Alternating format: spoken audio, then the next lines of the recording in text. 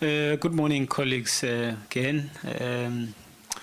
Welcome to the second day and the second and final day of the fifth annual Nelson Mandela Youth Development Convention.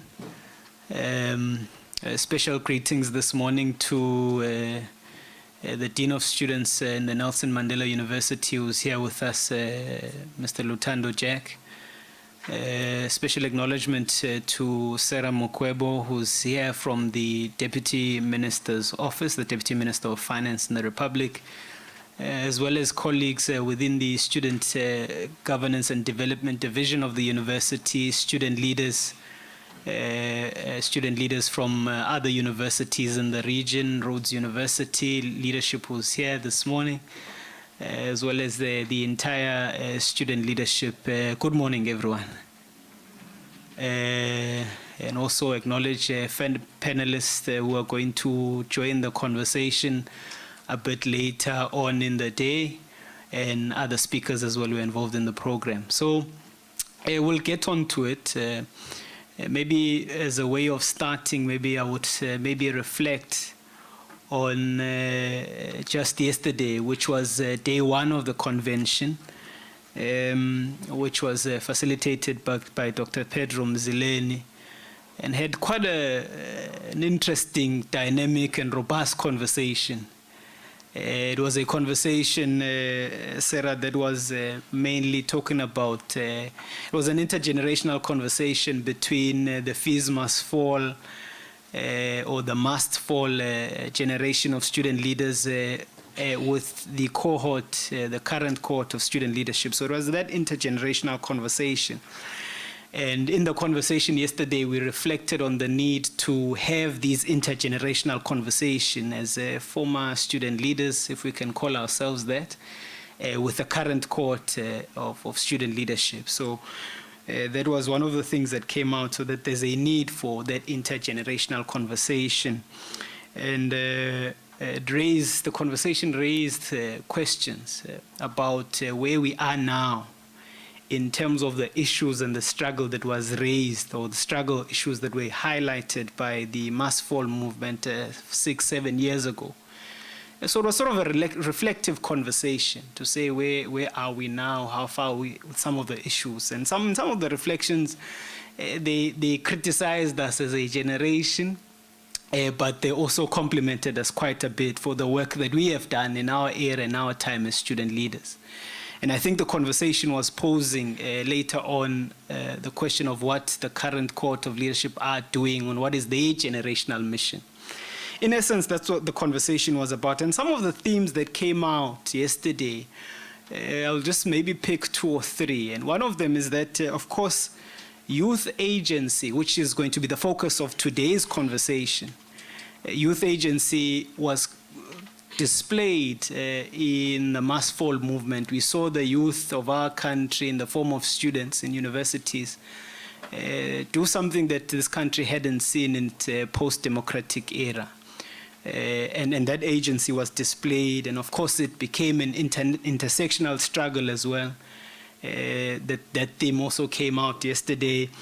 And also just the nature or character of the movement was trans-organizational or multi-party. So there's different student formation or different student organizations, which we felt in the conversation yesterday is something that the youth, in answering some of the questions we're going to be dealing with today, might be one of the things that the youth will need to do to look across party lines to solve and deal with youth issues. So whether you belong to the Green Party, the Yellow Party, the Orange Party, or the Blue Party, I don't want to mention names of people's organizations, but that trans-organizational approach to dealing with youth issues.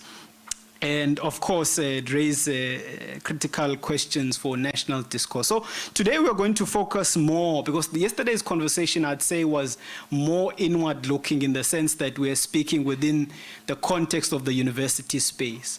But before we are student leaders or students or young people within universities, we are young people in society. So we are the youth in society. So today's conversation is going to be more outward looking, in the sense that we'll talk about general youth issues, particularly addressing the question of how do we recreate ecosystems for youth development in order to liberate the power of the youth to remake their future, which is the central theme of the convention. So we'll need to ask ourselves questions, and amongst the questions we'll have to ask, thank you so much, amongst the questions we'll have to ask is what needs to be done to liberate the power and the agency of the youth to remake their future? What needs to be done to liberate the youth to even make and define the present? Because there's this idea about the youth being the future, but the youth is also the present. I'm sure we could agree. So what needs to be done? How do we recreate or rebuild youth development ecosystem that move the youth away from what you call a dependency syndrome? So where the youth is self-dependent and the youth has its own agency to define for itself its future. So what needs to be done? Those are the questions I think today's conversation is going to be focusing on. What needs to be the program of action for the kind of youth development that equips us or equips the youth to guard its inheritance of the society? Because we understand that, you know, the youth at this moment, when you look at the people who are in charge of or pull the levers of power, whether politically, in private spaces, they are not young people. And inevitably, at some point, some of us sitting in this room will be deputy ministers of finance, will be ministers of finance, people will be presidents. How do we talk about youth development in the sense that when we inherit a society, we do, and we are equipped in such a way that we do better than what we are currently critical of? Because I think we are very critical youth, and we raise issues as we should. We raise issues, we raise questions, but you know, in law there's this Latin maxim that says, I won't speak the Latin, but that says that who guards the guards? Because there's the question of which we raise amongst ourselves. We guard people in power, we hold people accountable, and we speak to those in leadership who are before us and in power. But as we have this conversation, we need to say, what kind of youth development are we looking at that will enable us as the youth, that when our time comes, we'll be in a position to hand over a society to our children, a society with a more human face. So I think those are the conversations, or the questions rather, that we could be asking. And fortunately, I won't be having to answer questions. I'll just pose them and facilitate for people to pose them. And there are people who are here with us today who will attempt to answer these questions. And of course, maybe as the departing point, these critical questions arise in the context of the two contrasting realities. So we need to ask ourselves these questions and answer them. And these questions exist against two contrasting realities. The one reality is that the youth of this country faces serious challenges. And the other part of it is that the youth equally stands at the face of many opportunities. And if I may just, without presenting a thesis on what the challenges are, because I think all of us are aware of what the problems are, but we deal with issues of high unemployment, inequality, and inequality in all its iterations. So you can speak about inequality in race, inequality in gender, and all the iterations of inequalities you can think of. You know, and challenges with the education system, a depressed economy that excludes or limits meaningful youth participation. I can go on and on and on about the challenges we face, of which I think all of us are aware. And of course, we live also in a society where young people can be very easily susceptible to being victims of violent crime. So these are many challenges, and some of these challenges also give birth to what I call symptomatic challenges. Or consequential, so challenges that arise as a result, things like issues of mental health because of the state we find ourselves in. Young people end up lending themselves to substance and drug abuse because of the condition. So those are the symptomatic challenges. So we have these questions that we need to ask against that reality of those challenges, but also against, as I said, standing at the face of many opportunities that I believe as young people we should harness and cultivate. So I think that's what the conversation, in a nutshell, the number of it is going to be around that, youth development in that context. And if I may borrow poetically from the theme of the must fall, because yesterday people said, no, we mustn't say fees must fall, we must just say must fall, because So if I may borrow from that theme poetically and say, if all of these challenges must fall, I think I'd say the conversation today must focus on then what must rise.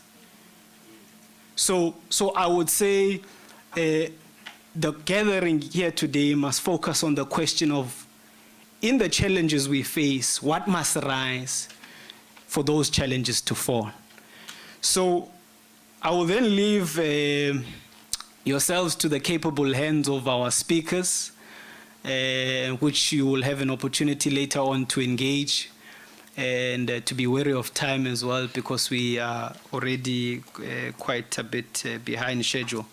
So I'm going to now ask the first speaker of the day from the Office of the Deputy Minister of Finance, Sarah Mukwebo, who's going to address us, is also a former Must Fall movement leader, a former student leader at the Wits University. And she is standing in today for the Deputy Minister of Finance, who couldn't be with us because of a family bereavement. So please help me welcome Sarah Mukwebo to give us the contribution from the Deputy Minister.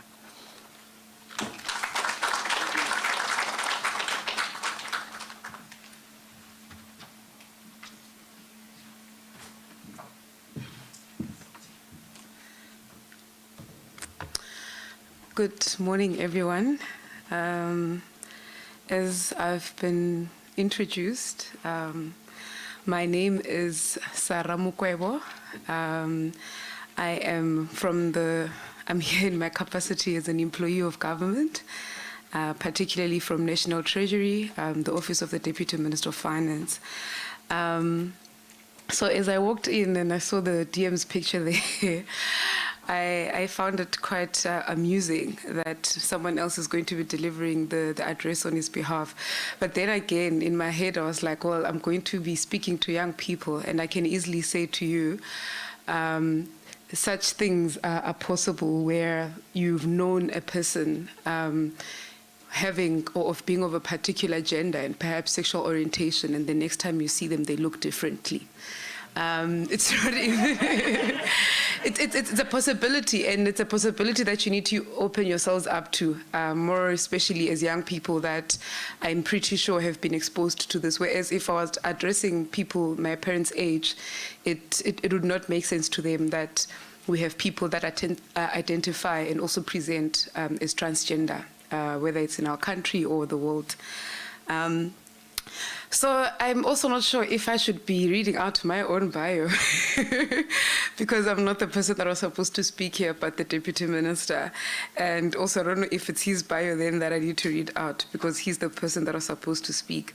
But anyway, as it has been said, the Deputy Minister was unfortunately unable to join us owing to the passing of his uncle.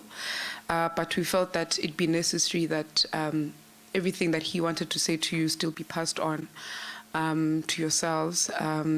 If it was not due to a bereavement or maybe something else, he'd probably be streaming into this event. But because it's a bereavement, it would not be possible to do that. So I have been tasked to come present or read the speech that he would deliver to you.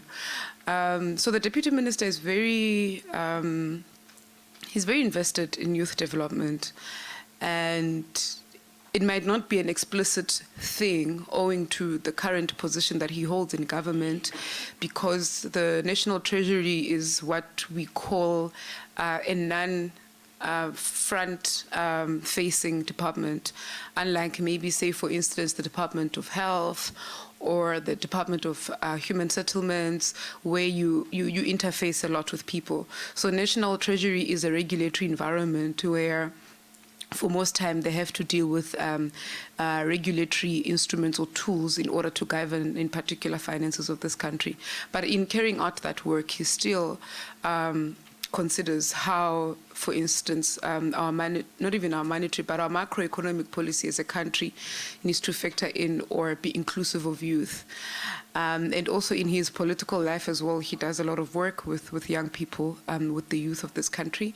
He's the principal of the OR Tambo School of Leadership, where the objective of the school is to teach people political education. And this is not only limited to members of the governing party, which is the ANC, but it's open to all people or members of society, because usually when there's a degeneration in a country, it actually affects everyone, regardless of whether or not you belong to a particular organization.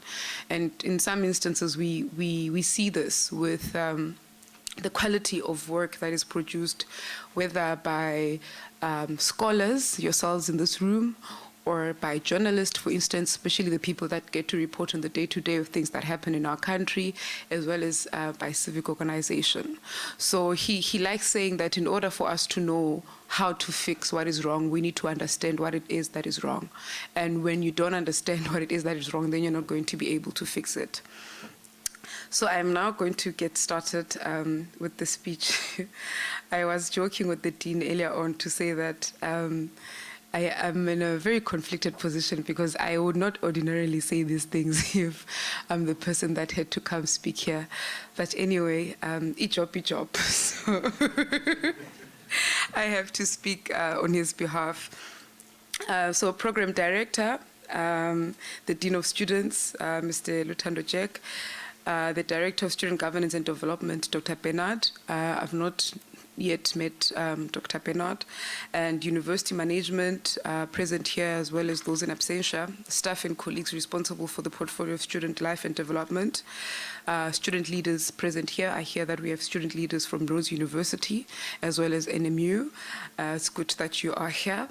And distinguished guests, and more especially the students and the members of the public, whether streaming in or present here today.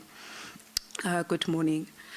Thank you, Mr. Jack, and your colleagues for affording me the honor to address you and your students today on the second day of the 5th Nelson Mandela Annual Convention. On this day, 3 years ago, marked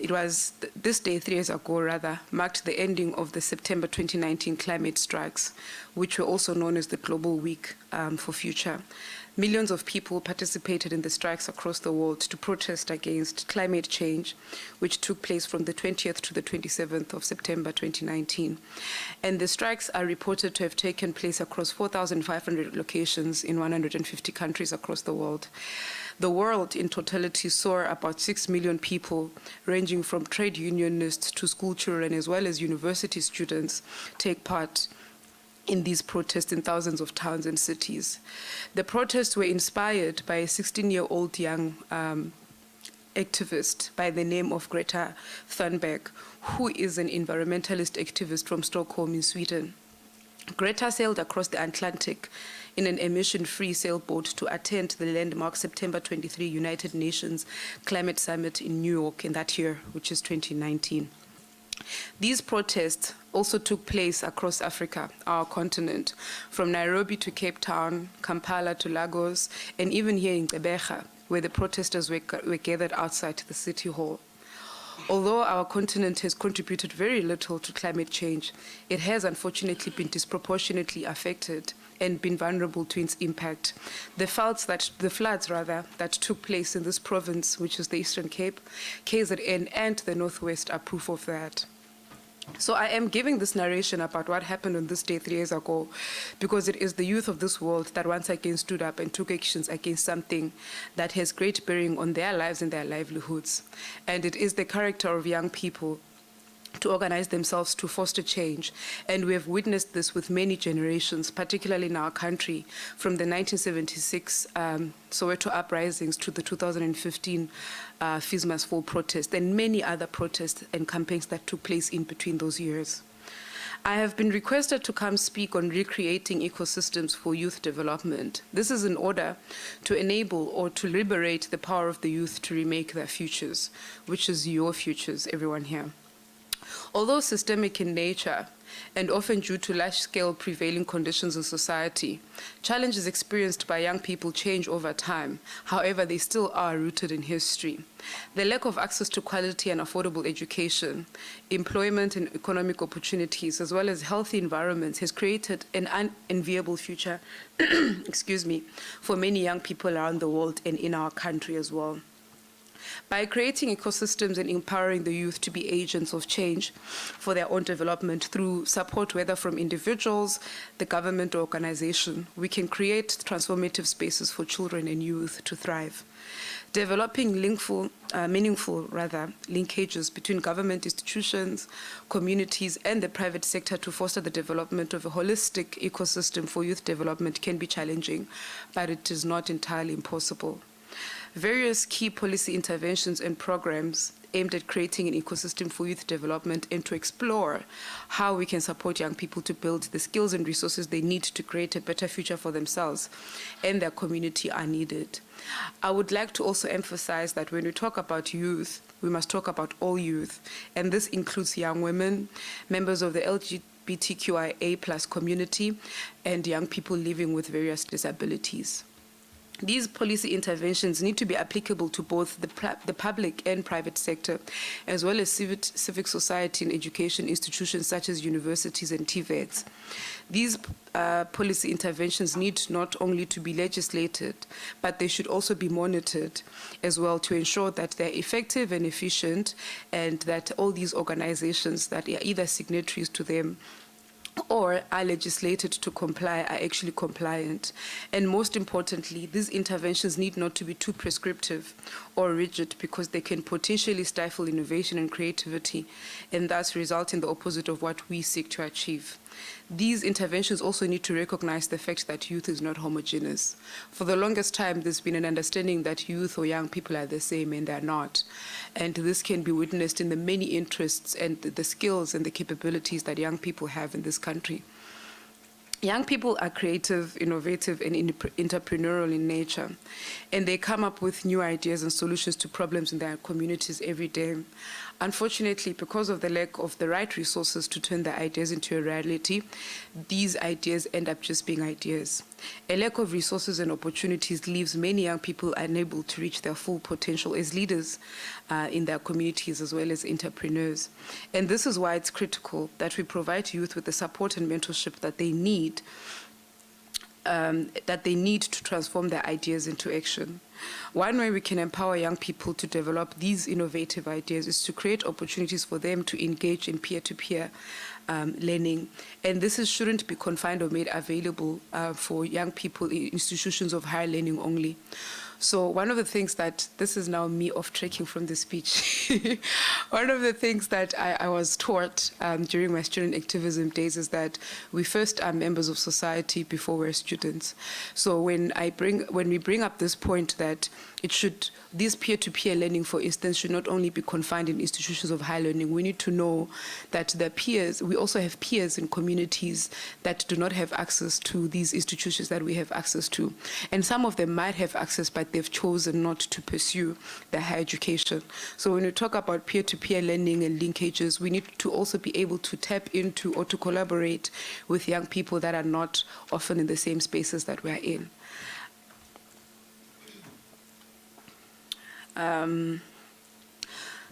Now getting back to the speech. It's a very difficult job. Through collaboration with their peers, young people can develop the knowledge, skills, and experience they need to start their own businesses or to contribute to changing their community in a meaningful way. Creating opportunities for young people to connect with and learn from one another can foster a change of shared responsibility amongst community members and encourage positive behavior that contributes to the community well-being. Individualism is not going to make anyone or any society prosperous. And this is a very important thing for everyone in this room to note, that all of us have a shared responsibility for the prosperity of another. In as much as you might believe that you got to where you are because of your own skills and your own capabilities, but there was an ecosystem that was created for you in order for you to get to where you are. If you were, for instance, not given support by your high school teachers and even by family members, you would have not been admitted to an institution of higher learning. So when we talk about ecosystems, we talk about that kind of environment or those kinds of things that enable us to be who we are or to achieve what we achieve. So that's why you also need to recognize as well that when you see someone sitting at home and not perhaps having access to employment opportunities or even to institutions of higher learning, doesn't necessarily reflect a failure on their part. It could be the failure of the environment and the society that they come from. And this is something that we constantly need to be mindful of and not find ourselves being people that believe that the reason some people are not making it is because they're either lazy or it's because they do not want to make changes to their lives. It's because the environment that they're in does not enable them to want to do what they want to do. In the same way, for instance, you are not able to study when there's load shedding. There are people that are not able to do the things that they wish to do because the ecosystem that they exist in does not enable that. And we all have the responsibility to ensure that we all are afforded a similar ecosystem so that all of us realize our true potentials. At the same time, providing young people with guidance and support can help them develop skills and self-confidence that they need to become successful change makers, entrepreneurs, and community leaders. Providing mentorship to young people and young entrepreneurs, is another effective strategy we can use to help young people develop entrepreneurial skills, for instance. Mentors provide aspiring entrepreneurs with valuable guidance and advice that will help them navigate the challenges that they face as they embark on their new ventures. By providing access to mentoring services, we empower young people to build meaningful and long-lasting relationships with supportive individuals in our communities who can provide encouragement and guidance throughout their personal and professional journeys. As mentors help to bridge the gap between young people and the established businesses communities, for example, they also help encourage greater collaboration and cooperation between both groups and ensure that businesses meet the needs of the communities that they serve. A great thing about mentorship is that it encourages positive and healthy relationships between young people and adults.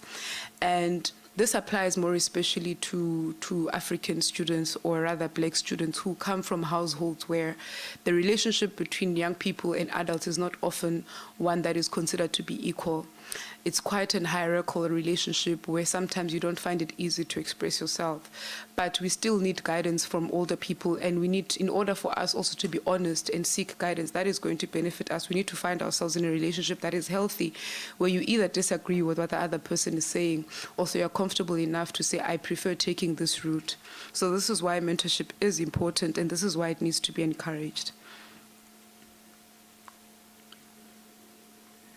Young people are the driving force behind our community's prosperity, and the prosperity of our community depends on the ability of our youth to lead and grow our economy and develop our communities in innovative ways. By supporting youth-led initiatives that promote innovation, we can also help ensure that our communities are vibrant and dynamic for years to come. Mentorship is one of the most effective youth development strategies, as it utilizes positive youth-adult relationships to provide the youth with broad guidance and support rather than aiming to address or fix a particular problem or teach a specific skill. So one of the things that I've also learned from being an activist and working with youth is that for the longest time there's just been a focus on wanting to focus on just the economic aspects of youth development. But as youth and as human beings, we are holistic people that need development in many ways. And we also need development to become decent people, because you do find yourself in instances where a person is very successful, but they're a horrible person and they can't coexist with other people. So when we talk about youth development, we need to also ensure that a person is a holistic individual that is able to coexist with other people, whether they're peers or people even older than them. Because another thing is that, for instance, when you now leave your institutions of higher learning to go look for a job, your skill is going to land you the job, but your behavior is going to determine how long you stay in that particular job.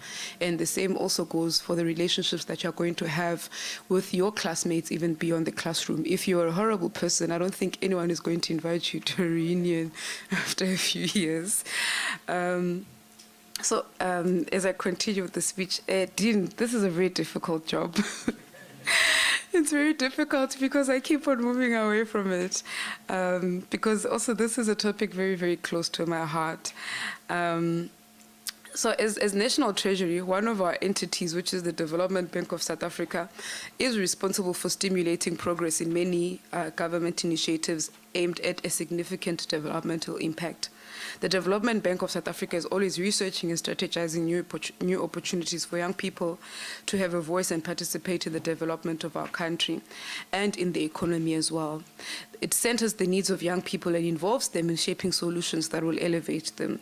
One of the things that the DBSA has done is that it has partnered with the Youth Employment Services, which is also known as YES, on the development of youth precincts modeled on the YES Hub concept, which is aimed at bringing together innovation, infrastructure, 4IR thinking, and a commitment to jobs for youth in the township and peri-urban communities.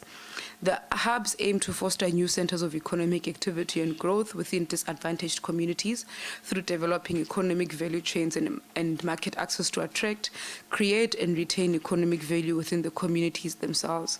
This is among the many initiatives and programs by the government targeted at youth, others coming from the NYDA and the Department of Women, Youth, and Persons with Disability. Too often, young people are treated as an untapped resource that can be leveraged only to create profit, rather than to be given the opportunity to explore their own unique talents and abilities to make them into powerful tools that can create a brighter future for themselves and the people around them. By providing them with the support that they need to shape their own futures and guide the direction of their communities, we can help to unlock the true potential that lies hidden within each and every young person and help them make a positive impact on the world around them. Thank you once again for your audience. I hope that the convention has been beneficial to yourselves as the youth and the future of this country, and I look forward to learning about the many things each and every one of you in this room are doing or are in the process of doing. The future of this country lies in your hands, as daunting and encouraging as it may sound. Thank you.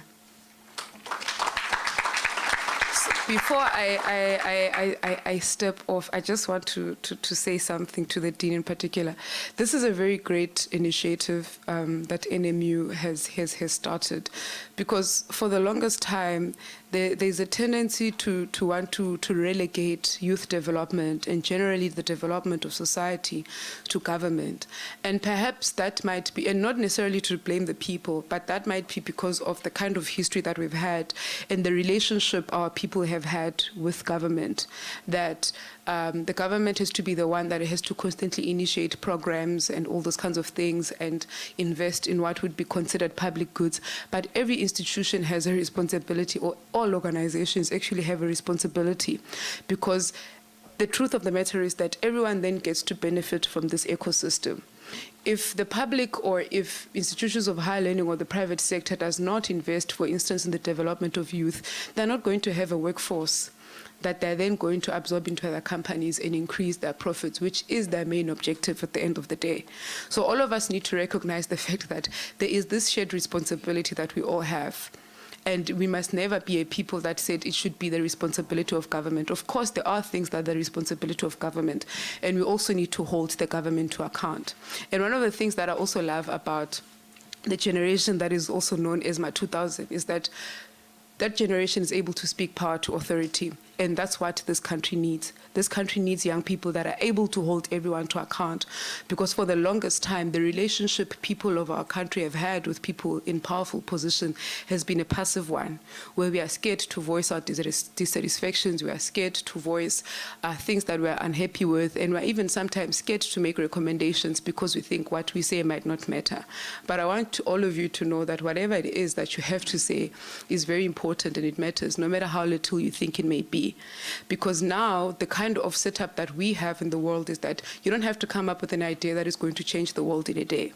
It literally can be a protest that you organize yourselves because the dean did something wrong, and it'll spiral to other universities and is going to expose the systemic challenges that now these universities have and subjugate students, and that's how change comes about.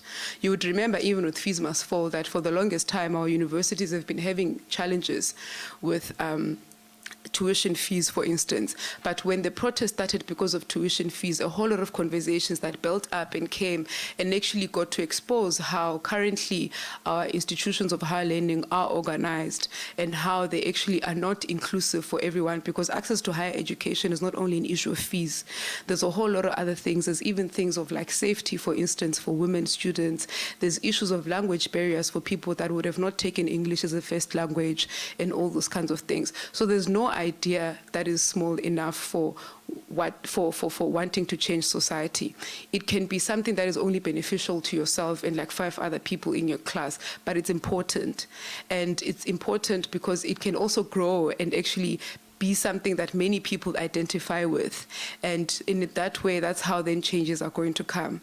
So again, to go back to the example of Greta from Stockholm, you might think that the issue of climate change is very far-fetched, but it's not. It's a crisis that we have, and the government, for instance, is not going to be able to deal with it.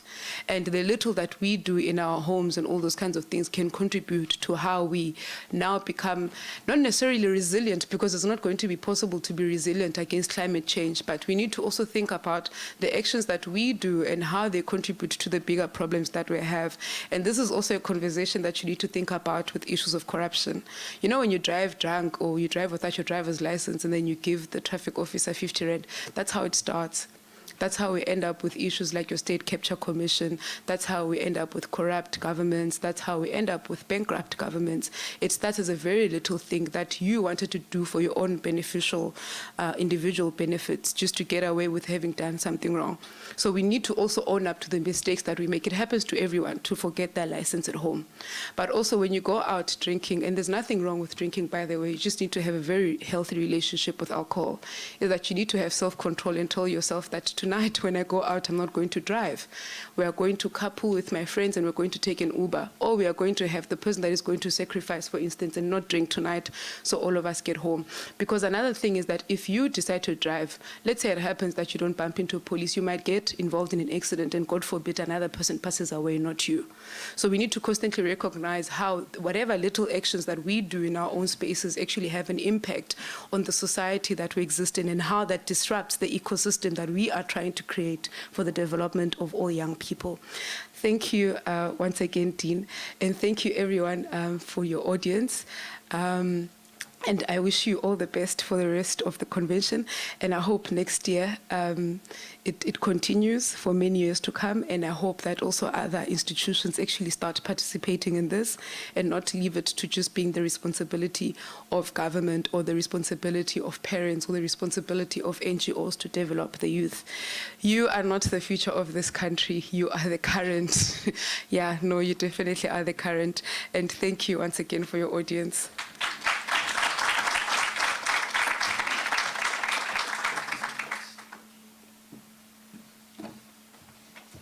I think I must say that with the traffic cop story, it's not corruption, it's called cold drink. Thank you so much, Sarah, for that incisive contribution. I don't want to rehash what you and in fact, it's you and the Deputy Minister, because it's a collaborative effort between his speech and your contributions. I don't want to really rehash everything you've said, but I noted quite a number of things that I think will be of interest to a number of students, especially what the Deputy Minister proposes as one of the things we can have in youth development ecosystems, which is centered around the idea of mentorship. I think that was said quite a number of times in the speech, and I don't think when we speak about it quite often. And I think students are interested in that type of conversation, because when you're a student, you sit and you're anxious. You say, in what I'm doing, in what I'm studying, will I have the skills, as you were saying, the soft skills, to be able to go outside and land employment, or not just employment, but participate in the economy meaningfully. And one of the things that that the minister is saying is the question of mentorship, having mentors. And I like what you said, the point that was made about you can be successful, but not be as personally a good person. And I think ecosystems that focus on that holistic type of youth development and growth, as the deputy minister proposes, I think is very key. And of course, I think there was something else that really struck me, the notion of individuality. I think that point was beautifully made about the idea that you are not going to get any far as an individual. And that's why this conversation about creating the ecosystems, peer-to-peer learning and peer-to-peer development is very critical. So thank you once again so much, Sarah. May you please give her another round of applause. Now, colleagues, because we had Sarah stand in for the deputy minister, she's not the deputy minister. But we did agree that, cognizant of time, of course, that we are going to still take few questions that she's going to note. I'm not going to allow the session to go on for a long time, because she must still then fly back to Gauteng. So I think we'll take a few hands, just your reflections, your questions, your contributions. She actually proposed something very interesting. She says she will take the questions and the notes to the deputy minister. And if it's possible, and the deputy minister, of course, finds it fine and well, he might just electronically give us something someday. But it's something that she's going to work on. So I think we'll do that now, take a few questions and comments just in the presentation, and she will note them. And she also said that some of the things that she can give her own contribution, because she's a leader in her own right, and a person who works in government, as she said, if she can address some of them, she will take those few minutes maybe to take a few before we then adjourn for tea. So can we do that? I see hands going up already. Okay, we'll use a number system. I'm going to give you a number. Please remember your number, and once the number comes, please just don't wait for me, you'll go. So number 1, number 2, number 3. Is there anyone else? Number 4. We've got 4 hands so far. Number 5. Number 6. I think let's cap it there in that order. Let's start with number 1 there. Ask your question, give your comment. Please also introduce yourself. Tell us who you are, where you come from, and then raise your question or comment. Thanks. Hi, I'm Ryan from the Rhodes University SRC. My question is actually aimed at you, not the Deputy Minister. From your perspective, obviously working in the governmental office and as a previous student, do you think the Fees Must Fall movement achieved what it was supposed to achieve? Oh, she's right.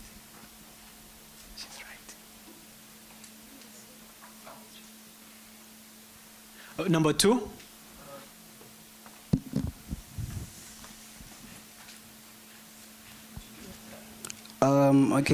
Thank you, Chair. My name is Matemo Shibambu.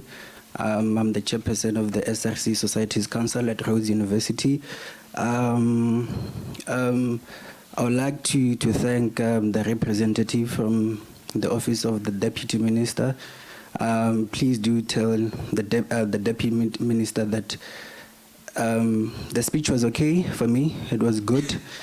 But I have a problem with it.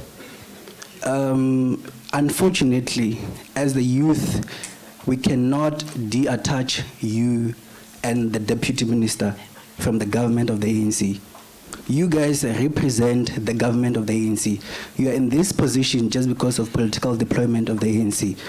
some of these issues that we have raised here, the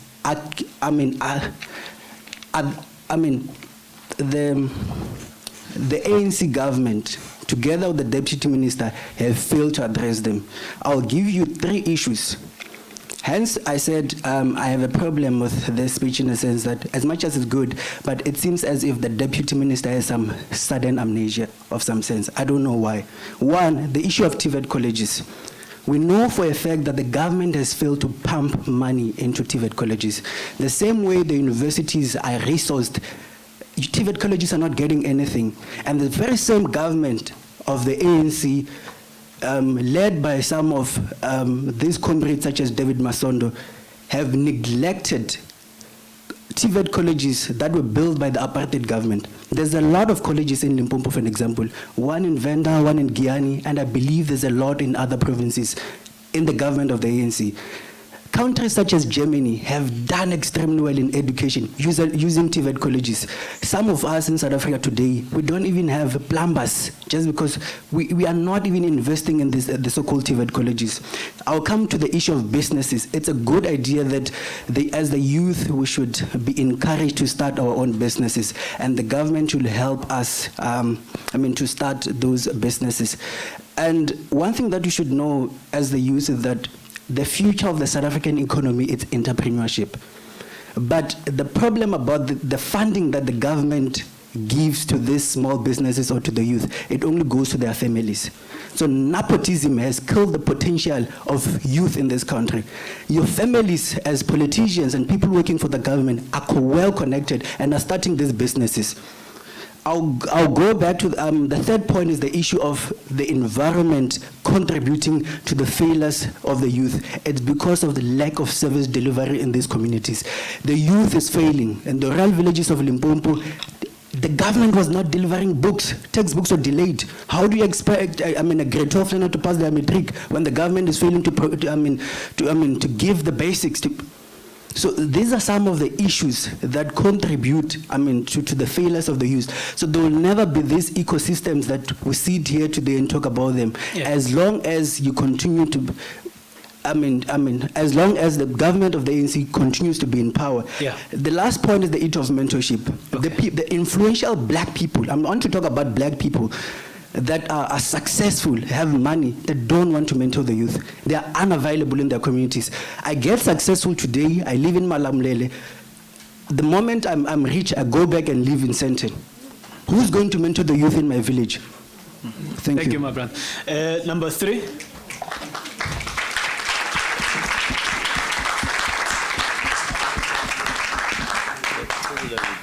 Hi. I am the Deputy Chairperson from the Mediba's Debate Union. So my name is Seshwin. What's your name? Oh, okay. Yeah. Seshwin. So in the status quo, South Africa is in junk status, right, economically. And the only place that we can get loans from is from the IMF. And inherently, the IMF policies is that when we have to borrow money from the IMF, we have to restructure in a more capitalist way. And that is not the way in which we got historical issues, right?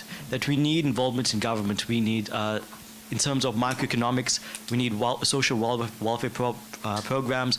We need money from government in order to subsidize fees for university and so on and so forth.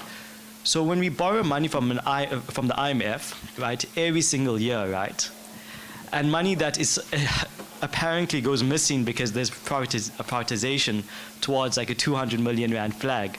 There's problems of that, right? Especially when students need that type of money. And we don't feel this value when that money goes missing. We need to continue to restructure our program within South Africa to ignore the issues that are supposed to be structural and help the historical reasoning or historical context in South Africa, right? So my question is, how does borrowing money from the IMF affect the future NSFAS in universities? Thank you. Number 4. Who's number 4? No, I had numbers. No. You couldn't have been number 4. Yeah, number 4, ne? Okay. 5. Oh, you 5. Yeah. Angekungitsotse mina. All right. To abstain. Yeah, you can. You're welcome. Yeah. Okay. Good morning, colleagues. Okay, my name is Papa Mamnandi. I come from the Black Management Forum. I used to study here, but I wasn't in SASCO or anything like that. I apologize if I wasn't activist enough. First question, my question is simply this. I think you mentioned the enterprise hubs that I believe DBSA is starting to become a part of. I just wanted to get more clarity on when that is happening and what the kind of structure and the outlook of that is at the moment.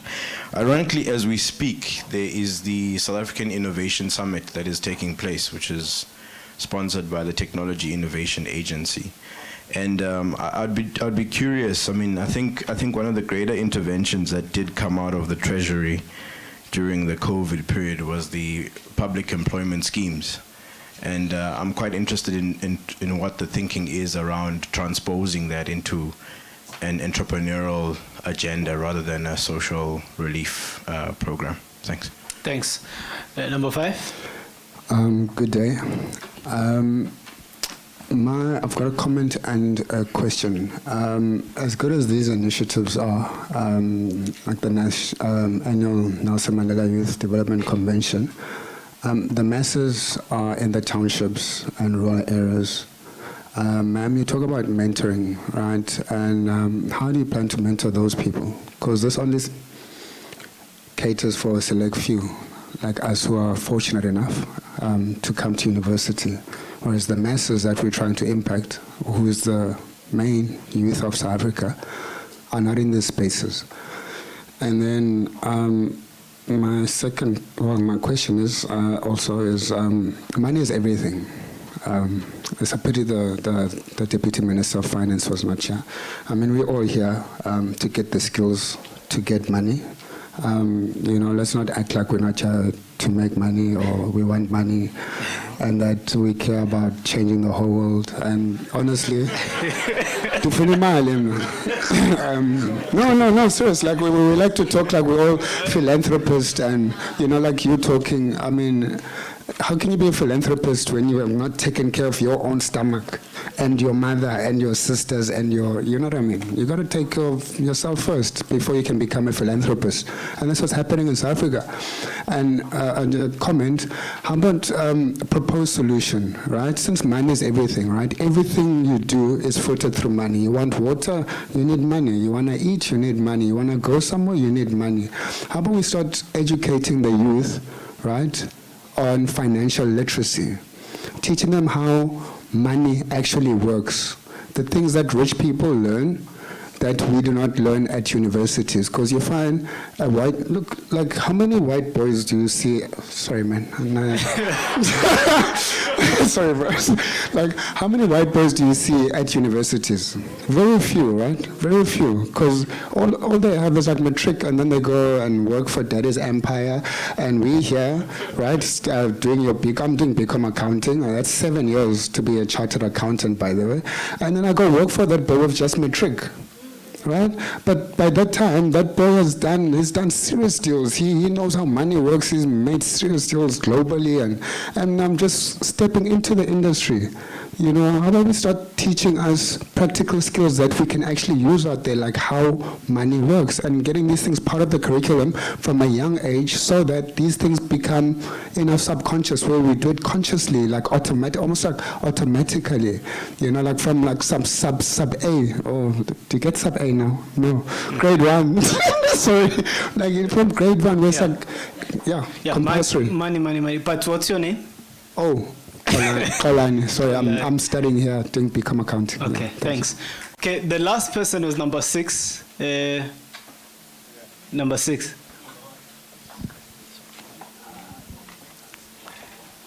In fact, was it not you? Yeah, it was. What is it? Yeah, no. Let's give him, and then I'll give you. But he was number 6. Yeah.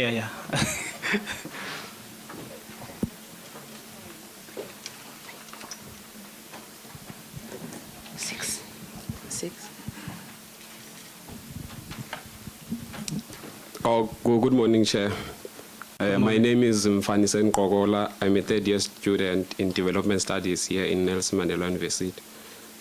First of all, I will begin with some few quotes or some few words that I think are very imperative for me or the way I see things.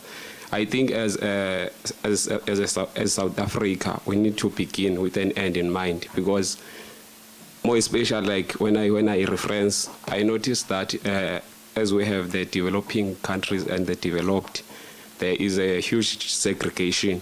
So I heard that the minister mentioned about the, if I heard correctly, I don't know, you will correct me if I'm wrong, but I heard mentioning about the Development Bank of South Africa. So what came in my mind, I had some few questions, but the other questions the first speaker covered, because they were concerning about the education system of South Africa. But the first question that I had is that if this Development Bank of South Africa is having some funds, how does it balance the allocation of those funds through the different provinces of South Africa? Because I really noticed that in these different provinces of South Africa, there is huge segregation when it comes to education, employment, and what, and even the environment itself. So in Eastern Cape, you will notice that we are struggling with a lot of things. In KZN, all that. And questioning the education system of South Africa, do we really think it is really worth it? Like, I think we really need to initiate skills at a lower level, like as the fourth speaker or fifth, I'm not sure, mentioned about the grade 1 ideas, what. I don't know, you will correct me if I'm wrong, but I really noticed that whites at some point, they really managed to see a kid when he or she is still young, because I used to go and jog there at the summer strand, like there near the beach. I used to see only whites there swimming, and the swimming is part of sport to them. It also makes them earn some money. I think even us as blacks, we need to initiate all those things, even at primary schools, because there are lots of talents that are hidden in young children. Others, they can manage to draw something. They have all those skills. So we need to improve them. Thank you. Yeah, thanks. Bro? Thank you very much. Finally. My name is Bongenkosi Shongwe from the EFF Students Command. It's very interesting that a minister that sits in such a very, very strategic portfolio comes and gives a speech, like it's a motivation. You can't empower the youth through motivation. We don't want to be motivated, especially from the National Treasury, right? So my question, please go and give the minister that how are they planning to deal with the funding crisis in higher education? I mean, it comes to university students and it doesn't say anything about funding, which is a crisis, in higher education. A lot of these students, many of them are not here, they are not funded. So we're hoping that at least the minister will touch on issues of funding, that from the National Treasury perspective, how are they planning to deal with the crisis of funding in higher education?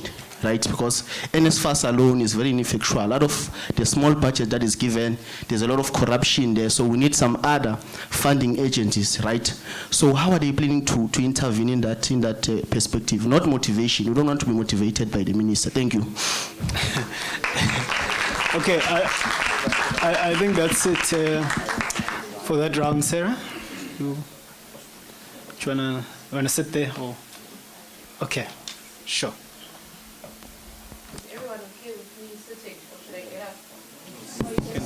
Okay, thank you.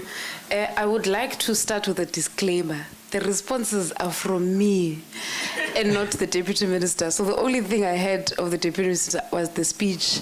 The responses are from me, and I am not right now speaking on behalf of the Deputy Minister or the government of South Africa. However, I want you to also recognize that I am an employee of the government. So some of the things that I will be saying will be coming from me as a person who's an employee of government.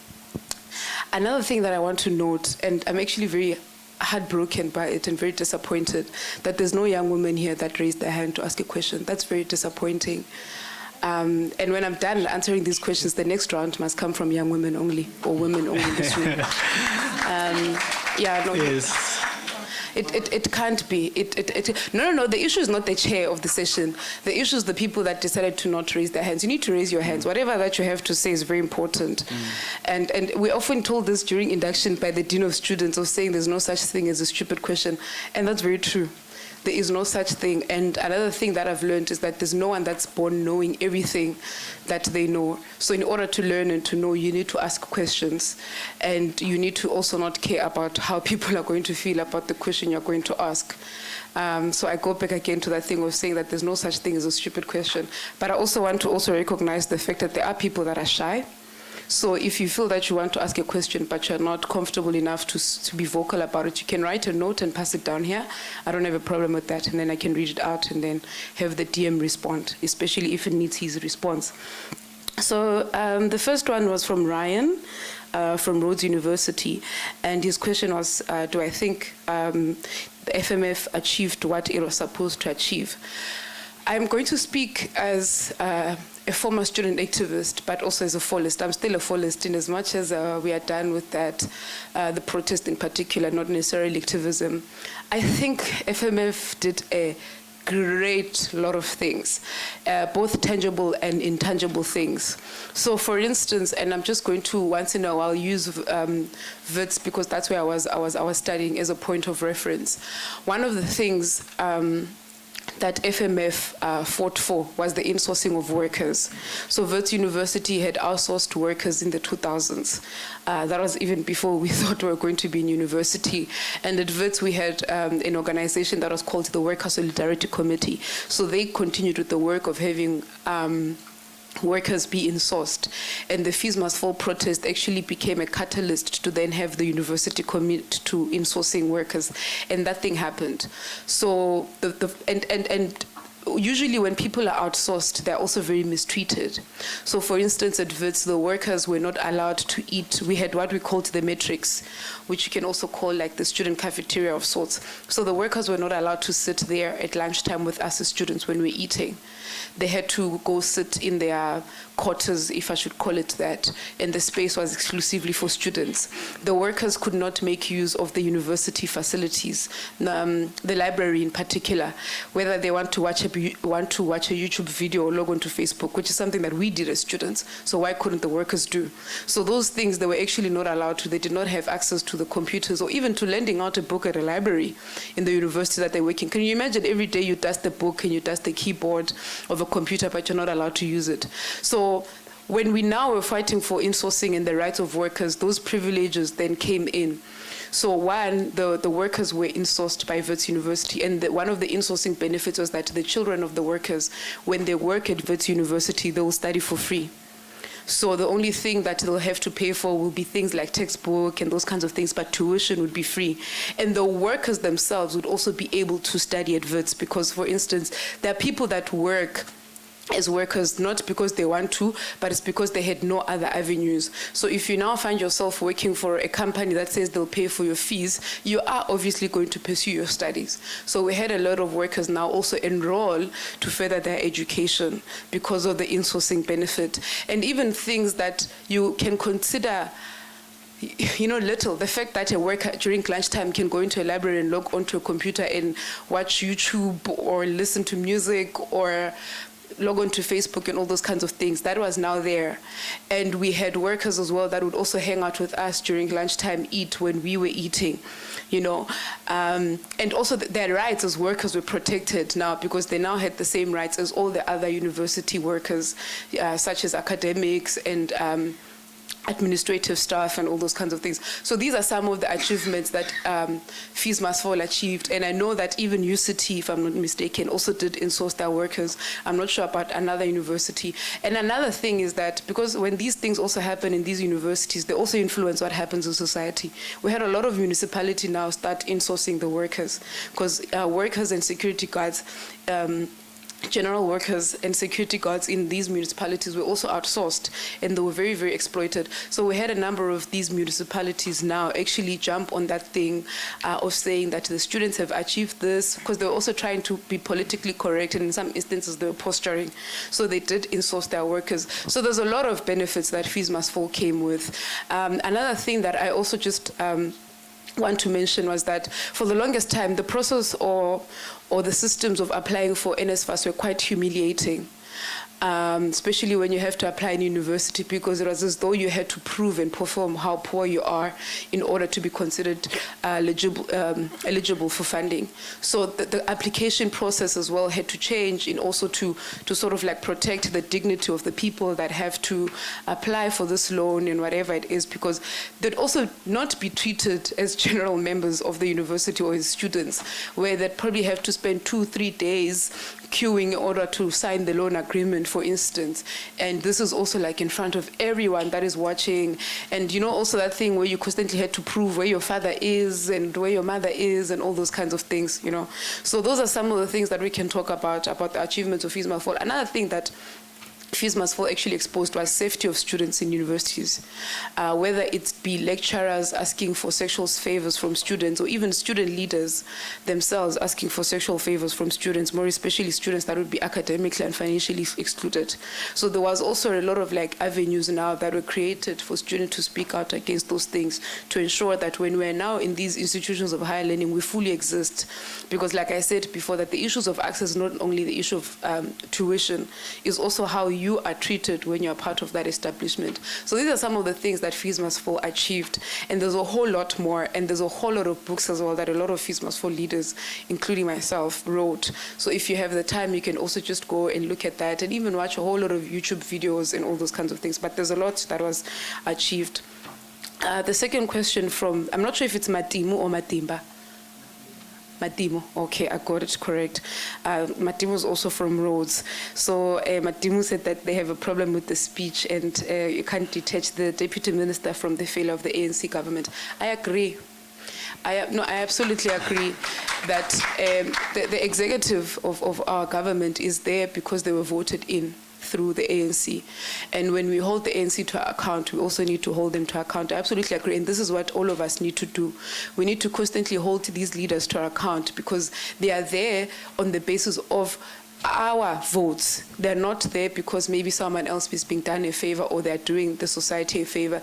They're there on the basis that they were voted in to be the people that take on the agenda of transforming and making our lives better. So we all have that responsibility, and I'm actually glad that you've raised the fact that you're not happy.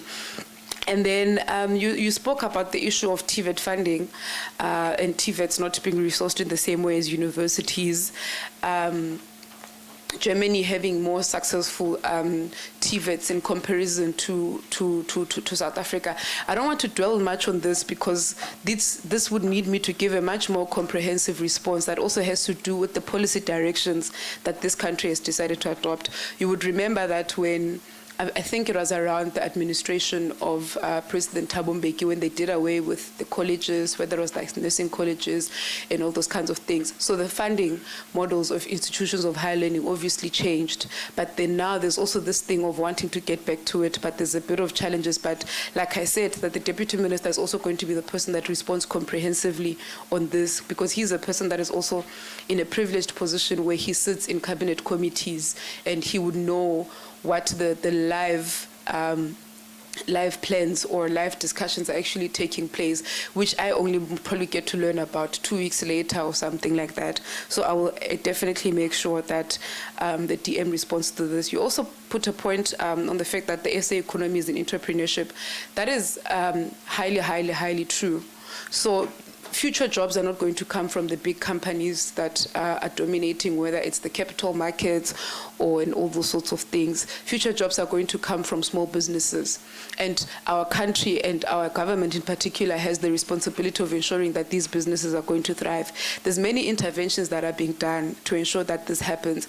And outside of the challenge, for instance, of issues like energy, there's a lot of small businesses are struggling right now because of load shedding and all those kinds of things. There's other issues that also contribute to the cost of business being very high, such as not having infrastructure, which can be something as simple as roads, and sometimes not being able to move from one place to another because there were no flights.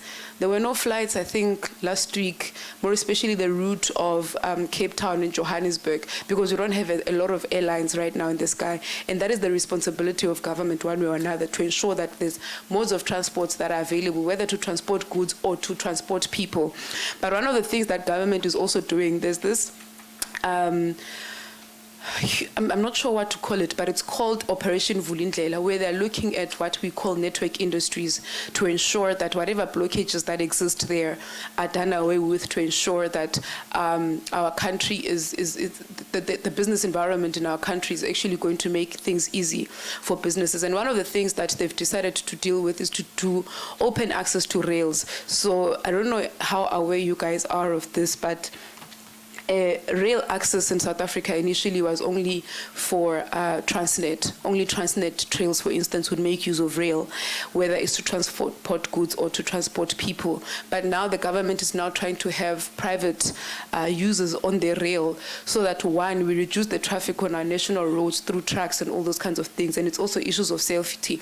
And two, to also make it efficient and even much more cheaper to transport goods from one place to another. So that is currently taking place. I remember there was a presentation, we're getting an update, or the ministers rather, the minister and the deputy minister were getting an update from the departments last week Friday, if I'm not mistaken. So these are already taking place. It's not even something that has to be a legislation that has to take long through parliament and all those things. And another disclaimer that I like giving about this, that they did not create new positions for cadre deployment. So they're making use of the already existing workforce in the state to ensure that these blockages, because most of them are legislative blockages that exist, to ensure that there's efficiency. Another network industry that they've been focusing on was increasing the licensing of IPPs, also known as independent power producers, so that entities such as mining companies and perhaps factories are able to generate their own power, and when it's in excess, they're able, for instance, to sell to municipalities, so that these municipalities sell it to the households, so that not all of us now rely on the national grid, which is Eskom, which is clearly struggling. So these are some of the interventions that are done to assist our businesses, whether it's like small business is something that is owned by Sarah as an individual, or it's a medium enterprise that maybe half of us in this room are actually employed by or work for or actually own. So a whole lot of things are taking place. And you would remember as well that during the State of Nation address beginning of this year, the president spoke about having someone in his office who was actually going to look at the red tape that is affecting small businesses. So this is in many ways, whether it's issues of funding or even issues of applying, for instance, for registration with the CIPC or tax requirements and all those kinds of things. So there is work that gets done, but because it's a bureaucracy, sometimes it takes long. And I think that's why also there was a point in the speech that whatever policies that we come with regards to youth development, we need to ensure that they're not too rigid and they're also not too bureaucratic, where we end up spending a lot of time trying to understand the legislation instead of actually doing the work. And then another point that you also spoke about is lack of service delivery. The reason we have lack of service delivery, and this I can definitely quote the Deputy Minister on, is we have issues of capacity in the state. Our state has no capacity to deliver on some of the things that we need. That's why sometimes even infrastructure projects take longer than they're supposed to. And that is not a thing that we can solely blame to government. There's a whole lot of reasons that contribute to that, from something such as like our education system, and this is like post-high schooling, which is like institutions of higher learning and all those kinds of things. So universities, Dean, have a responsibility to ensuring that the people that are employed by the state, they are capable, they have the skills that are required by government in order to execute all these tasks that the government actually has to carry out in order to service the people. Because also we can't be a government that is going to constantly insource skills from other countries. So universities have that responsibility of ensuring that your curriculum is also aligned with what is happening in the world. We can't be taught through a curriculum of, 20, 30 years ago, in a curriculum also of the global north, whereas global north challenges are different to those of the global south. So universities also have a responsibility to contributing to state capacity. You also spoke on the issue of mentorship. You don't have to be mentored by Patrice Motsepe. It's not necessary. people become successful, and sometimes they don't necessarily move away from where they stay because they think they're better. It's because sometimes their business interests take them or move them from one place and take them to another. So mentorship can literally just be by anyone. It doesn't have to be a Petrus Mutsipe.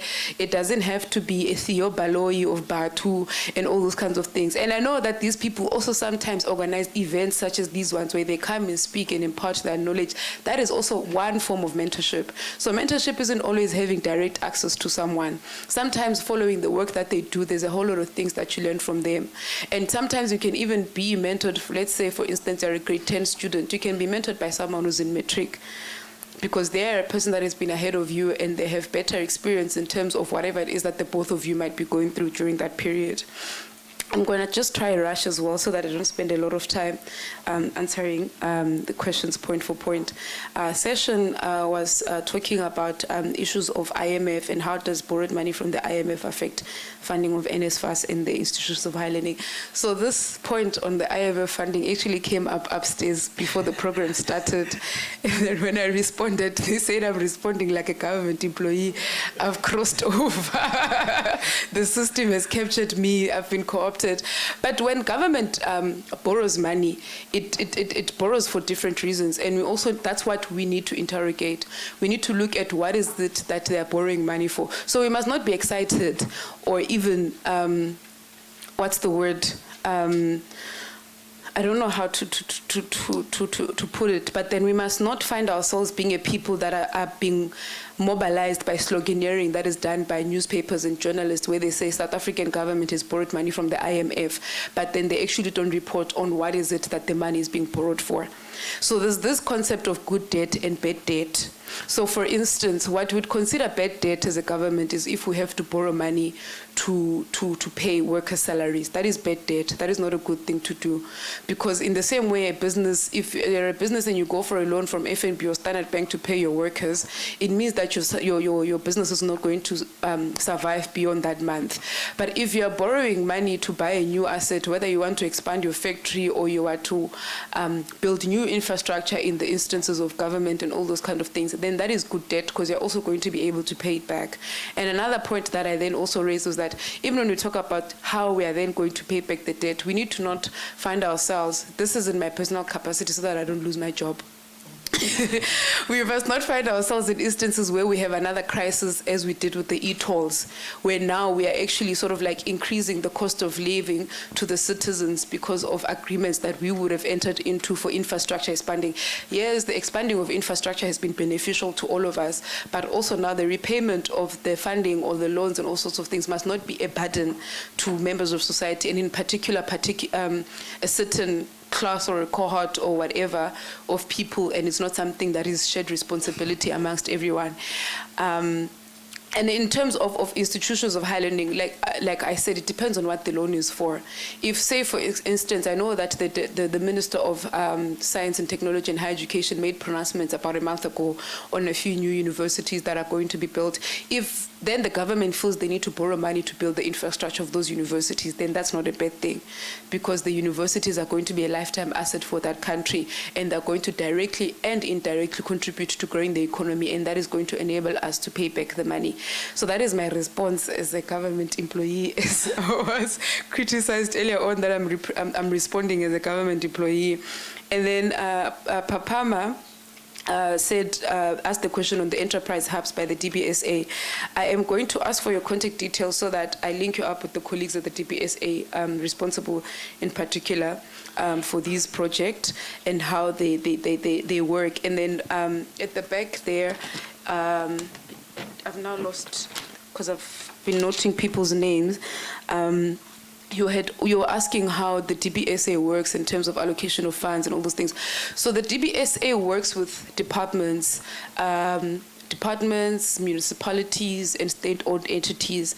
And when these people, for instance, have projects, then the DBSA comes in, whether it's to fund them or it's to help with executing on that project. So, for instance, let's say the Department of Higher Education wants to build another campus for NMU. DBSA can come in with the technical skills. So the DBSA also has quite a good a good base or hub of technical skills that you need more, especially because a lot of their work is largely on infrastructure and a whole lot of things. So DBSA doesn't necessarily allocate money to different entities across the country. It goes to where a project is supposed to happen and it says, this is how we think we can best do it, kind of thing. So it usually comes in at a technical level and not necessarily at a monetary level. The money is already allocated by National Treasury. And that's why also we have this thing where a lot of money becomes unspent. It's an issue of state capacity that I spoke about where, and I know beginning of the year, there was a report here in the Eastern Cape that the Department of Education had to return money back to Treasury because it couldn't spend it. That time we still have mud schools, we have pit latrine toilets and all those kinds of things. So it largely has to do with state capacity. But another thing that contributes to that clogging of sorts that I can talk about is also how our legislative environment is. The government is very bureaucratic, and in some instances there's no need. There's some things that you can work around. That's why, for instance, it was easy for a lot of things to be procured during the state of disaster. When we had the pandemic, because there are some rules that had to be deviated from. So that's why a whole lot of things that's why we're able to make makeshift hospitals and all those kinds of things, because the normal procedures that we'd have to go through had been put on hold or been suspended. But yeah, so those are some of the reasons why sometimes things take longer to be delivered or to be carried out in our country. I have last 2 points. The one is on Uxolani, when he said that you can't be philanthropic when you don't have the money, and we need to educate the youth about financial literacy and all those things, and it must be in a curriculum. I agree. I absolutely agree that we need to educate people about financial literacy. But also my sentiments about financial literacy is that you can't teach a person to budget when they're not being paid well. And a lot of companies are exploiting people. We have a minimum wage that has been set by government, for instance, but people are still not paying people that minimum wage. So there's no way that you're going to be financially literate for being underpaid, or you're going to budget yourself out of being underpaid. If, for instance, you spent 2,000 Rand on transport and you're being paid 2.5, what am I going to save? There's nothing that I'm going to save. And it's so bad that I think 2-3 months ago, I once read about an employee from Pick n Pay or Spar, if I'm not mistaken, that had to resign because now their salary was not going to be able to cover imaluk gibel. You know, and when you look at the profits of your Pick n Pay and all those kinds of things, and the CEOs, I know ShopRite CEO earns, hey guys, it's a lot. He earns in the tens and tens of millions. But when you look at the workers of ShopRite, they earning, it's probably 0.00001% of that person's salary. So it is good and well that we need to tell people that they need to learn how to budget, they need to learn how to save, if there is money to save. You can't tell a person they must save when they're not being paid or when they're being exploited. And those are some of the challenges that we have with our companies. That's why also there are people that prefer to employ undocumented immigrants because they want to exploit them and not pay them. And then they create this war that we then have where we become a xenophobic people and we say, there's no such thing as an illegal person, by the way. They either are undocumented or they're documented. Then we say undocumented immigrants are taking away jobs. They're not taking away jobs. They're being exploited by the companies that exist because they want to underpay them. When you have an ID or when you have a document and then you know that there's a minimum wage, you're able to negotiate for yourself. And this is a similar challenge, off topic for a bit, that sex workers have where they're abused, whether it is by police or by clients, because their trade is considered illegal.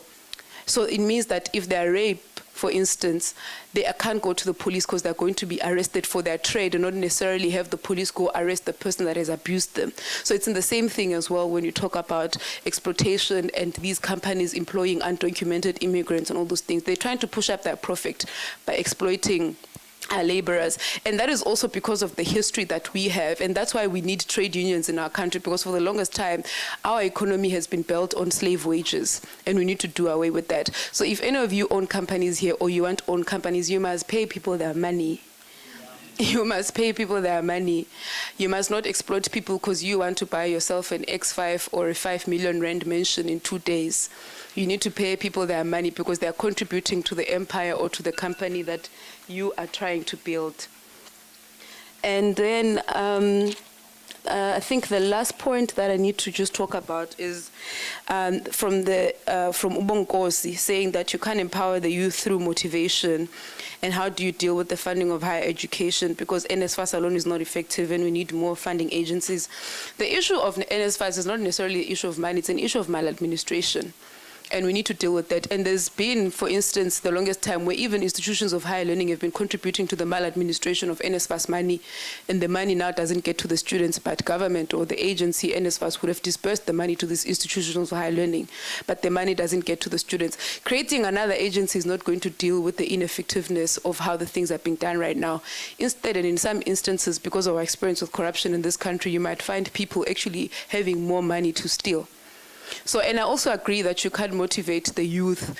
It's not enough to just motivate the youth in order for them to be prosperous and all those kinds of things.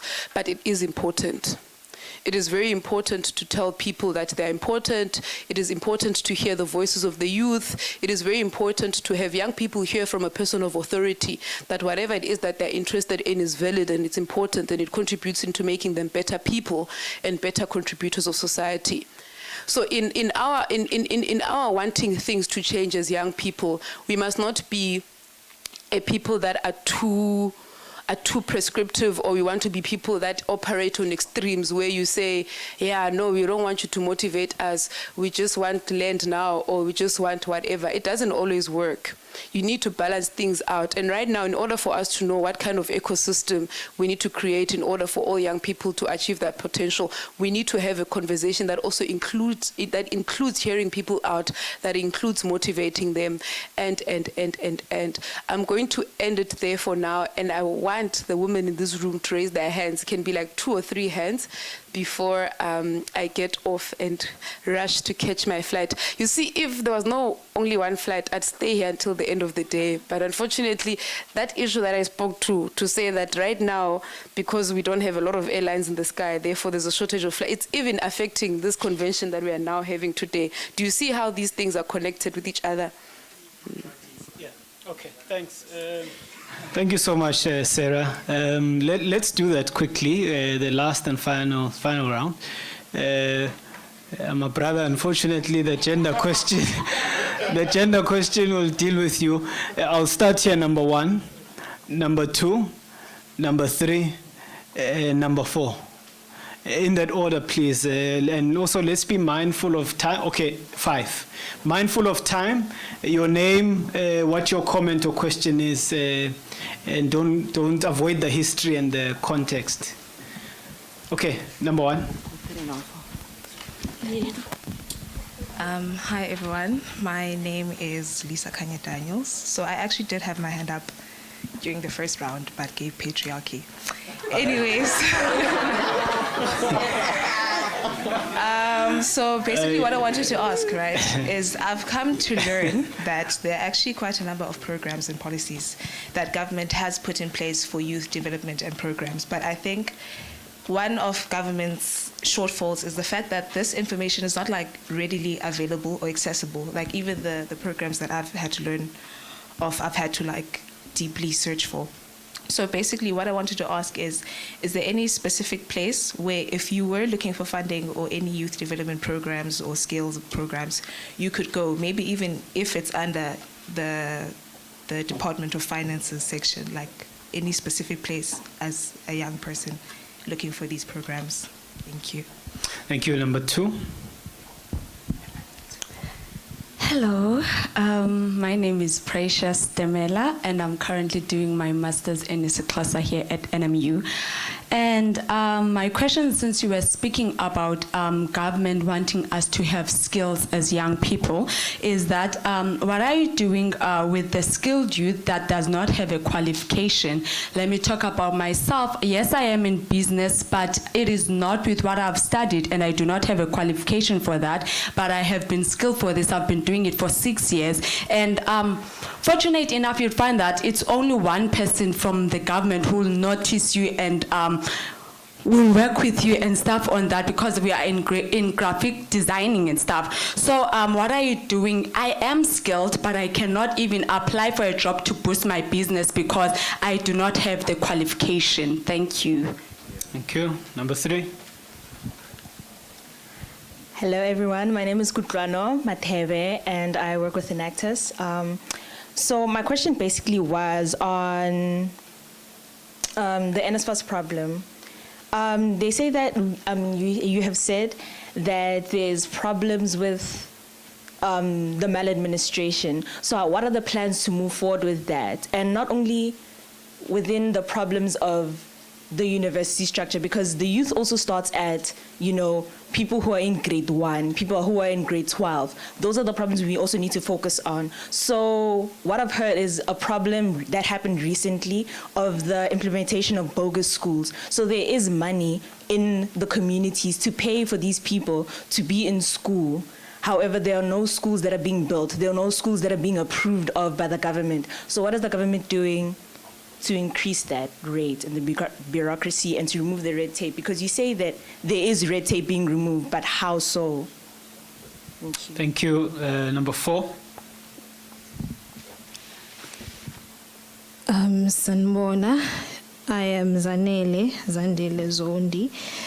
My questions are based on funding and experience. So I have a cleaning company and I've been looking for work. The issue is experience. As a 21-year-old, I'm expected to have 3 years of experience. And how do I get it up? Secondly, I was speaking with Udin, Mr. Jackie Zolo. I have an unpublished book. How do I then access funding for such? Because since grade 10, 11, and 12, I've been studying Shakespeare.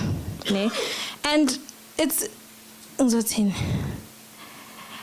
one wouldn't be that motivated to write when you see names such as Shakespeare. It's difficult English to understand. Whereas if you find Uzanele Zone, okay, let me read, I'm going to be motivated. And if uzobona kanjani that person if my book is unpublished?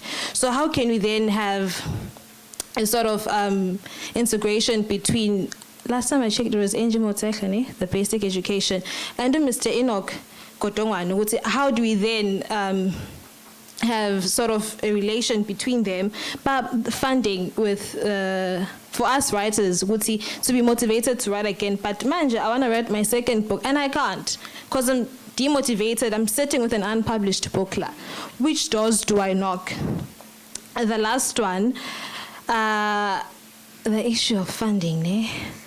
I forgot it. Upolan, we here for the money. Nothing but the money. So I have an interest in agriculture and poultry farming, especially the eggs. Started with about 50 chicks at home. I do not have enough land. I do not have finances. There was a point earlier this year where I had to have chicks in my room because I do not have space. Can you imagine? The smell, the everything. And I've been emailing people from I'm from Durban. The MEC, the officers, municipality. The last time it was MEC for finance. She's now premier. I'm told. So how do we then navigate such things? Thank you. Sebonga, number 5. There were only 4. No, there was number 5. Yeah, there at the top. Okay, and one last one, 6. Thank you. Hi, everybody. I'm Angelica. I'm the chairperson of the Intech Society. One of the phrases that was used yesterday was, give me a hand up, not a hand down. I believe that we're taught to be dependent. We are taught that we must rely on the government. The programs that are offered, some of the programs that are offered are a short-term solution to a long-term problem. What happens then when the program is finished? what happens? So that's just my little take and my comment on that. Thank you. And then the final question. Good morning. My name is Oyisa Sondlo, and I am a master's student here at NMU. A few years ago, I recently found out that the municipalities actually offer some sort of financial assistance to, I'm not 100% sure, but I think to first-year students to help with registration fees, etc. However, this comes at a first-come, first-serve basis, which is highly problematic because every year we're dealing with students who cannot even afford to pay for registration fees.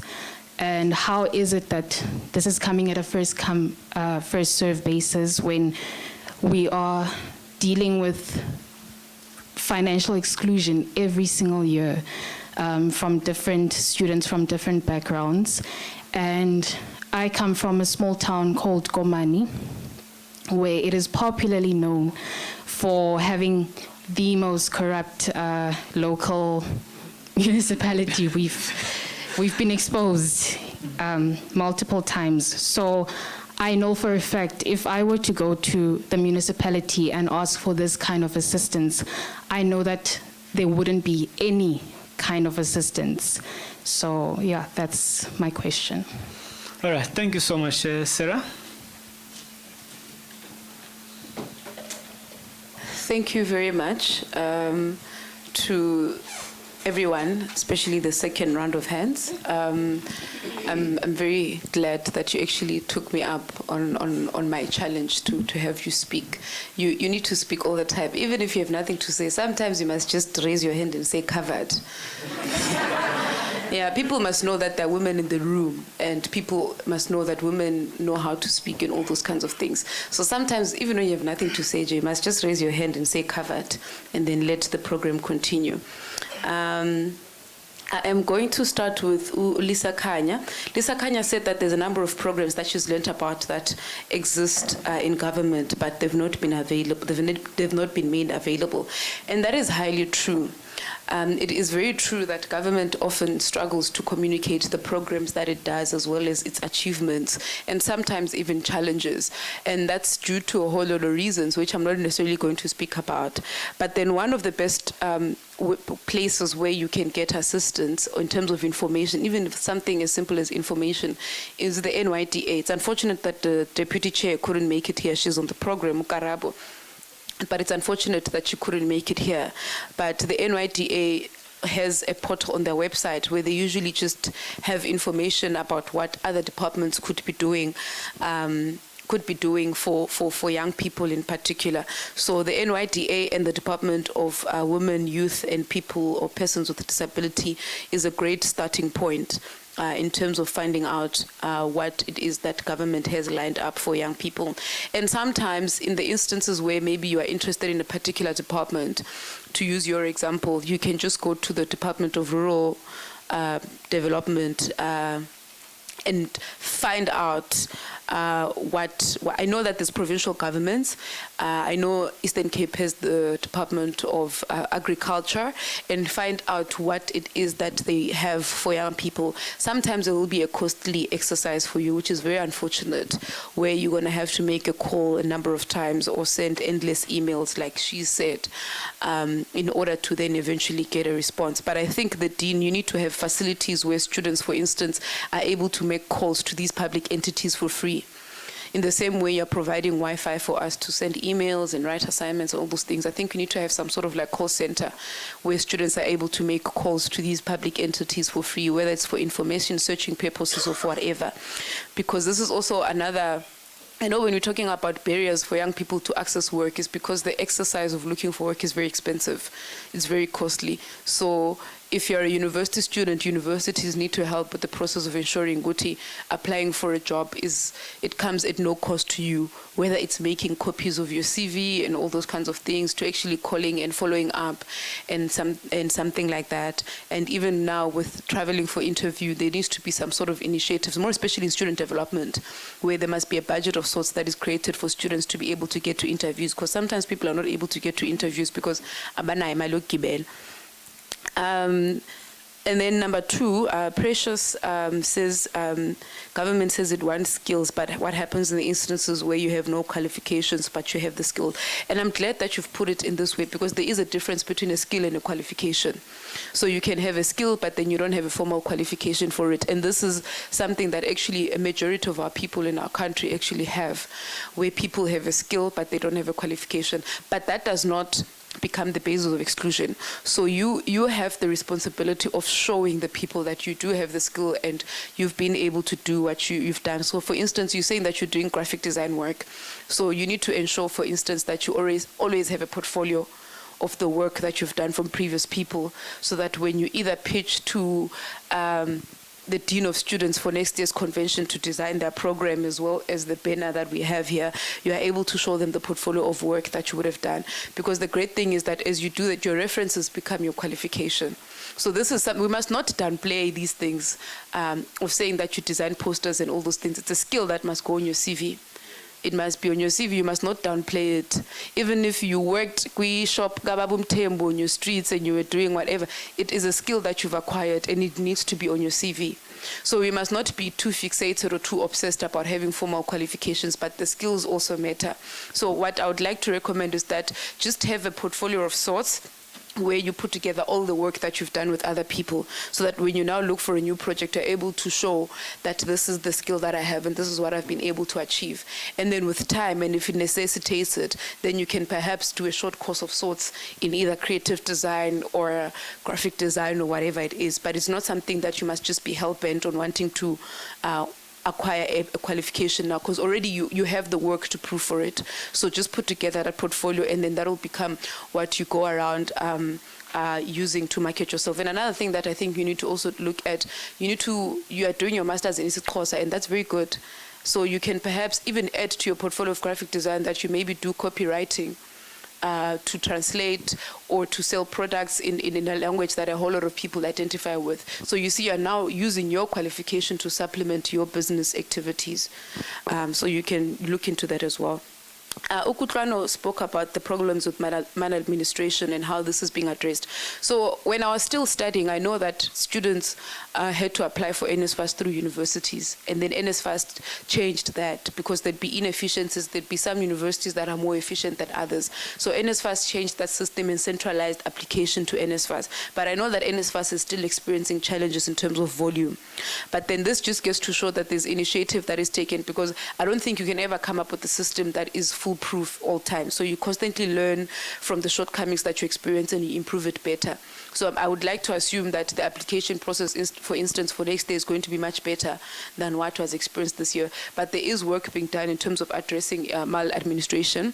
I know that they've also recently appointed, I'm not sure if it's been announced, but there was a tender that had been issued to have service providers that would assist with the dispersing of e-pocket money. Or the allowances that NSFAS gives to students on a monthly basis. So there is work that is actually being done. I can't just speak on the finer or the granular detail because I'm not with the entity, but I know that there is work that they're doing at the moment. And then on the issue of bogus schools, so one of the reasons that we have a low output of schools goes back again to that issue of state capacity that I was talking about, which is whether we have a very lengthy procurement process. But that is, I actually forgot to mention Infrastructure South Africa. So there's a new division of sorts called Infrastructure South Africa that is located at Presidency, and it's looking at fast-tracking all these infrastructure projects that need to be implemented in our country, including schools and issues such as water, water dams, and more in particular, because water is also another thing that we have challenges with in the country. On the part of energy, the licensing has been increased. Of course, the implementation will take a bit of time. So one of the reasons we have this prevalence of bogus schools is because the delivery of these schools has been taking place in a very slow pace. And another thing that I want to just mention, which has been an interesting observation that I made. So when I joined Treasury for the first time, I was an intern in the provincial and local government infrastructure unit. So by qualification, I'm a built environment specialist. And one of the things that government had adopted to do was to make use of what they say alternative building technologies in order to ensure ukuthi ikoloma zakwa they're much more quicker than using brick and mortar. And one of the challenges that the department encountered was that the parents were saying asifuna abantwana bethu bafunde emkhukhwini, because that's what the parents, the communities saw using prefabricated material as they saw it as umkhukhu and not necessarily as something good enough for their students to learn in. So this is also then an indictment of sorts, even to yourselves as students, that when you come up with societal problems, you also need to look at the society that you're going into. In the US, maybe no one's going to give a damn about learning in a container. You see these containers that are used for shipping, whatever. But in South Africa, it's a problem because it's an indication of the inequality that we've been experiencing for the longest time. So the government did try to come up with that alternative. However, it was not received well by the community that was going to be beneficiaries of it. So we had to look at another system of saying, how can we ensure that schools are delivered in a much more quicker and efficient way without using brick and mortar, for instance, that takes time. So you also have that responsibility as students that whatever solutions that you say you want to come up with, they must be solutions that are responsive to the social, cultural, environmental society that you're going to be implementing those solutions. I'm going to answer Zanele last. And then Angelica, I like the quote that you brought up again of give a person a head up and not a hand down. And that there's also a lot of like short-term solutionism to long-term problems. And that is agreed. But the reason for this convention, for instance, is to ensure that we create ecosystems where there's always going to be a platform or an environment or an ecosystem for these solutions to be constantly come up with, because the environment is going to be enabling. So for the longest time, and one of the challenges that we have as a country and even as government is that entities tend to work in isolation or individually, and they don't collaborate. But when you have an ecosystem, then you know, for instance, that in that corner they're responsible for that, and this is how we integrate with them. This corner is responsible for this. This is how we integrate. So Operation Vulindlela is also looking at that in saying, how can we get these governments to work together? Another model that is also looking at that, more especially the relationship between national, provincial, and local government, is the district development model, where there's this concept of one budget. They go to a particular district. So let's say it's Nelson Mandela as a district, national, provincial, and local government comes here and say, what is it that we can all collaborate on? So this is now one of the many ways in which we are creating different types of ecosystems to ensure that there's service delivery, that people's livelihoods are improved, and all those kinds of things. Another thing that I'm also going to do is I'm going to throw someone under the bus in this room. Especially to the question that Oyisa asked about municipalities offering students and all those kinds of things. The gentleman you're sitting next to there will give you all the information you need with regards to the different services municipalities generally have. He's more experienced in local government than I am, Dr. Pedro. So tell him to give you his contact details and he'll be able to assist you because he's more experienced in local government than I am. So he'll be able to give you, to guide you in terms of where you need to go and all those kinds of things. And perhaps, because he also writes a lot and proposes a lot of solutions, he can also share with you his thinking in terms of how, for instance, local governments can play a role in assisting with the shortage of funding, because in as much as not necessarily a responsibility of local government, but local government still has a responsibility of servicing the environment that it exists in. And if at that particular period the challenge is access to higher education because there are no fees, then that's something that needs to be addressed even by the municipality. It doesn't necessarily have to have the budget for it, but it can't be a platform that brings in different stakeholders to address that issue. I'm not sure how registration fee works here at NMU, for instance, but one of the things that we achieved with Fees Must Fall It Fits was that students need to be allowed to be admitted into university without paying a registration fee. You just had to sign what they call the fee waiver, and then you get accepted to register. Because we know that it takes money, it takes a long time for money to come in with our parents. Sometimes you might find that your mom only has like half of the amount that is required. The university still needs to allow you to register. I'm not sure if that is done. If not, this is a conversation you need to start having, because we can't have a lot of people staying outside of the system because they didn't have the upfront money. Because also sometimes people are able to find you when you're already inside the institution and you've shown that you've registered and you're doing well academically and all those kinds of things. That's how then people are able to help you with paying for your tuition fees. And then Uzanele says she has a cleaning company and she's looking for work, and where can you get it? I don't want to sound, I'm not responding to this as a government employee, but it goes back again to that thing of saying that put up a portfolio of the work that you would have done. If it means sometimes you must start with something as simple as saying you're going to create a cleaning campaign, whether it's here at NMU rather, or you're doing it in a neighbor community where you encourage the community people to clean up after themselves and the littering and all those things, ensure that you then build a portfolio out of that and you say, this is the types of cleaning initiatives that I've been involved in. And then another thing is that you can also create a network of yourself. I know there's quite a lot of young people that are now in the business of manufacturing detergents and all those kinds of things. Collaborate with those people and say, who are your clients, for instance, that buy in bulk? Then go to those clients and say, how can I be of service to you? You know, you build up your portfolio. All these big companies that we have, except for others, of course, it was through patronage, but there's others that literally started with really, really small things in order to then achieve what they were able to achieve. So I think that's what you need to look at doing.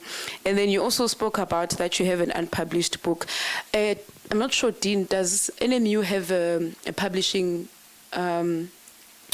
unit or company? I know a lot of universities usually have, and that should be your first point of entry as a university student. The second one is the Department of Arts and Culture. But you need to check with the dean or anyone else that can help if the university has a publishing unit. That is usually with the Department of Literature and the likes, because then that can help you. Maybe you might find that your book is not what they publish, but they have networks that they can refer you to. And another thing that I'm also going to do as well, I'm going to give you my number, and I'm going to link you up with a few ladies, or a few publishers, rather, independent publishers that publish books. So one of the things, or one of my areas of interest is promoting literature, and in particular African literature. So in 2018, I came up with a group of people called the Book Stockful, and it came out of the need that we saw. I know how to write, but I don't call myself a writer. I like reading as well, and many of the conversations that you'd hear when you interact with, whether it's the authors or the readers, is that one, books are not accessible, and two, the black authors are not getting support, because also usually people like saying this thing with Africans don't read. If we didn't read, Daily Sun and Sowetan and the Herald and all those things would not sell out the way that they do. We read. The issue is just that what kind of material are we reading? So the Book Stockful was now looking at addressing those kinds of things to say, we need to read stories written by our people. We need to read stories written about us. We need to imagine ourselves, or we need to see ourselves in the same way our people see us. You know, it can't be that all the time we are reading Shakespeare, but we have Ubab John Khan. He has written the best of books. One of the things that I like about my high school education is that I read so many literature in my grade 11 and grade 12 year from African authors, like your Bessie Head, your Chinua Achebe, you know, and the likes. And that's what it needs to be. We can't still be reading Shakespeare, you know. So those are some of so the Book Stockful largely is to financially support African authors, because your leading bookstores, I can't say this because I'm on record, I might lose my job, but you know, these lobby groups are very powerful. They don't give shelf space to African authors. They'll give you for a week or two because you've made headlines, because you've published. After that, they remove your book off the shelves. So it means we need to do what? We need to be the people that buy these people books. We need to be the people people that read these people's work. And in that way, we are going to create an ecosystem that is going to ensure that Black people thrive in the publishing industry. So all of us have a role to play in all these problems that we experience. All of us. Of course, sometimes we must go to government and say, you need to assist in this particular thing. But all of us have a responsibility to play in transforming our society and contributing positively to it. Thank you once again for your audience, and it was very lovely to be engaged by you. Remember, the responses were not from the Deputy Minister, they were from me. The Deputy Minister will respond. We're going to do a YouTube video that they're then going to share with all of you. I believe that the Dean and the organizers of this event have your contact details, so they'll share the link with you. But the Deputy Minister will respond officially, and thank you once again for your audience.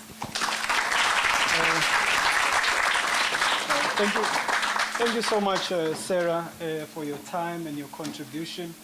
Very incisive, very insightful. Cold drink here too. Is it mine or the Deputy Minister's? I think you guys will decide. You'll decide. But thank you so much. Thank you for your time, Sarah. Thank you so much. Considering the ngikhulume kuphi? Hola. Oh, okay. Hey, okay. Yeah, thank you so much, Sarah, for your time, and also just to, take on such a complex task of having to balance the minister's contribution and your own. And you've done, I think, a considerable amount of work in making that contribution. So thank you once again. May you please give another round of applause. Colleagues, we are going to break for tea now. It's 11:30. We're going to break for tea for 15 minutes. So njengoba 11:30 kusho ukuthi ngo-11:45 kuzomela ukuthi sibuye and come back and be in this venue for a second part of the discussion, which I believe, a moment you say tea, people are not listening anymore. Just 2 seconds, I'm almost done. But after that, we're going to have a panel discussion, and that will be the last panel discussion for the convention. I'm sure you don't want to miss it. Let's come back at 11:45 and have that conversation. Thank you so much. You're welcome to have tea in the foyer, and then sibuye ngo 11:45 to be back here. Thank you so much.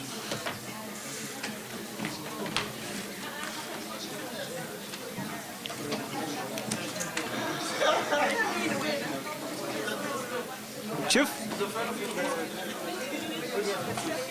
Yes. Yeah, no, it's not a panel discussion, it's a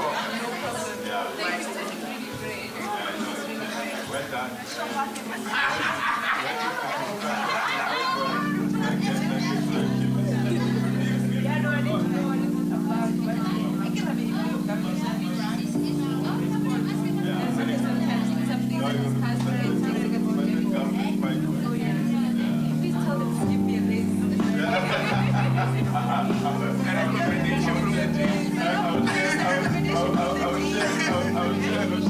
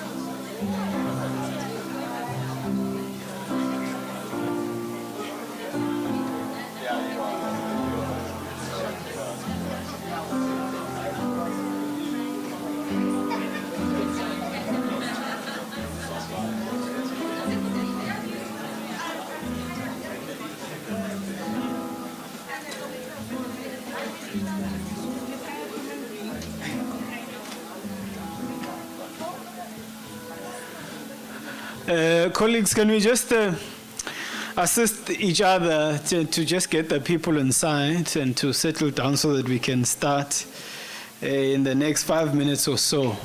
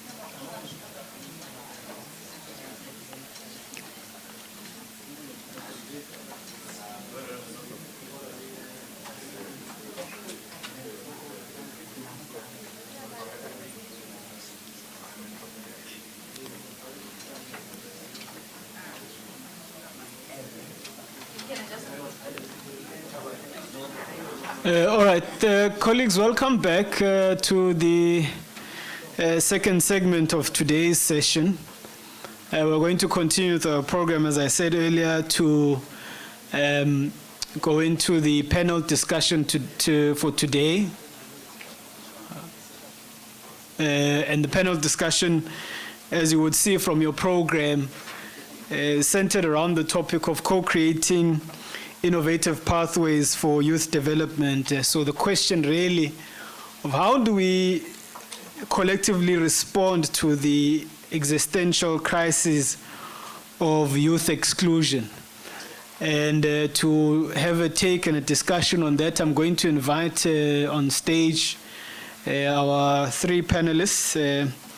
We have Thandeka Shabalala. Please come forward and join us on stage. We have Papama Mkandi and as well as Wandisile Sebezo. So can you please give them a round of applause, please, as they come forward.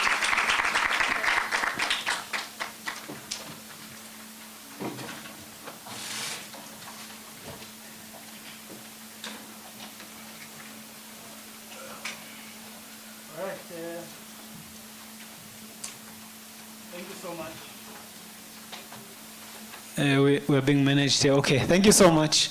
Once again, colleagues, we are going to start the panel discussion, as I've already said, that it focuses on the question of the existential crisis of youth exclusion. And ultimately, that's the question I think we need to answer. But before we get into the conversation, I'm going to give the panelists just 30 seconds each to say who they are and where they are from. And after they've introduced themselves, I will then start framing the conversation and raise some questions, which I'll give them an opportunity to give their opening remarks. And thereafter, we'll then go into the floor for your contributions, questions, and discussion. So I'll start with you, Thandeka. Just say who you are, where you're from, what do you do, and then pass the mic. Thanks.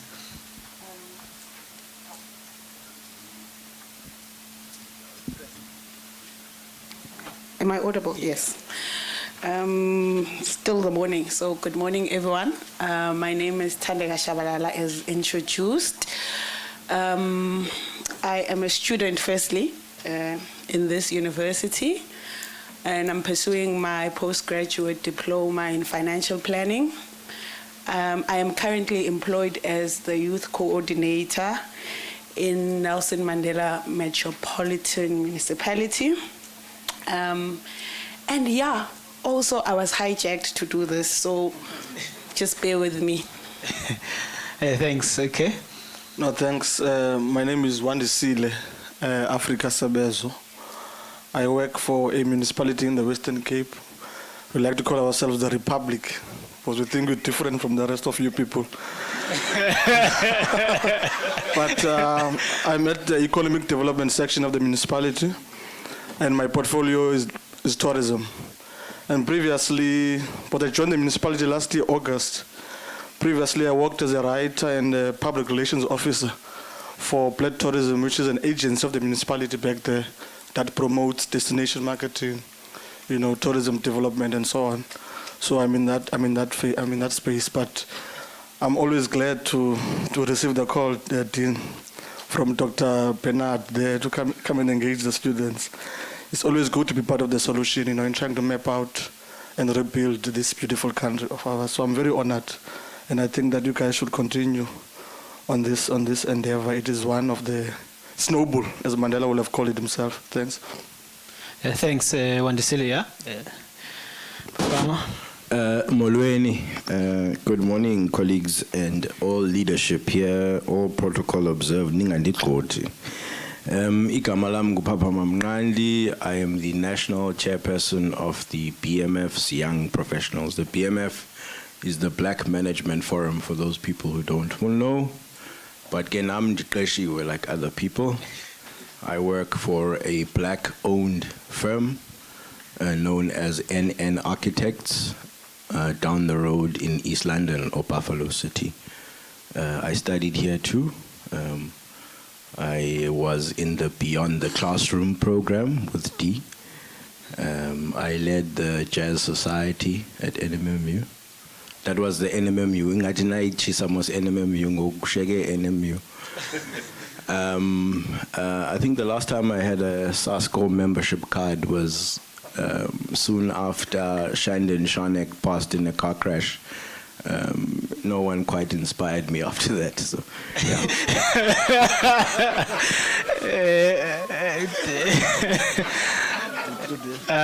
Okay, so thank you so much, colleagues, for those introductions. Yes, I must start by saying, yes, I did ask Tandega this morning to do this, because you would see from your program that we're supposed to have Karabo Mohale from the National Development Youth Agency, the NYDA, but she couldn't be here this morning, so I asked her and she gladly agreed. So thank you so much. Colleagues, thank you so much. So I'm going to start the conversation. Essentially, as I said when I was introducing this segment of the conversation, I said we have to sort of, ask and deal with the question of youth exclusion. And maybe if I can, before I give the panelists each 5 minutes to give their opening thoughts on the question, just maybe frame some issues around the question. One of the philosophical tenets of democracy, as we know, if we may just start with the political systems, one of the philosophical tenets of democracy is this idea that majority rules. I'm sure we've heard it. And I raise that because we know statistically that Africa is one of those, in fact, not one of those, is the continent with the largest youth population. In fact, they even say that the sub-Saharan Africa has even a higher percentage in terms of people who are below the age of 30 years. But if we look at the component or the character of the leadership in the continent, we'll see that it's quite absent of the youth, to put it politely.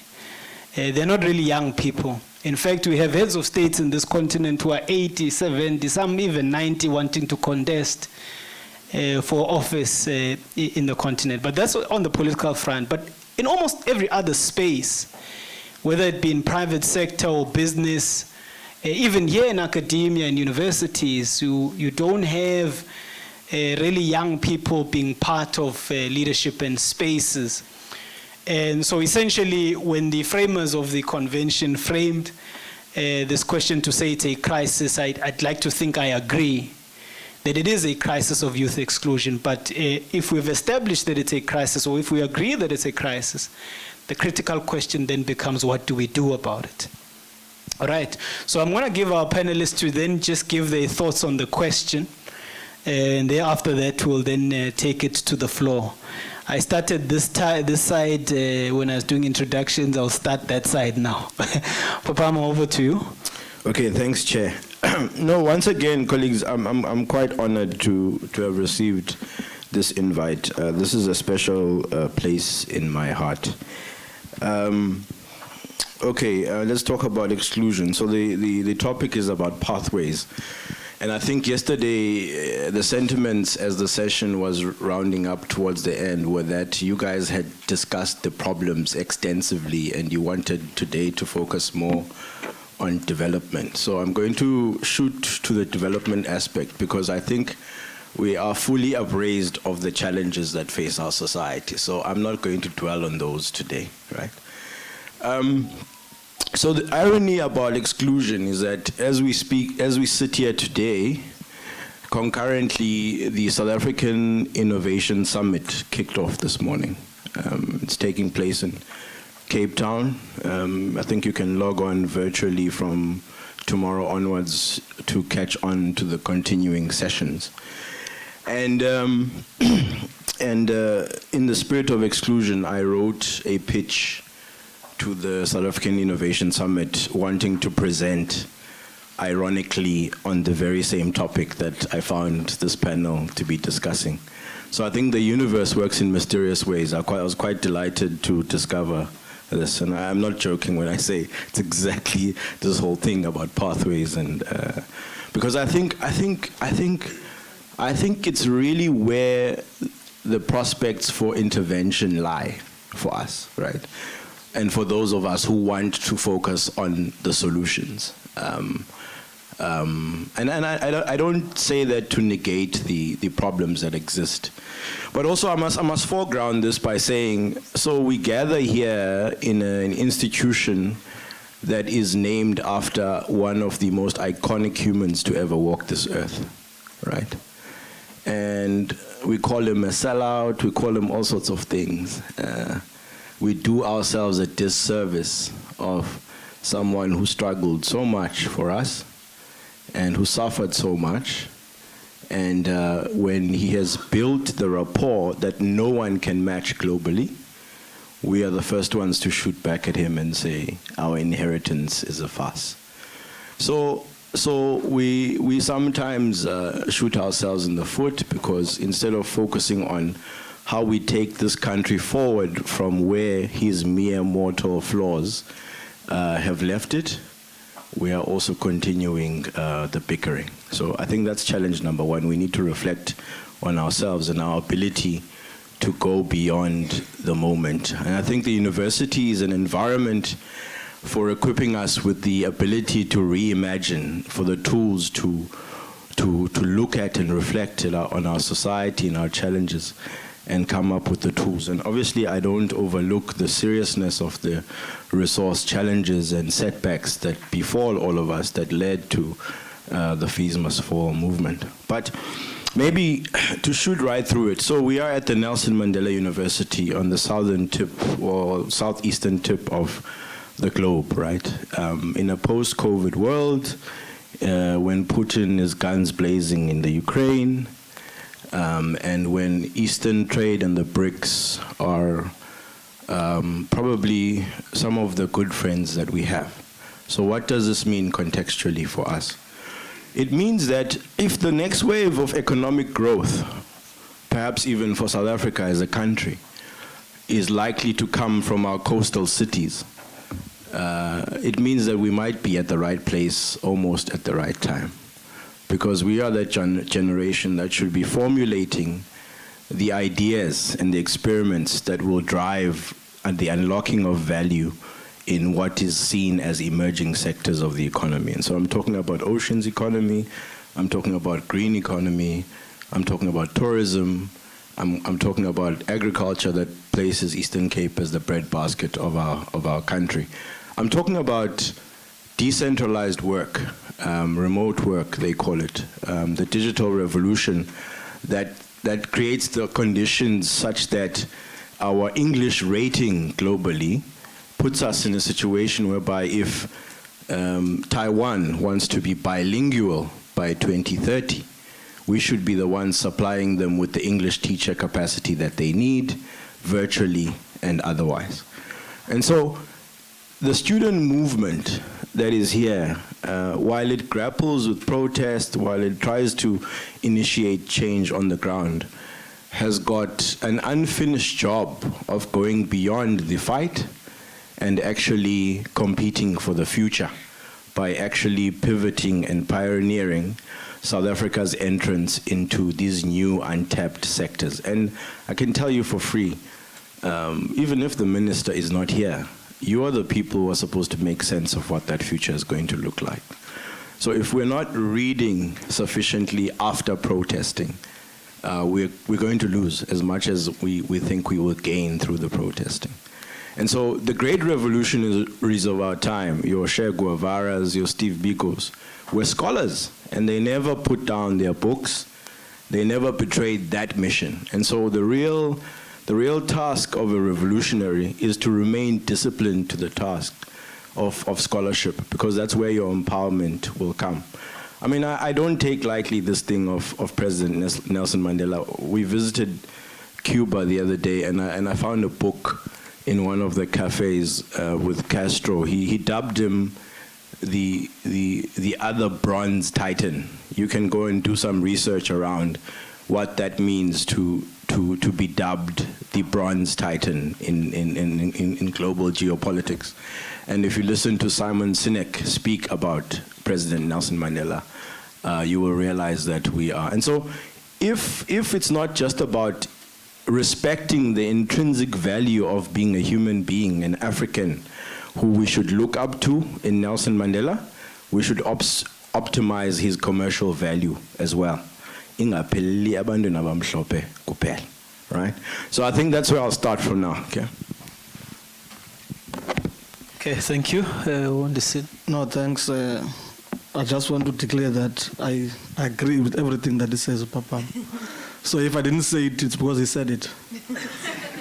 But as well, I'm not going to preamble. You know, South Africa is the most unequal country in the world. You know, youth unemployment stands at just over 65% and so on.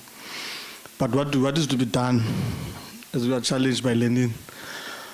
You know, before I worked for government, I was, saying all the relevant, the revolutionary stuff. Now I got inside the municipality and bureaucracy, red tape. And funny enough, where I come from in the Western Cape, the Provincial Government of Economic Development did that. They've got a unit called the Red Tape Reduction Unit. But it's not wacky. We understand. So I think from people like myself who are in government, even though at the municipal level, we are tasked with the responsibility of being activists from within, of making sure that there's ease of business for young SMMEs who want to come in. Because I can tell you now for free, I'm in economic development and town planning section within my municipality, we don't sit regularly. And I think that's an anomaly. Papa, town planning and economic development should sit and plan. Because we're building human settlements for permanently. But while they are planning, they don't rezone for business sites and so on. So we found out, and SMMEs are figure to the municipality and say, I wanted to build a business there, I can't get the permit here rezone, but it's not a rezone for things like that. So the owners, I think people like myself, and also to you, we are in government as well, we must take that responsibility of changing, of deregulating, not necessarily deregulating, but making that as ease of business so that young people can find, especially at municipal level, because it's the basic sphere of government. You won't get Ramaphosa to come and address you, unfortunately. But my office is open. So the Batubili principles, when you come to me, I must be able to assist you.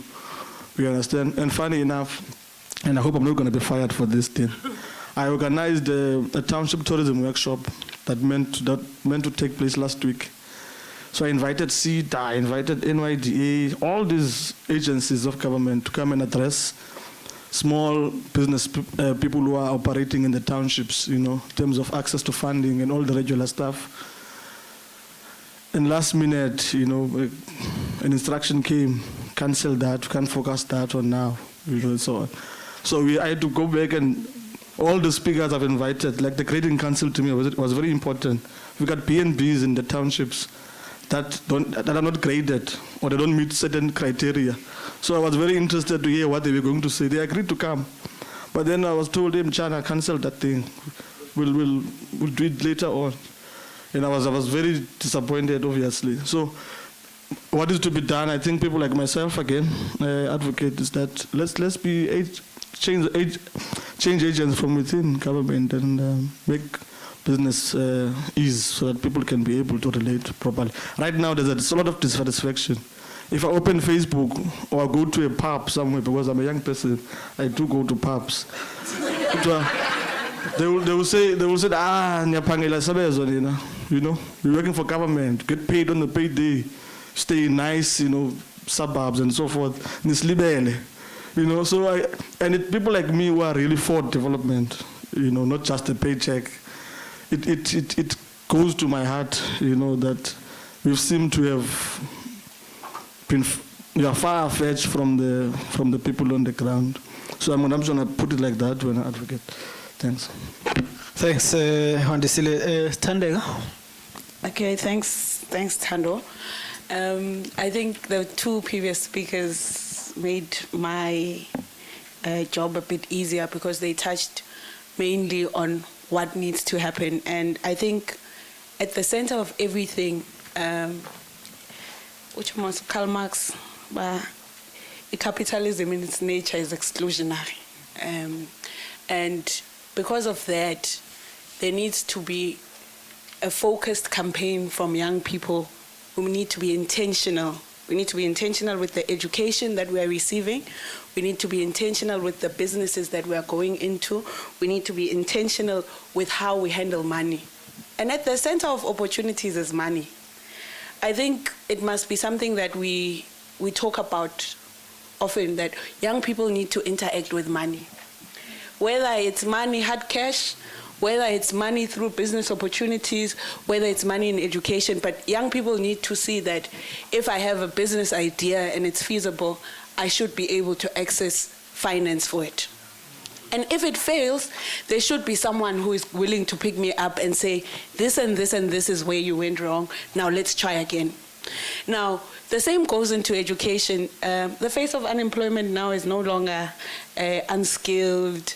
Young people that went to universities are sitting at home with degrees. I was reading an article on IOL that was talking about how young people that were qualified were going into minimum wage jobs. And that's because the cost of living is too high. You know, you can't afford not to work. Even if it's not decent work, you can't afford not to work. You know, because no one is going to give you that 50 rand. To maybe a student, when you're still in university, things are a bit easier. And you don't believe it until you're out of university, that university life is so convenient. You know, you live in a place that literally has hot water almost every day. You know, when you live out of campus, you get to realize that life is not really it, you know. I was lucky when I was in university, the residence that I lived in had a generator. So for the longest of time when I was on campus, I never experienced load shedding. But when you go out of campus, you realize that, hey, this is a problem. And we also need to be intentional about having conversations with young people about them being apolitical. Being apolitical does not mean that you don't subscribe to parties in politics, because politics affect us all, in essence. Policy makers are usually politicians in this country, so we need to be active in having these conversations and saying that, yes, we're sitting here, yes, we are having these conversations, but what after? What happens after this conversation? Are we sitting in conferences, interacting, and then after the conference we go back to our lives and continue as it is? Or are we really making steps towards making meaningful contribution to what we want this country to be? One way is that young people must actually vote. I know that a lot of young people don't believe in voting because maybe you don't feel that the ANC is good for you, you don't feel that the DA is good for you, EFF, and so on. But I really need us to have that conversation, Thando, on the importance of participating in what is happening in the country. Because if we're going to sit down and be armchair revolutionaries, we're not going to achieve anything. And I know a lot of people make reference to Fees Must Fall as one of the most heartwarming, moving, and big, momentous events in universities. And those that were leading it would tell you that it took everything. It took everything. It needed people to stop wearing their political caps and really say that this is our goal, this is what we want to do. And for us to do this, we need to be focused. And sometimes, Thando, it becomes very difficult because you're dealing with a lot of characters and you're dealing with a lot of things. But at the center of inclusion, there must be access. And for access to happen, there needs to be people that are intentional about it. Whether it's people that are inside government, whether it's people that are in the private sector, whether it's civil activists, but there needs to be a sense of commitment to ensuring that people are being included. If the government in post-apartheid said that they wanted to be inclusive to black people and they had quotas in place to say that for businesses you must have a BEE score level of this amount for this and this to happen, you need to include a certain number of black people. That is what must be done for young people. Those same quotas in their nature allow for access. They don't necessarily promise success, but they allow for access. So it's very important that we channel ourselves to a place where we are saying, here is what we want to do, and this is how we think that young people should be included.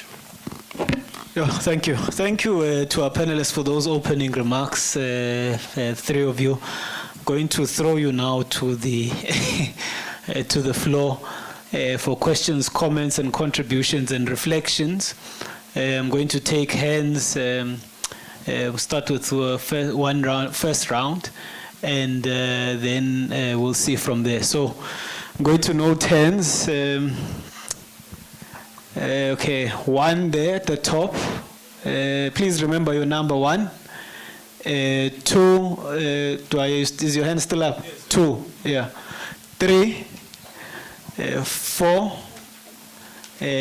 Go to, I must select women. 5, 6, 7, 8, in that order. Please remember your number. So when I call your number, please then speak.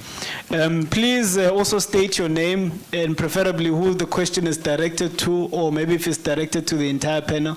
But also please keep your comment or contribution brief so that we allow others to participate as well. Okay, number 1.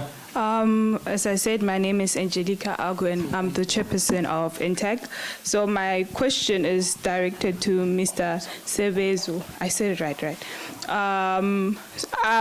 My story is more likely familiar to you. As a chairperson, my role is to create a platform for students to ask questions to other students or other people who have walked the same path as them.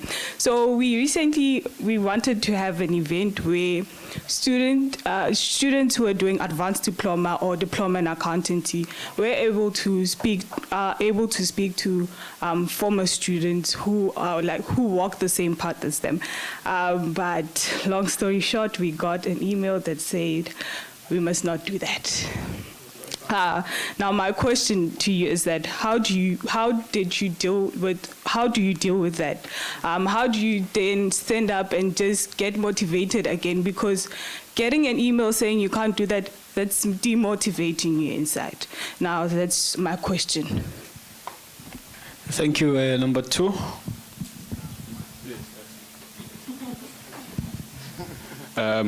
Good afternoon, colleagues. As an introduction, my name is Nati Dwai. My question will be directed to Mr. Mngandi, and I do so for the following reason. Mr. Mngandi, you will appreciate that being in the professional sector or professional side of things, that that part of the world predominantly operates on the basis of networking. And I think I wish to introduce that point in this discussion. I know that most of the commentators have bemoaned the fact that we are learned, we have experience, etc. But what would you say, in addition to having all of that, the power of the networking, as in using the people that are around you in the room as a means of leveraging whatever you seek to achieve? For instance, you mentioned that you are from the BMF. I know there's a BLA here as well. Those two entities seek to, I would assume, promote the interest of young people, but do we know each other? Do we know each other in this room, or do we know what we do in our respective places and industries to then make whatever issues that we're trying to achieve much easier? So what would you say in terms of also forums like this to say, how do we network, how do we get to know each other? Because if there's one thing that as black people we have are numbers. And if you want to go into business, you want numbers. If you want to go anywhere else, there are numbers. And it then becomes quite a weird phenomena to find that if you want a plumber, you're going to go to a white person. If you want someone to come fix your electricity, you're going to go to a white person, etc. As if you don't know such people in your own communities. So how then do we address that? And I ask you precisely so because you are a young professionals chairperson. So much so that when I'm going to Cape Town, which will be in 2 weeks' time, I'm going to call Mr. Sebezo and say, please, let's tour Cape Town and go to the Shabins that you are speaking of. So that's my networking to you, to say that please don't forget about me in 2 weeks' time. No, sir. All right, thanks. Number 3, here.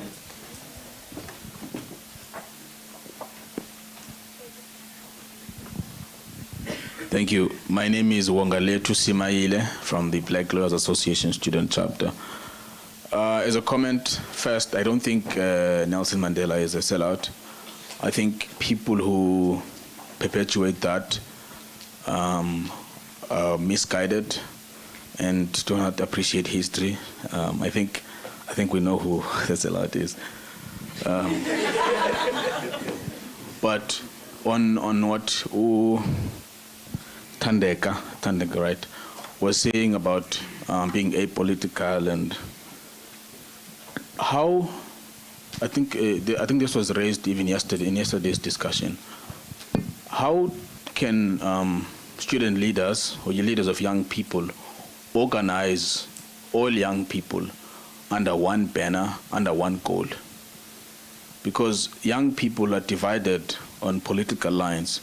You know, you find that SASCO is fighting with the EFFSC, but all these people are suffering from the same problems, are subjected to the same problems.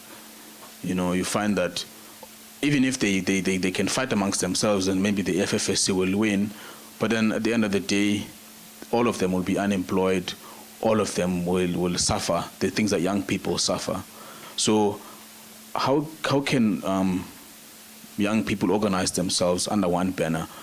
You know, put aside the political lines and the political affiliations, but to be involved. You mentioned that young people don't participate. It's true. It's unfortunate because if young people were to vote, you know, we would see a great change in this country, because I think most of the people who don't vote are young people. Now, it's another unfortunate thing is seeing young people defend politicians. You know, it's so sad, you know, and you engage with someone, maybe you mention their political party, and then they quickly go and defend someone. Like, bruh, he doesn't even serve you. But yes, that's. I just want to ask that question. Thanks. Number 4.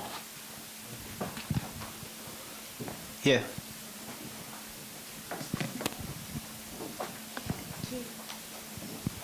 Hi, my name is Kutlana, in case you didn't remember from last time.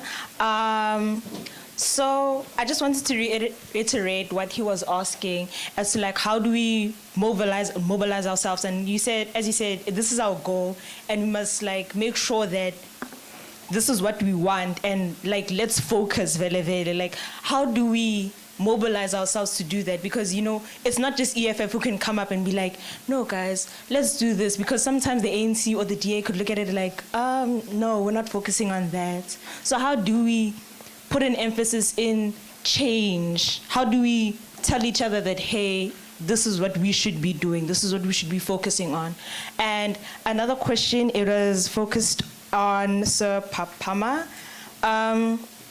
You said that a wave, I think it was you who said that there's a wave of economic growth that is, oh no, it was you who... Sure. Yes, a wave of economic growth that is likely to come from coastal cities, which I highly disagree with, because I've seen that the buildings are like right here in Central that are not being used, and the businesses that are not being, supported, and there's just a lot of drug problems within our communities. And how do we solve them? How do we go about solving them? And why do you say that there is economic growth that is for us? Thank you. Kutlano number 5.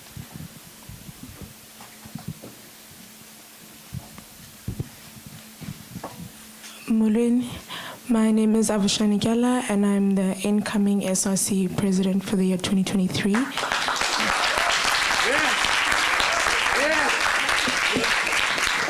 So my question is on the basis of obviously youth exclusion, but it's for you, Sis Thandeka, because you spoke about being intentional about access. So we know that we all come from different, socioeconomic backgrounds, and we feel that especially when you enter these tertiary institutions, and especially in these historical white institutions.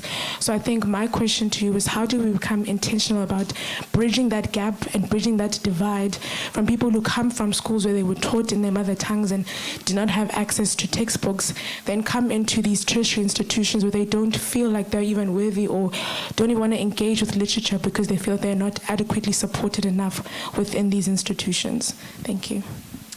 Thank you so much. 6.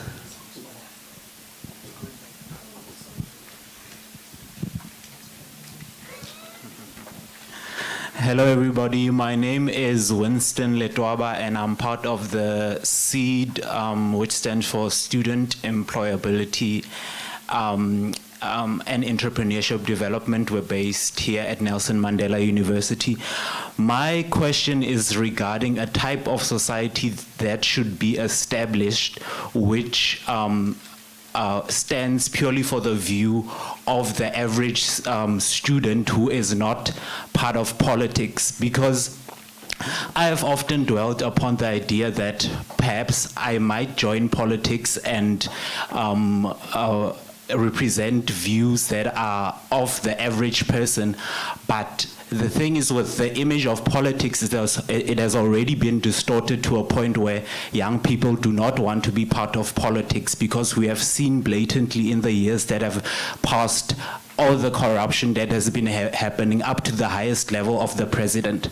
So I want to know if you would recommend, you as anybody on the panel would recommend an establishment of the nature of Operation Dudula, which does not necessarily stand in politics, but it stands for the views of the people and is an organized body of average citizens who do not per se want to be part of politics. So would you recommend such an establishment, such a body in the university that applies pressure on political parties like the EFFFC and DAFC? So that is my question.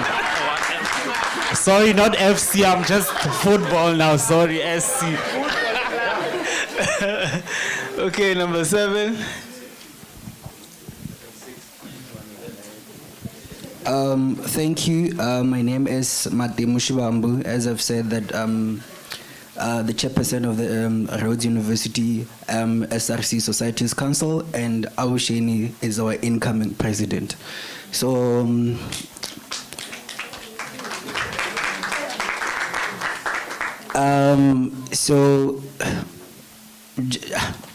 I think it's very important that I do, before I get to my point, that at Rhodes we do take gender equality very important.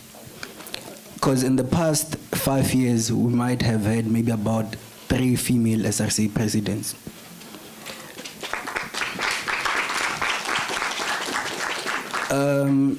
But first of all, I would like to thank the contributions that have been made by the panelists. You're all in important spaces. We need you in the society to move forward. I mean, the youth need you. Black youth need you to move forward. And for us to map a way forward and create this ecosystem for youth development, we have to be intentional, as one of the panelists have said. And it starts from like primary and high school and tertiary education. We cannot just focus on tertiary education only. We have to start from the basics. As I've said earlier on, and on the first round of the summit, that the future of the South African economy is entrepreneurship. And you guys are in these spaces where you can facilitate entrepreneurship. And that calls for, a redesign of our educational model in South Africa. The Japanese have done it, the Chinese are continuing to do it. They start from primary level, secondary level, and then we move forward. But with us, it seems like we're too obsessed with decolonization and higher education only, forgetting that our primary level and secondary level education is rotten. Secondly, the issue of local businesses. We have to support local businesses. But as black people, we have to learn to be professional. And we have to professionalize the small businesses that we have. In most cases, people don't support black businesses just because of lack of professionalism. I'll give you an important principle and practice in business, such as punctuality. As black people, we lack that. You cannot be late when you're going to negotiate for a business deal. You're going to meet with other colleagues internationally. We have to start from those things. Those things are very important. So let's just fix that. Because I believe that today's sessions, it's more about coming up with solution and mapping a way forward for the youth. Thank you. Thank you. Final question. Hi, so it's less of a question, more of a general statement. And I think I want to touch on 3 particular things. The first thing is the importance of taking up space. And I think especially taking up space where we look at... Sorry, what's your name? Oh, Session. Thank you. And taking up space in particular where spaces have not inherently valued people of color, right? And I want to talk about that in link with critical thinking, because I feel like critical thinking is an important aspect of when we view things. And we can be apolitical, but you can say, what in the status quo is a problem? And criticize it, or critically think, what is the solution to that? And I want to link that to my own work and the MediaBuzz Debating Union work with high schoolers. And when we put ourselves into a position where when you walk into a room and the people who are judging these debates are full of white teachers, and you start listening to these speakers and you say, well, this speaker is a very good speaker, but the adjudicator who's judging the debate will be like, but he doesn't sound good. And that's problematic. And that's problematic because you're not analyzing the critical thought of it, you're analyzing how they speak. So when you have someone who is of a similar background of you, understand like what you say and what you're conveying, understand the critical thought, you put yourself in such a position that you're advocating for change. You're advocating for those individual people that you want to see in the change rather than the system, right? And when you talk about critical thinking, we also got to think about like our own position within universities, right? So in a couple of months, I think in December, the Pan-African University Debating Championship is coming up, and it's going to be in Nairobi. But who were the winners of 2021? It was Rhodes University. That's the biggest university tournament in Africa. So we're not lacking in critical thought, right? We're lacking in taking up space on a fundamental level where it's only took up in particular spaces where people are not color are advocated for. And I feel like that's something we need to really have a chat about. And so what I'm trying to say is that I think everyone over here needs to take up debating. Join us. I'll give you forms later. You are campaigning now. But even like on the fundamental level, like when we look at critical thinking, like at 1 o'clock today, we are facilitating a chat between the SRC presidents, right? And I think within the union, we have not been strategic in it in the past couple of years. And I feel like critical thought is something that is important, but we also need people who want to strive for it and people who strive for it, right? And I feel like everyone here have the same goal, and I want people to start joining those particular societies and engaging with those. Thanks. Yeah, thank you so much. All right, where do we start? I wanna start with okay. with the seed question before I forget it. Okay, and I think it's a question around institutional literacy, I think. And the question being asked is, and I think it comes from you, né? How do we join non-partisan structures and you know the term that gets used all the time, and we must also get this vocabulary thing right. Okay, so the word organizing is something that is used very loosely with young people. There's an assumption that we're an organizing people. That's our nature. And already that there are many built-in connotations to the notion of organizing. And I think once we take a step back and we say, how do we shift this discussion from politics to development, right?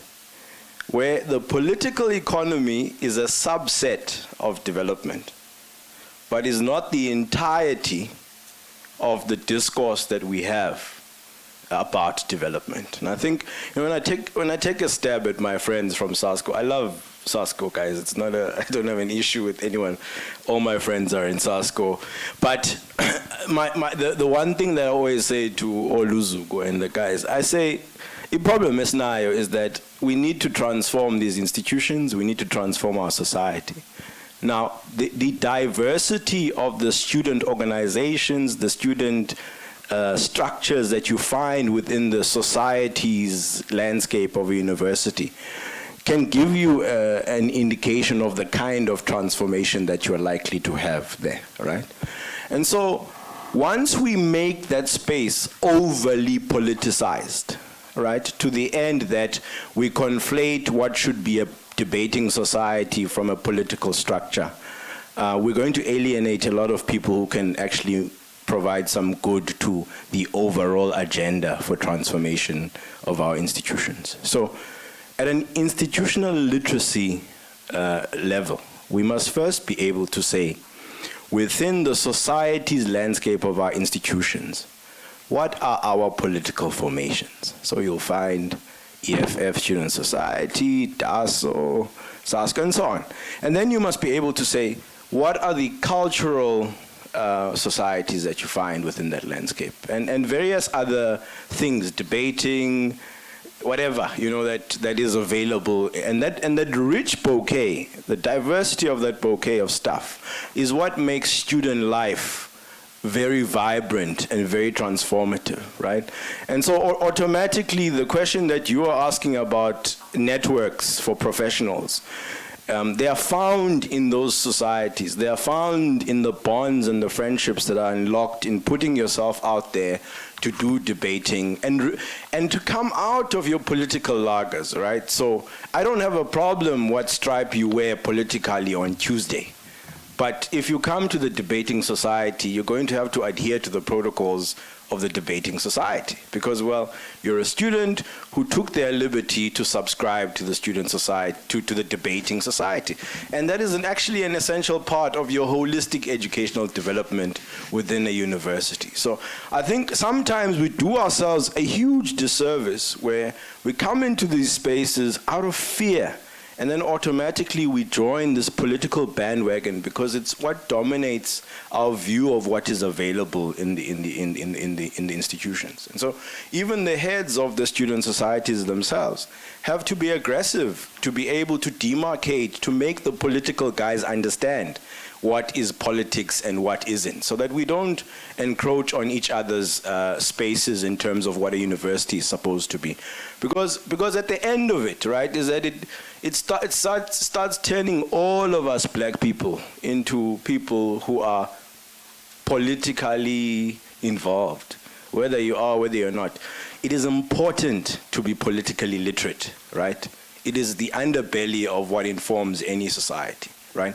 You have to grasp the prescripts of any political economy so that you understand what affects governance, what affects institutions, and so on.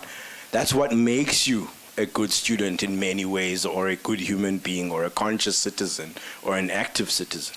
But it's not politics, right? So the other day I was doing an interview in ENCA, and it was a battle about the board selection of the NYDA some years ago, 5 years ago. So those are my struggle credentials. I got quite isolated for crying out about the irregular selection of the board of the NYDA some time ago. And I'm sitting in, and I'm waiting in the virtual lobby of ENCA, and Tembekile Mkhototo says to the person who, I think at the end of my interview, so he was being scolded for indulging me for much longer than the time that he was allocated for the interview. And then I think he thought that I hadn't exited the platform. So he gets asked, so why did you allow this guy to talk for so long? And then Tembekile says, yeah, no, this guy's got political ambitions, so you must allow him the space to express himself. No, I don't have political ambitions at all. What I'm interested in is a functional NYDA, because the futures of young South Africans are dependent upon it, right? So my role as an active and conscious South African is to make sure that all this negative speak about an institution like the NYDA is put to bed, because it gives people an excuse for not wanting to do what they are supposed to do with the NYDA, whether it's corporates who are not wanting to invest in enterprise programs for young people, because the excuse they're going to use is they're going to say this institution has no credibility, right, at the expense of young people. So whenever there's a bit of uncertainty thing, we must be the first ones to come out and quell that nonsense, so that our institutions are stable, so that we protect our integrity. Then we can go and hold people accountable for not playing their part in transforming our economy, right? So I think the point I'm saying is there are student societies. I ran the Jazz Society in NMMU, and that served me quite well in my future. I'm now a festival director for a festival in the Buffalo City as a result of that legacy that begins at NMU, right? That's one example. And the people have grown to respect me because a lot of my peers who went to NMMU relate me back to my jazz efforts in the cultural office of the NMMU as a student, right? That's a simple. So there are various pathways of leadership, and an institution is a very vast network. It's the biggest network that you're ever going to find. The moment you graduate and get out of here, you're probably going to sit in an office like me with 3 people in it, and all you hear is their voices every day, right? And so, guys, what is important is, and I'm not negating the struggle of student politics. I'm not negating at all. You guys are fighting far better than we could, something so important. But let's give everyone the opportunity to optimize the treasure that it is to be in a higher learning institution in a country with very limited resources. Thank you. Thank you so much for that response. So, Thandeka. Thank you. I wasn't thinking that I was going to be asked so many questions, but I think most of them are similar. Let's talk about taking space and how do we participate in politics when we don't want to be in organized politics. And I say organized politics because there are organized political parties that are in place. So, firstly, I don't know how many of you know the Science Society or in the science faculty. In 2014, two students from the science faculty had a discussion with the then SRC about how they were facing a lot of racism in the faculty. It was a big problem then. Science faculty and engineering, very white, very hostile towards black people. And they then said that they don't think that being in SASCO would assist their faculty because they would ultimately be, no, there's a word I'm looking for, but ostracized, yes, thank you, Nati. And they then decided that they wanted to open a society. So they opened the Science Society. And for the first time, as I was leading SASCO then, we had been struggling a lot to get science students to participate in politics. For the first time, they had an event, their launch, and they had a big launch, about 300 students were there. And it took that moment for us to see that even though they don't want to be in organized politics, they do want to participate in the politics of their faculty, because that's what affects them. 2 years down the line, when we went to SRC elections, again, Science Society then said, we want to contest for the SRC, but we don't want to do it under a political party. Then they contested science faculty rep, and they won. And they won. I don't know if they're still contesting as a society, but they contested and they won. Because even though some people don't want to be EFF or SASCO or DASO, but they still want to see change around them. And that's why I'm saying to you, no one can be apolitical, because politics affect you. Politics of your faculty, how you interact with your lecturer as a black student does not affect you alone. It affects 3 or 4 of your other classmates. And if you sit down and have that conversation and how you think that could work for you, then you can be able to organize yourself. You don't need to find a leader that is there to help you solve the problems that you have. You need to stand up. And I like what he said when he says you need to take up space wherever you are to ensure that you actually solve the problems that you have. Also, when I was in university, I think it was 2014, we had the best BLA leadership since I have not seen.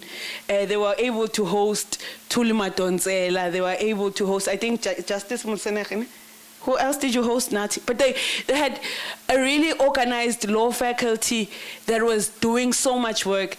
And as the years went on, they were even able to sit in the law faculty appeals as BLA, as a society, not as an SRC, because of the way and the work that they were doing in the faculty. So, in essence, don't wait for political parties to come and approach you. Because sometimes you're not going to be find space. By the way, political spaces are very suffocating. So some of you are not going to cope with that toxic and hyper-masculinity that is portrayed there. You know, and it's a discussion that you can have with anyone in politics. There's a lot of patriarchy that is going on. There's a lot of hyper-masculinity that is going on. Women have to work 2 times harder, and so on and so on. But these societies that are in the institution have a huge role to play. And you know, MedSoc was also, and SCO were 2 of the most prominent Christian societies. And when we wanted to talk to Christian organizations, we would call all of them and say, as SASCO would like to have a gospel extravaganza, we'll bring Betusil. But we don't want to do it alone. We want to do it with Christian organizations. And you would have them plan the program. One would be the program director. Another one would deliver a message of support, and so on and so on. So I need you guys to stop seeing being organized as being under a banner. In Fees Must Fall, we were organized, and we were not organized under a banner. And I was, again, leading SASCO then. It was one of the most difficult times. I still think it's a big trigger for me. A lot of people see it as a victory and whatnot. I just think, God. And when we did that, I can tell you the number. I was leading that with Tando, actually. We were co-chairs, I think, of the committee or the steering committee, and Tando by then had decided that he was apolitical, or independent, yes, independent, sorry. He was independent. He's a very bright mind, and he'll always say, okay, as young people, how are we pragmatic? Favorite line, how are we pragmatic? What are we doing? Are we gonna wake up every day and close the gate and not have a plan? I think it's important that we have these conversations on when you close down the gate, And when the university management sits down and says, what do you want? What are you going to say? And I can best assure you that we did the research. We sat, we spoke for days and days. I remember there was a time where there was a committee that was sitting in this very building about awarding honorary doctorates. And we came here, and the VC was the acting VC then, was here, and everyone was here, and when we took them out, and the chair of council was a very, very conservative man. Very, very rude, very rude. And we said, but we can't be protesting for 3 days without the attention of management. Business can't go on as usual. We need you to sit down with us and let us find a solution going forward. Because as a leader, you must be able to say that, strike for 4 days non-stop is not sustainable. It's not sustainable, one, for the academic calendar. Also, it's not sustainable for the students that are not doing anything. We must be able to have these conversations. When you strike for 3 days, the strike is literally from 5 a.m. to 7. After 7, you don't do anything. Once the university has sent that email to say classes have been cancelled, you have nothing to do. Then you find students loitering around, doing things. And we understand that students are social beings and they must be encouraged to participate in social interactions. But you then realize that, hey, what you are doing now is not feeding the cause. So what I want to talk about again is, one, know what you are doing. Know the cause. 2, be aware that organized parties in politics have the ability to dilute the cause. Because everyone wants to come out as a winner. Everyone thinks it's a campaign, when it's not.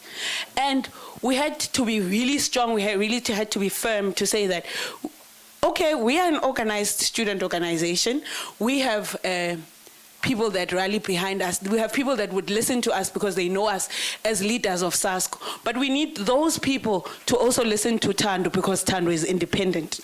And we trust that whatever Thando is representing in this struggle is the same that represents the same things that we represent. And so you needed to have that grip on understanding what you are doing, why you are doing it. And sometimes the face that you are familiar with is not the face that is going to give you the best information or solution on the matter. Someone else would come in and bring in a different perspective, and you'd need to sit down and readjust your strategy and say, okay, let's now move this way. And I think we really would have to talk about that.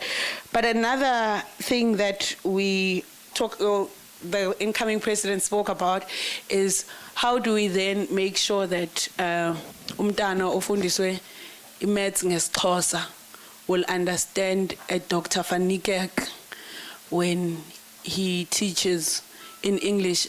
And one thing about white lecturers, they will just throw in a little bit of Afrikaans there, and it's not going to be a problem, because who are you going to report him to? And we need to have those conversations to say, when a student that is in their first year comes through orientation, they must know that these are the platforms that are available for them. It's very important. I always advise, I was even telling my little sister that, because she's doing first year, that she must at least join one society of her choice, so that she has a life learning opportunity outside of the classroom.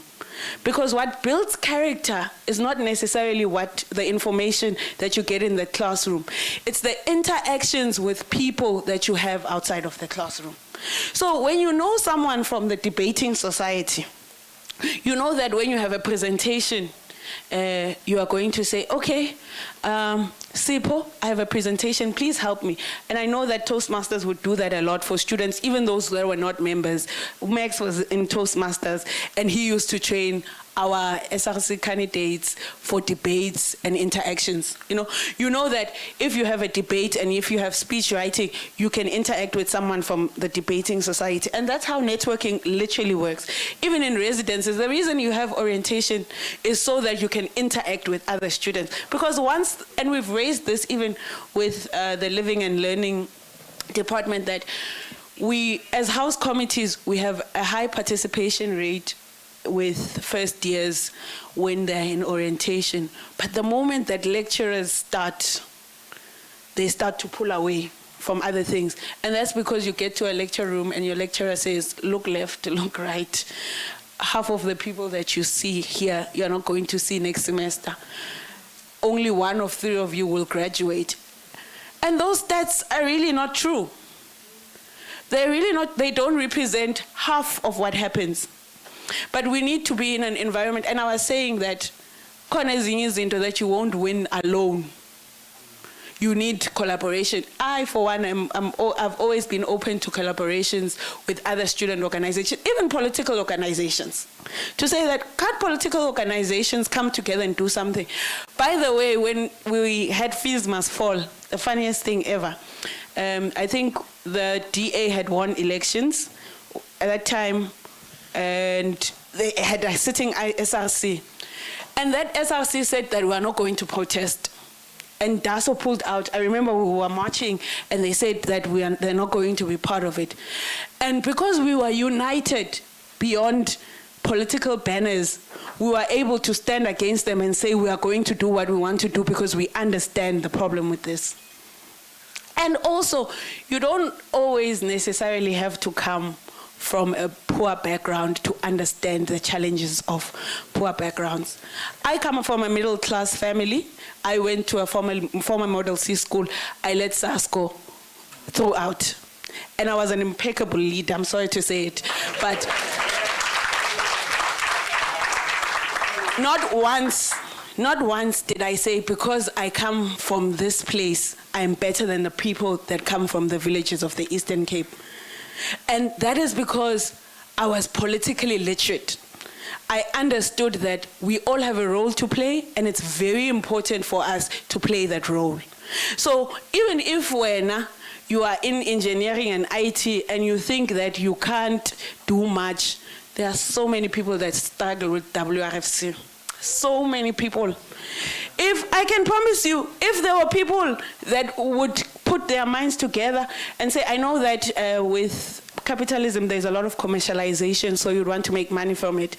But even if you have that small business of saying that you're going to tutor people or give them extra classes to supplement what they're already being given in class and in SI, I promise you your business would thrive, because most of the time, the people that are in the computer science department are white, they are very fast.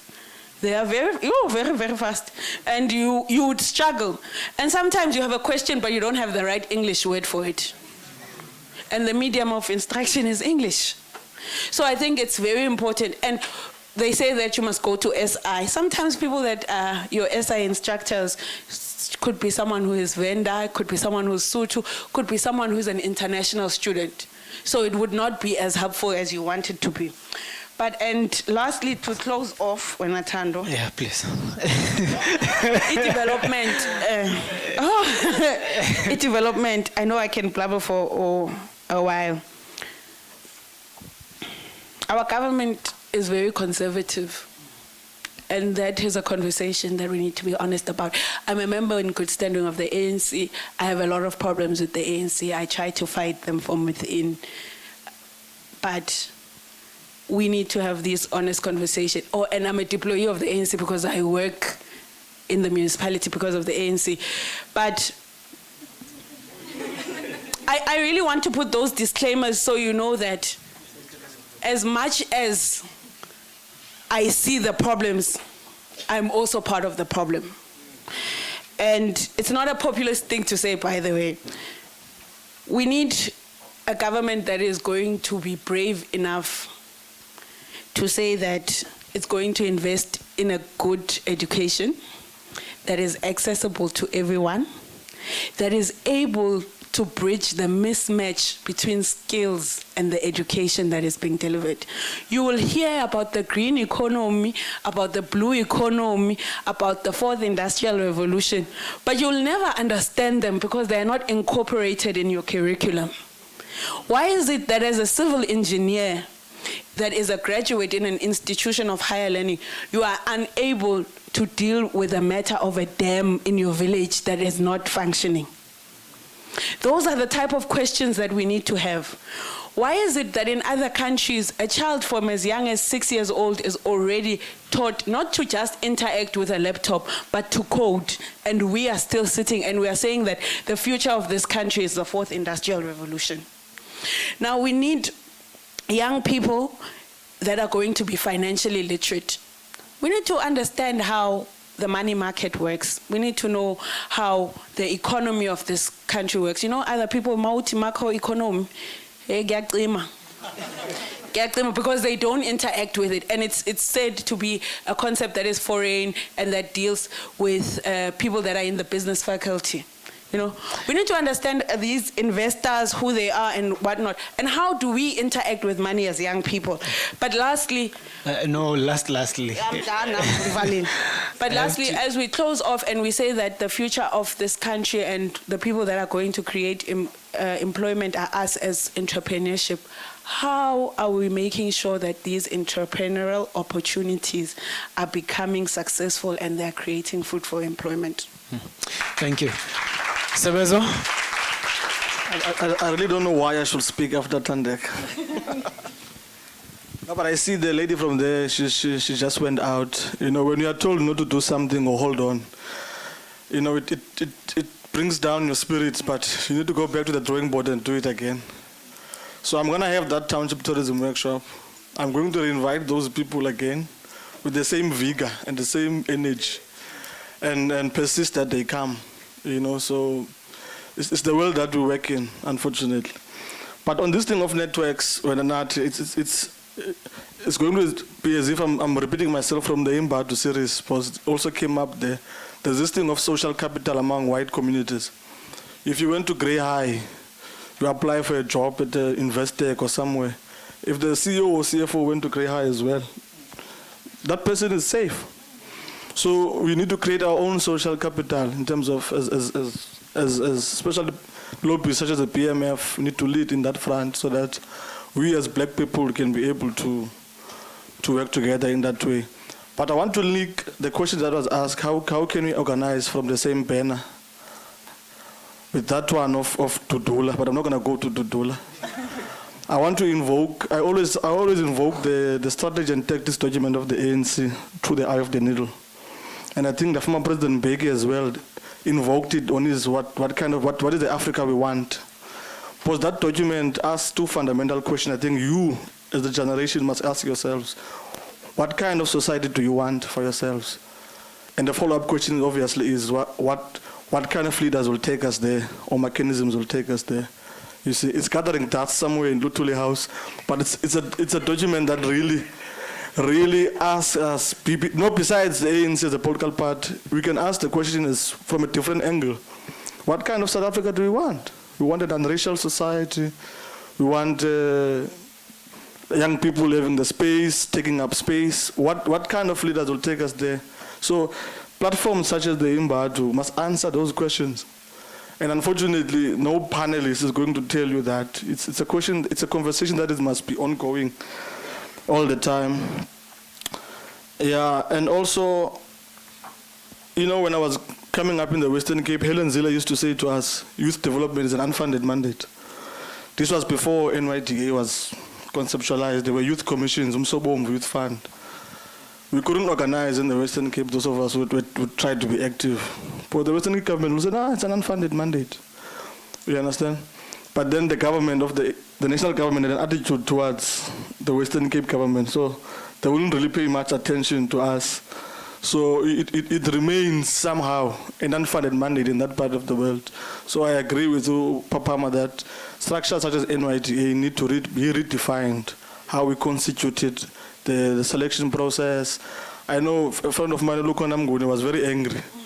I think he used this show on Power FM, you know, bashing the government because he really wanted to serve in that thing. You understand? You know, but he didn't get the platform. And also strengthening institutions of accountability, man. We can't reinvent the wheel.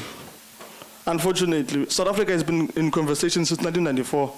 There's a lot of these embargoes, symposiums in different ways around the country, you know. And also, lastly, let's not depoliticize ourselves. We don't have to belong to the ANC or the EFF. 2016, I was a youth facilitator for social development.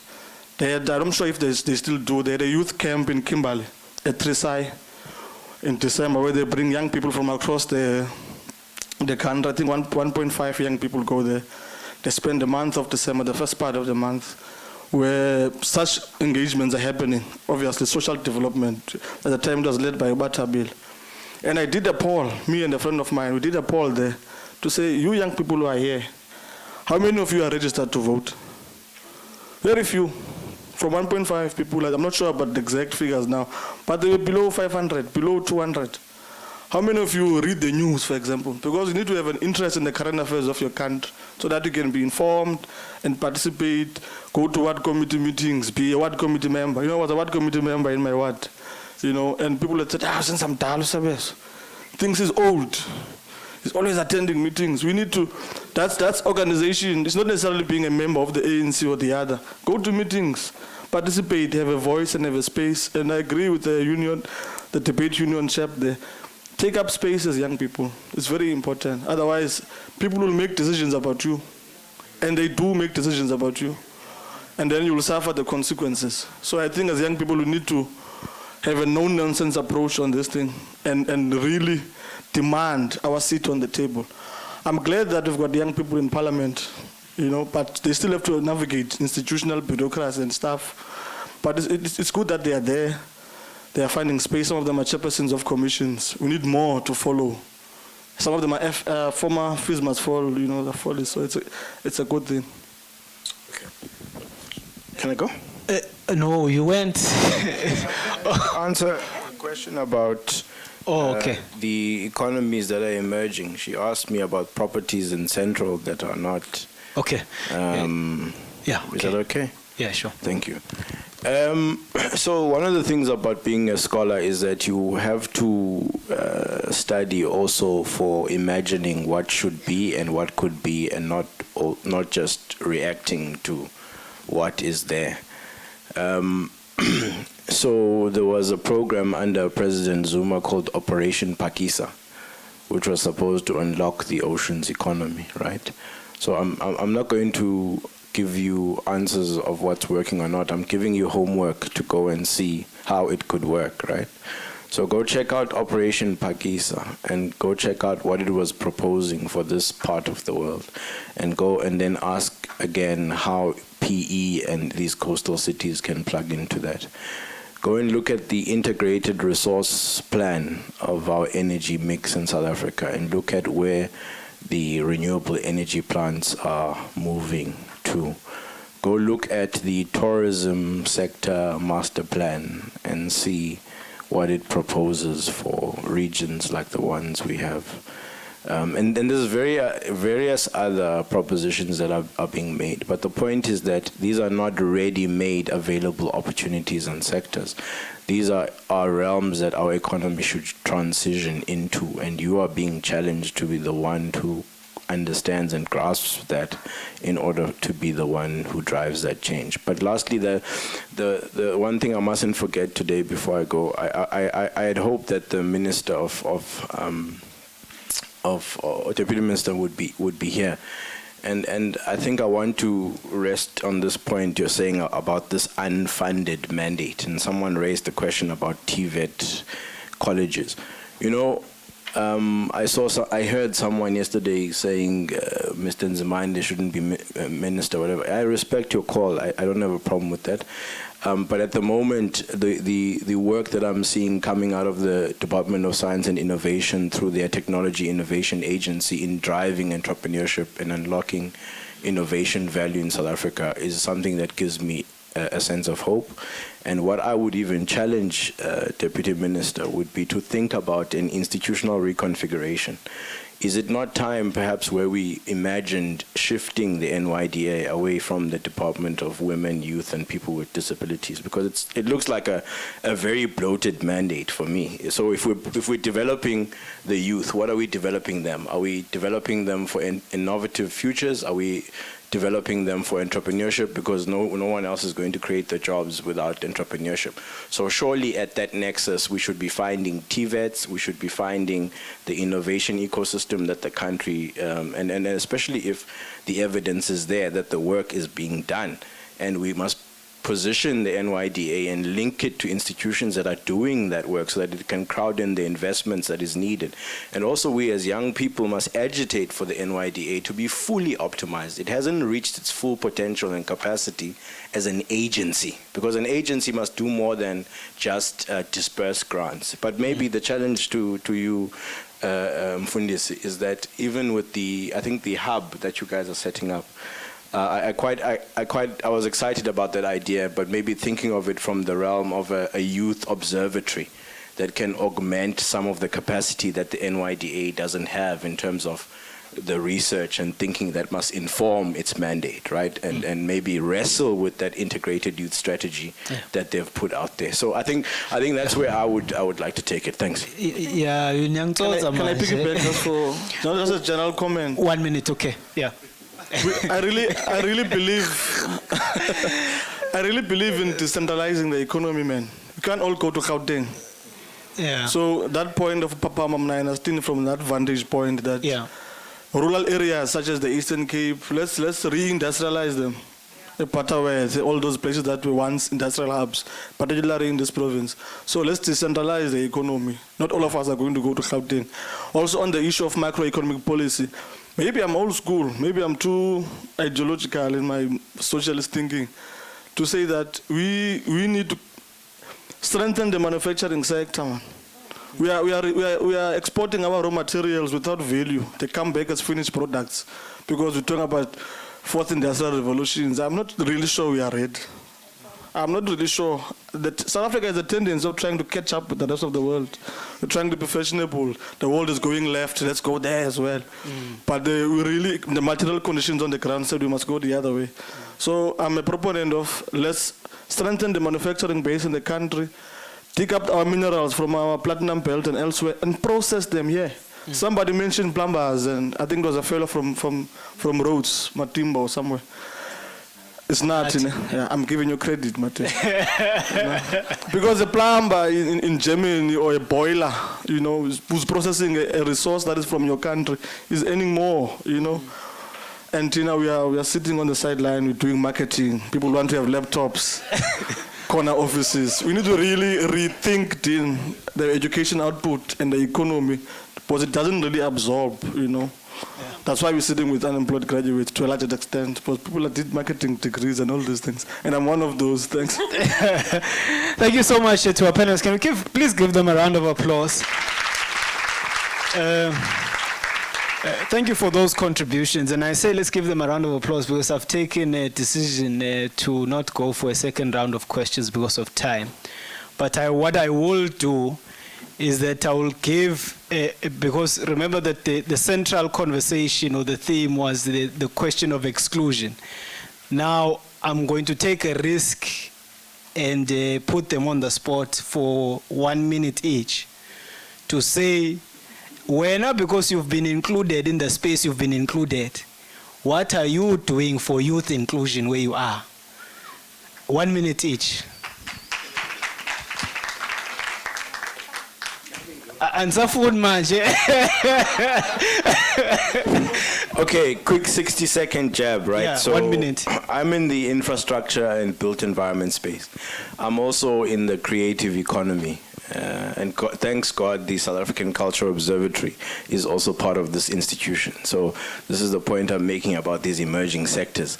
The lady from Treasury, when she spoke, I forget. When she spoke here, she talked about the alternative technology issue that gets rejected by communities. So where I work, we design schools and we go and build them in these communities and so on. You know that the major crisis there is an aesthetics crisis. So we first need to make the government amenable to the idea of not just throwing, what are these called, prefab structures as they are, but to see how better ways that they could be aesthetically upgraded to look nicer than they are. So they look like utilitarian structures at the moment. That's why people reject them. The last point is on construction. I want to say this university formed a bursary scheme some time ago on human settlements development, right? A lot of those students came out crying because they weren't finding jobs with that degree. Because, well, when you went to housing, people were like, we don't recognize this thing because it doesn't say Bachelor of Housing or whatever. So it was like an exclusionary tool, unintentional, right? What we should be doing with that tool is we should be saying these people have been given a foundation of development theory in their approach to human settlement. Well, your 1 minute is up, okay? Sabezo, quickly, 1 minute. What are you doing for youth inclusion, where you've been included? I am protesting inside. Let me be simple as that. And another issue there, this disjuncture between economic development and town planning team. There is a committee called Land Disposal Committee in municipalities, and they dispose land either for to be sold or to be earmarked for certain projects.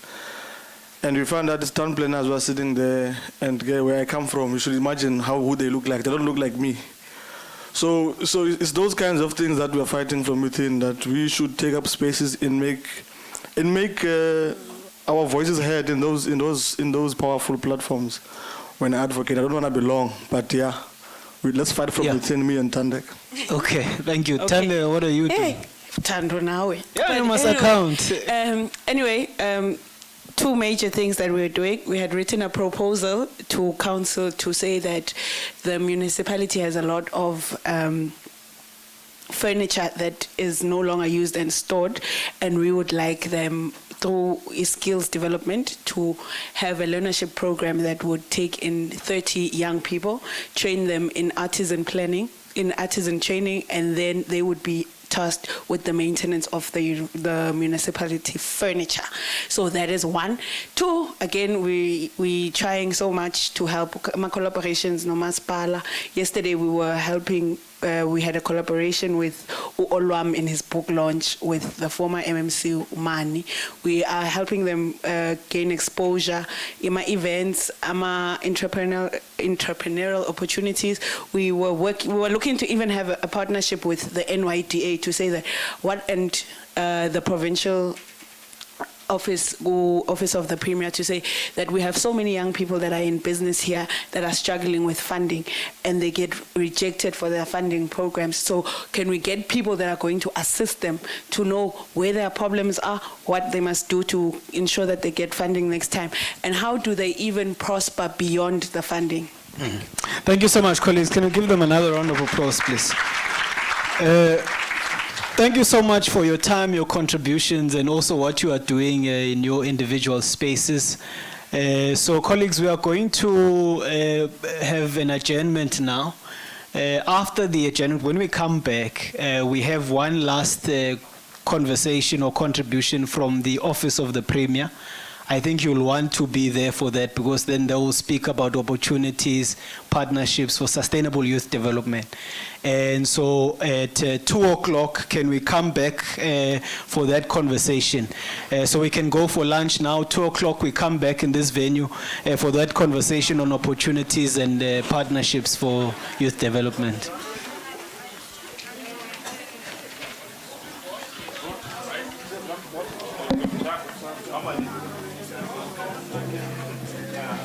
I'm sorry, man.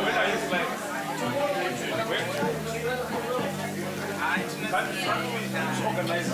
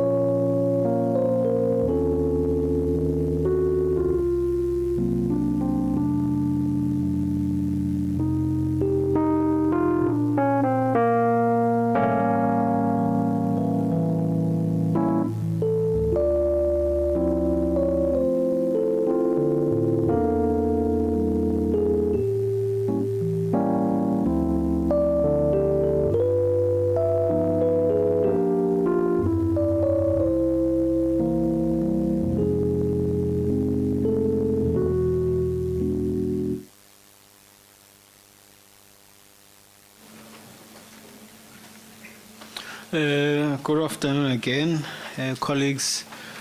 Welcome back to the final session for today. Well, the final conversation session, which will have an address from a representative from the Office of the Premier in the Eastern Cape, who will be dealing with the topic of discussion titled Mapping Opportunities, Resources and Partnerships for Sustainable Youth Development. So we'll take that address, and then depending on the time we have available, we might just have a bit of scope for questions and discussions, and then after that we'll have the final formalities of the day, and that will be the end of the convention. But can we please welcome the representative from the Office of the Premier? You want to connect? Okay, I can speak to it. I can speak to it. They can connect it. Let me speak to it. Thank you very much, Program Director. My name is Kangumzi, surname Msumbela. I'm a Xhosa speaking person. I know this surname is also likely to be associated with Sotho speaking people. I'm representing Office of the Premier Youth Directorate. I'm also a former student of PE Technical. I think once I say I'm a former student of PE Technical, then it tells you I'm over 35 already. I've been in the youth space for 26 years, since I was doing Standard 9. Also, the language of Standard also tells you something about age. So, idlangothi leadership, yes, in particular, let me open the space because we are in Yansel. Allow me to say protocol observed. It's also being a challenge to present after lunch in the last day, in particular, our processes and new proceedings. Apology for not being part of those proceedings. Umdomel Bulapa is supposed to be Ms. Tanzi, or whom I'm representing, who's the Director for Youth Development. We were giving a topic talking about the mapping, resourcing, partnerships, but listen to the presentation that I was able to engage on when I was here. I felt it's important also to lift some of the intervention programs that we are doing, in particular the Isikalo Youth Fund, because I could hear that there are entrepreneurs, aspiring ones in the house. I thought it would be flighted, but nevertheless, it was a on mapping of youth development, the youth development is central in the construction and development of South Africa. This implies that there is a need to put the youth at the center of the development. It is also an appreciation that investing in young people is not only important because of youth constitute a substantial proportion of the population, but because it is fundamental for the country's political and socio-economic sustainability and stability. Furthermore, the returns of investing in youth have illustrated by economists, demographers, through the demographic dividend, and therefore more beneficial to the whole country. Demographic dividend is an economic benefit derived from the productive and economically active population, of which youth is that population. For any country to benefit from it, the young people need to be empowered with opportunities and with skills to participate meaningfully in the society. Most important, all sectors should create an enabling environment that encourages youth to develop their talents and to take up the available opportunities. This is where the coordination of the interventions is informed by research, consultations with all sectors will become crucial. From the 25th year review perspectives of our progress and our democracy, it was decided that to further support mainstreaming activities, certain youth institutions should be established to work with government and other social partners to facilitate the youth development.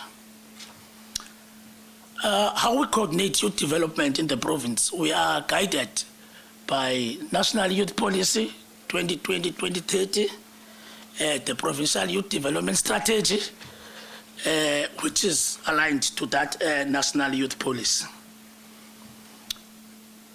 Everything in government, you are legislated in every levels of government. So we always always utilize that NYP 2020-2030 and our Provincial Youth Development Strategy, which is based on the following pillars: creating an enabling environment for youth development to partake, placement of youth for vocational qualifications, education and skills program, township and rural hubs, and entrepreneurship development. Each pillar is framed in terms of its rationale, objectives, and interventions. There was a consultation in doing this legislative documents that regulate youth development in the province. One will say we're never consulted. In South Africa, we've got what we call a representative democracy. If you say, where was the participation of youth in the higher educations? The SRC's platforms represented you. Then, say political parties that are represented in the legislature, their youth bodies participated in those processes. Youth in church, they were represented by their provincial forums.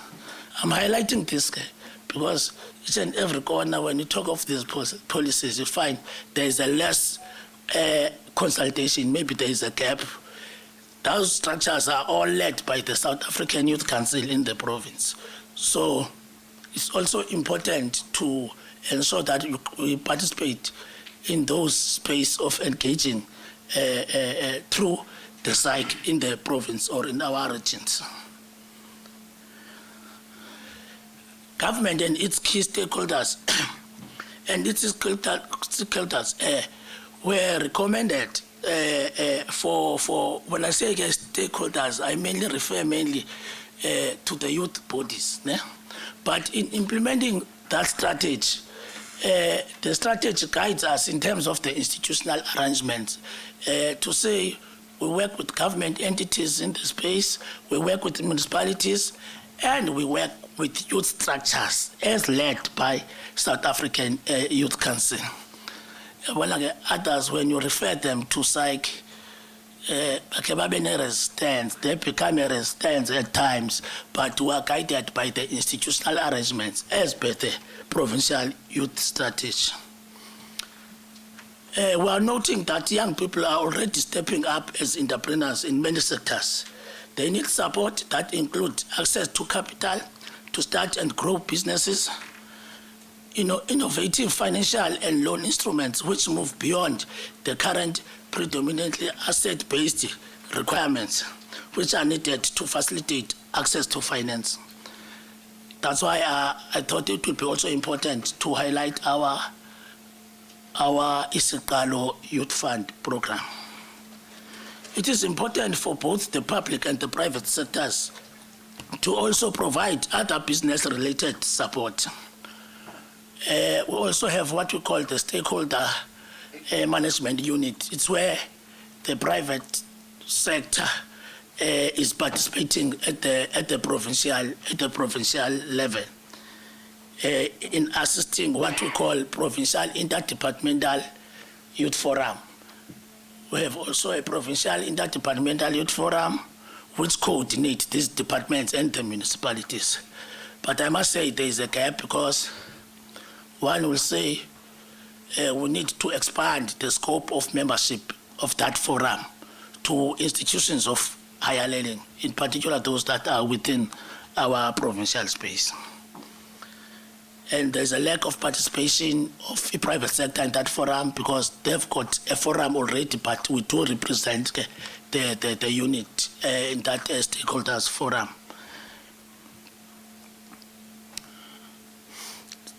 There are interventions as part of South African economy reconstruction and recovery plan that are aimed at a greater participation of black people, women, youth, and persons with disabilities. These interventions are part of South African reconstruction and recovery plan, which I will not touch it because I believe the speaker from the ministry touched on those plans at the broader national level. But these plans respond to the policy pillars, which I've just mentioned, the provincial one, but I'll just lift those policy pillars of the national youth policy because it is where the purse of government is being directed to, informed by those pillars. So when you position yourself for youth empowerment, you must understand where does the purse of government goes. The government will ensure the effective gender mainstreaming in all aspects of the plan through participation and mobilizing young people, especially young women. This includes mechanisms such as 40% set aside for women in the public procurement, legal remedies to close the gender gap. When we talk of the issue of economic emancipation, the national youth policy is very much explicit on the 30% beneficiation of youth. But that is not enforceable. Why I'm saying it's not enforceable, this issue of 30% of youth, Treasurer will tell you it's not mandatory. If you go and hold officials from SCM to say, can we see the 30% of youth beneficiation in your procurement processes? They will say, bring us what mandates us to do that. Then you will bring a national youth policy and quote this thing. But they will tell you, we are not guided by the national youth policy. We are guided by the treasurer regulations. And when you go to those treasurer regulations, which regulate procurement to be biased on young people in particular, they will tell you, they will refer you to the clause that talks to local beneficiation, which include designated groups, that is youth, women, people with disabilities, military veterans, and so on. The reality is that there are no set-asides for 30% of youth beneficiation. That is the youth SMME-owned companies. In terms of trying to do that appetite, what we're doing some advocacy programs, trying to advocate for this 30%. How? We had district sessions with departments where we invite the SCM champions and the youth focal persons in the space. Then we engage and trying to lobby. Indeed, when you engage those SCM units, they will tell you they were not aware. And through those advocacy programs, then they become cautious and eager to get that appetite. But the report that we have in the last quarter, in the provincial spending, it was less than 7% of the provincial spending that goes to youth. So we're appealing to structures to assist when we participate to those forums of policymakers. We must engage on these things and we must get these statistics, these reports. Because Tina, we are officials, you know, our level of engagement goes as far as reporting, but advocating for lobby and lobby for this to happen, we need activeness and the power of young people. Are we together, colleagues? That is the very much not accepted report that we are getting through the treasurer processes, because it doesn't happen. These things like a dream which will not come true even in the next financial year, when we're at 70% reporting about the youth beneficiation. I know as far as women, in women they say it's a provincial framework that is coming to advance the 40% of women beneficiation that has been pronounced by President. Now we're saying the youth policy has been approved by the cabinet. That also serves as a pronouncement by President. So we need to cut the space once those consultations come out for women. We've already engaged provincial treasurer colleagues to say it must not only focus on women, because even people with disabilities have got their percentage demand.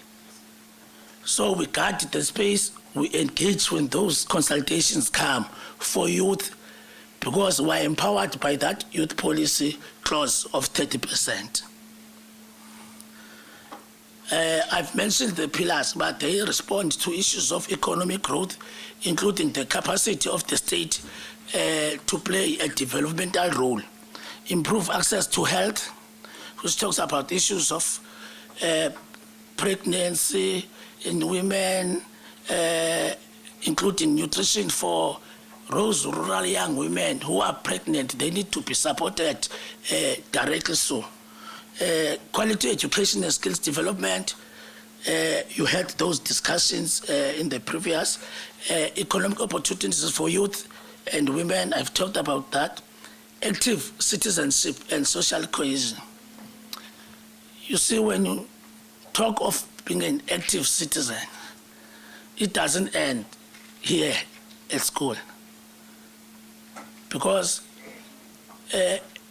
your participation is much more needed in your various wards. I know others, they participate with various organizations, but it's bad to say a product of being a student activist. We don't see you on the ground with the community to assist them in articulating and advancing these things. I normally say to young entrepreneurs, you know, you start positioning yourself with the development that is coming to your ward, with the government projects that are happening at the municipal level. Actually, there's no government program that is happening on the space. They're all being implemented at the ward level, whereby you see there's a construction of the road. When you look at the composition of the project steering committee there, you don't see a young, capable activist that is representing the interest of young people in that ward. But I'm telling you, go to those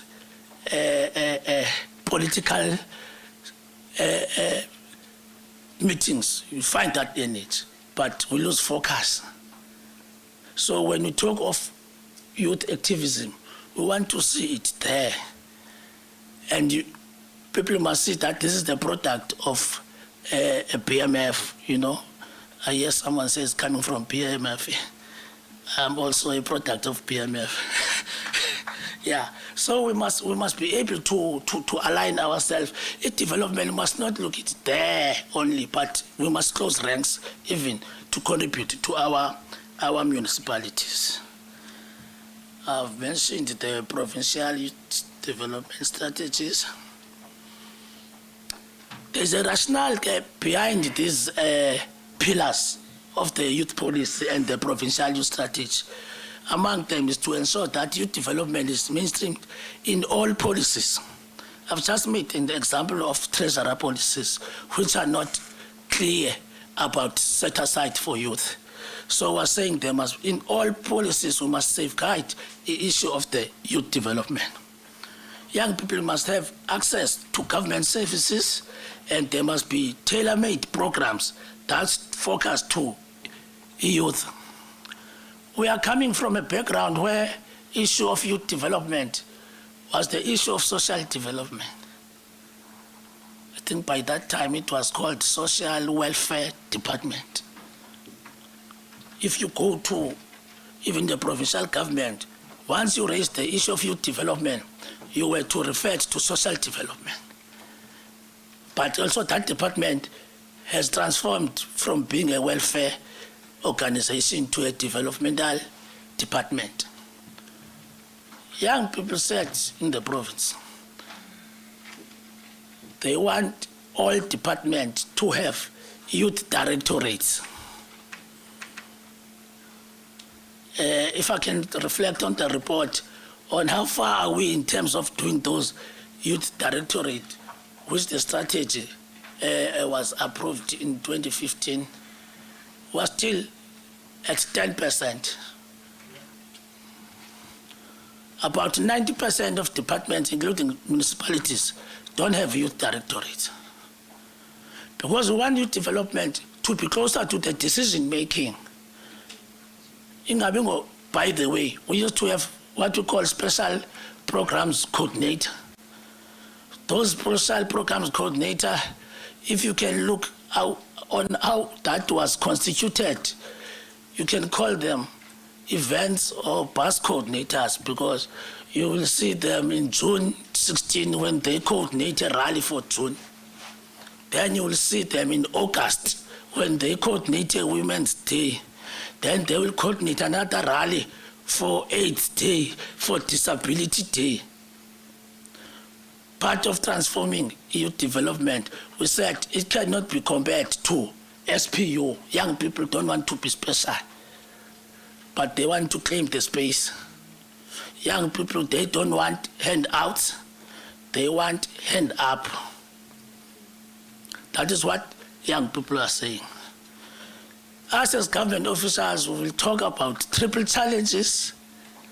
Young people are talking about triple solutions.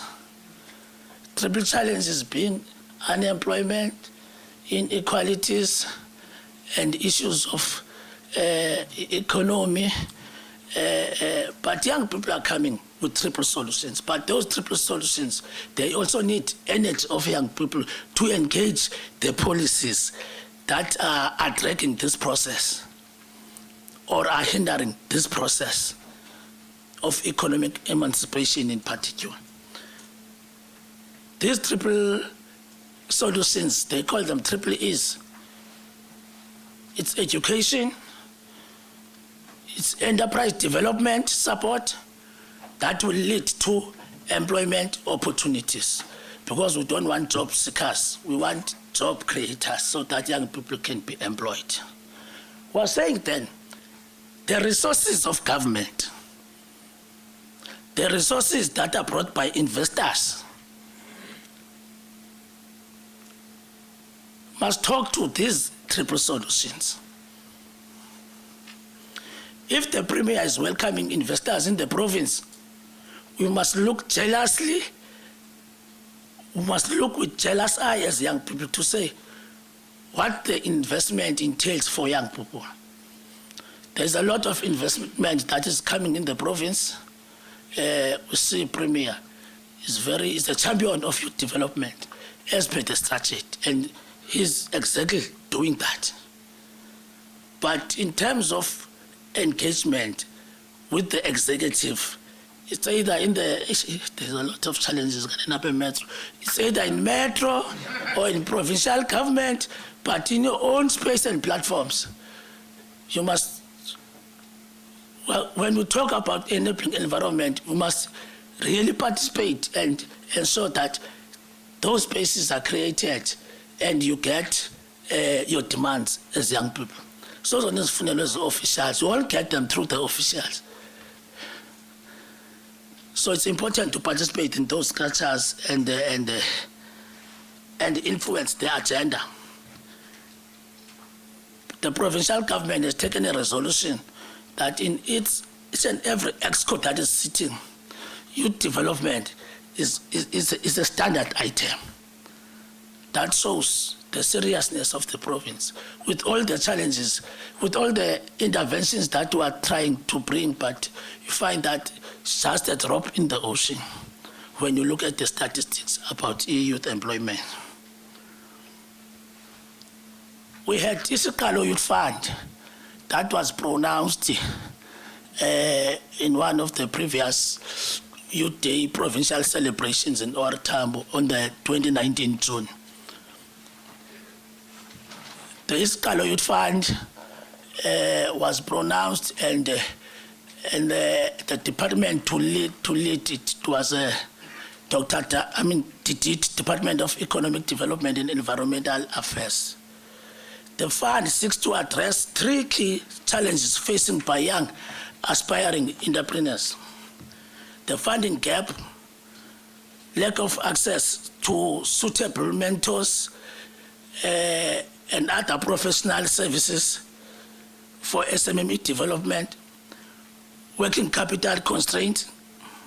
Those were the main 3 that were identified, even to those SMMEs that are being considered as being active in the economic space. The utilization of funds for beneficiaries will be supported with the asset-based finance, working capital, and the business premises rentals. The fund will finance assets as required by a viable existing enterprise so that it can conduct its operations successfully. That's why you'll see Premier at times handing over even vehicles as part of Isikalo Youth Fund. You'll see some branding of some vehicles of Isikalo, but when it is in another department, and I didn't indicate that, it was led by DDIT, that is Department of Economic Development. But we have, since the last financial year, took a decision. Actually, the provincial executive took a decision to say it must come and be managed at the office of the Premier. It's because in the departments, they've got their own mandate. Unlike the OTP, to assess OTP, it's an intervention program. So we don't say we don't fund your company because it's sport related. We don't fund your company because your business is run through the cooperative or NPO, of which in some clauses in other institutions, the policy doesn't assist on that. We support with office machinery, plant equipment, ICT equipment, commercial vehicles, as I have indicated, targeted sectors.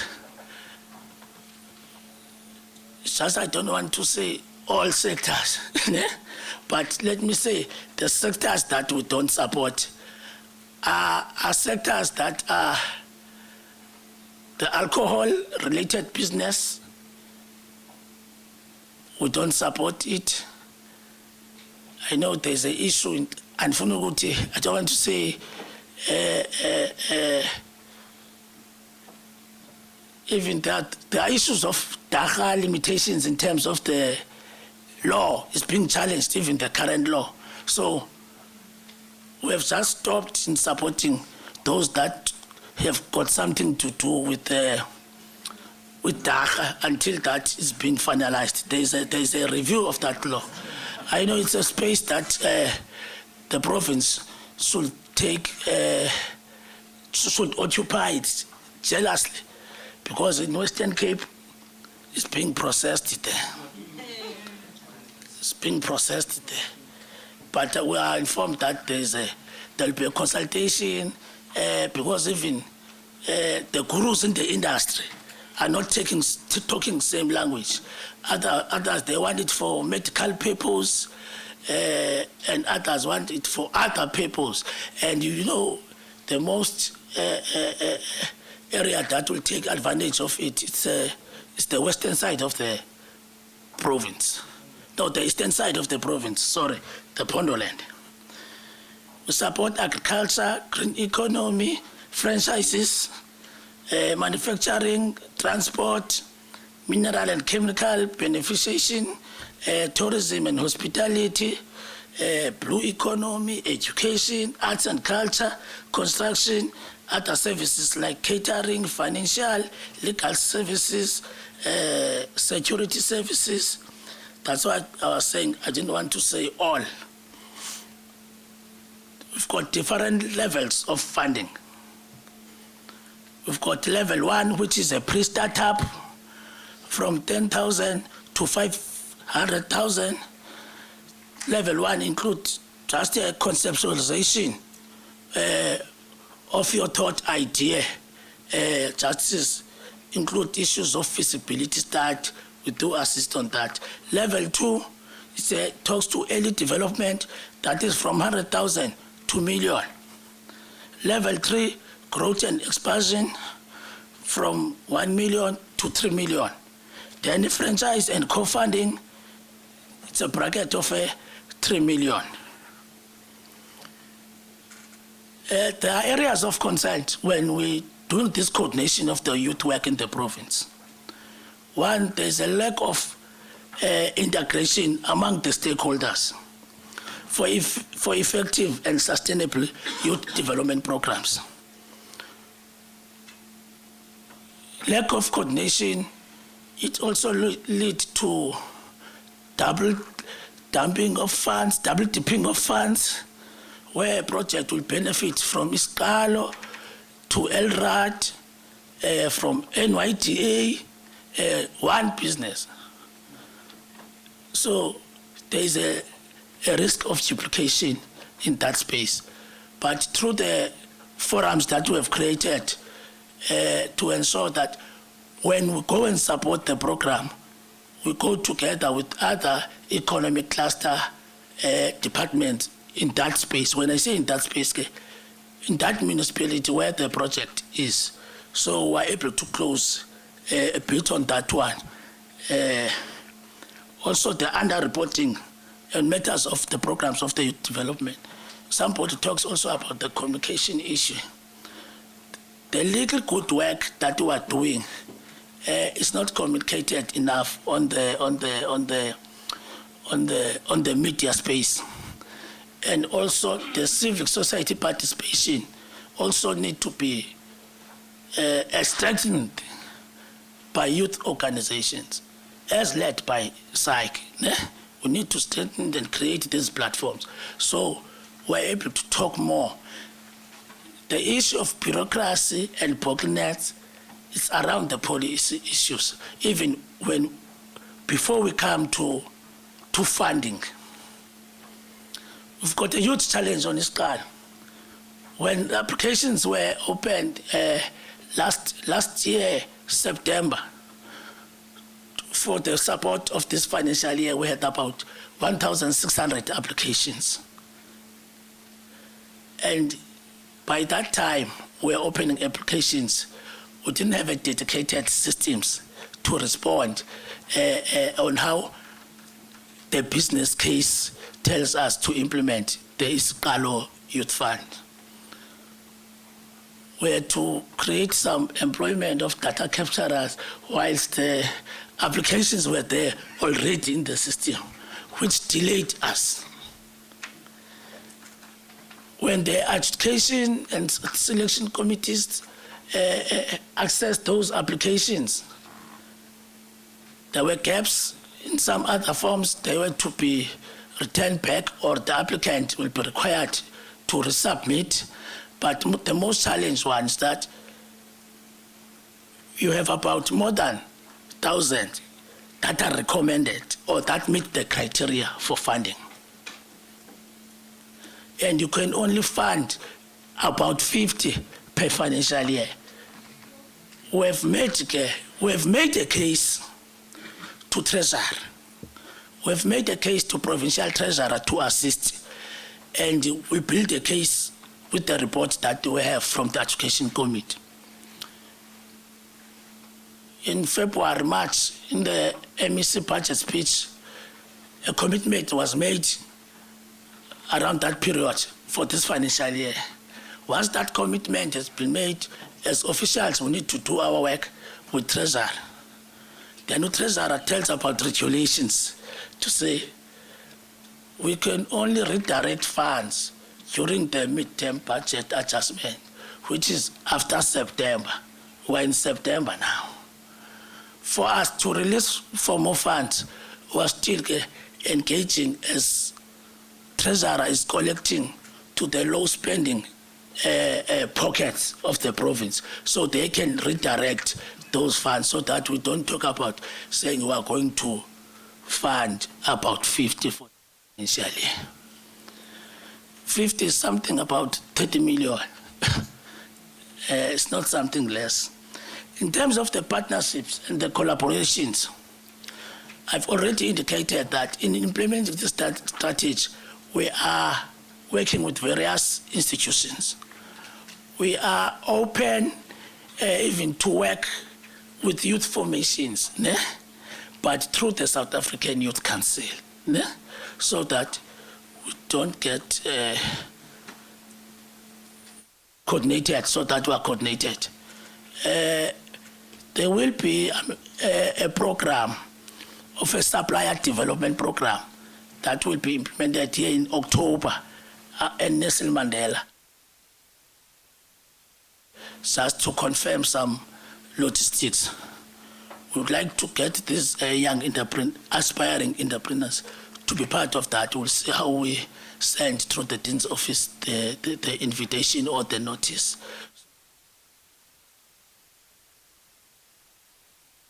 We are doing in the regions. In terms of other formal collaborations with the institution, we are open and to have a discussion to say what kind of programs can we support or partner on. I know at some point we had the MOU with all the institutions of higher learning in the province. Maybe we'll also need to go back and check clauses that we can lift for the benefit of the community of the NMU. I've just tried to lift some policy issues and how we map the youth development in the province. Thank you very much, Program Director.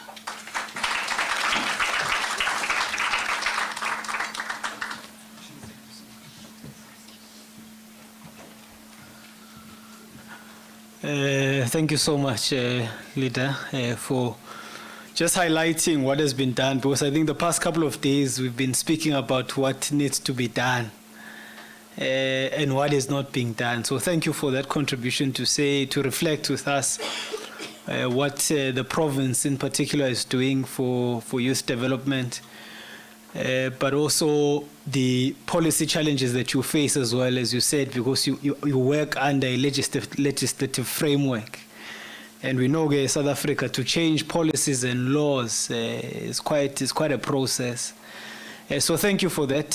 Thank you so much for that contribution. And can we please give him another round of applause, please?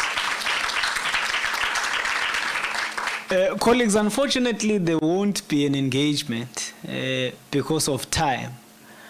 I'll have to say that, unfortunately, we can't. No, one will be two. You see now I'm seeing three. No, we can't.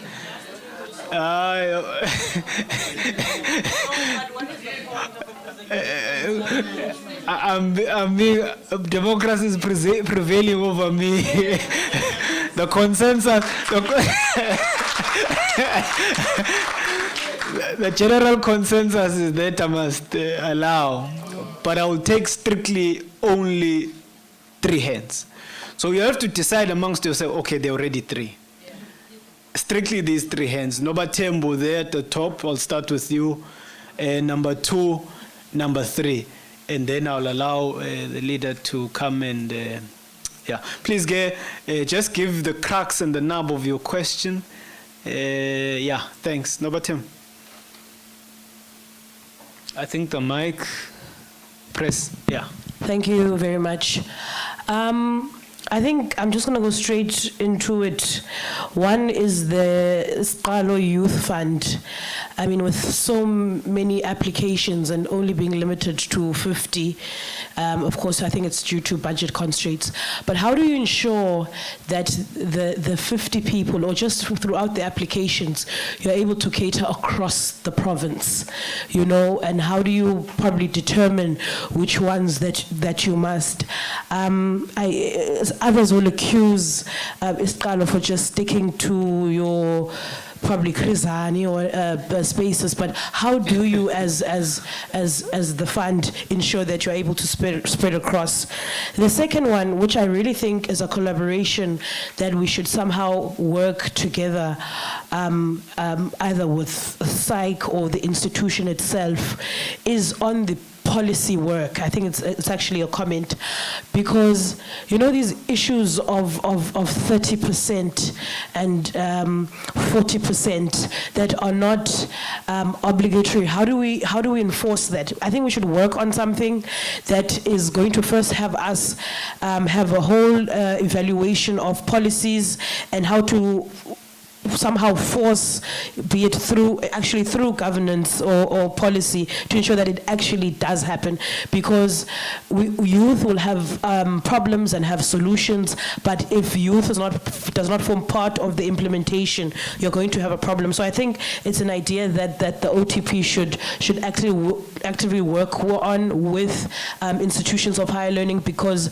that is where most youth is organized. Thank you. Thank you. Number 2. Thank you so much. Good afternoon, everyone. My name is Sakum Zidukwe, a master's student in entrepreneurship in the university. My good sir, can I please have eye contact with you? Thank you so much. Mine is not a question, it is a challenge. You've used a couple of words, announced, pronounced, and then the last one you said you are open. Me, I'm giving you a challenge. There's a lady here who said she has a cleaning company. She's not even published her book. She started a chic business in her own room. I know you have problems with policy and whatever. And after this conference, because we always have these things and tick boxes, but we never have practical solutions. And we might not, and the dean, be able to hold you accountable. But I'm challenging you to help that lady. And I'm expecting a report by the end of this month. You must fund her. And then to show to us that you are working. I have no proof that you are working. That lady must be assisted, and we need a report by the end of this month. Thank you. Leadership. Number 3.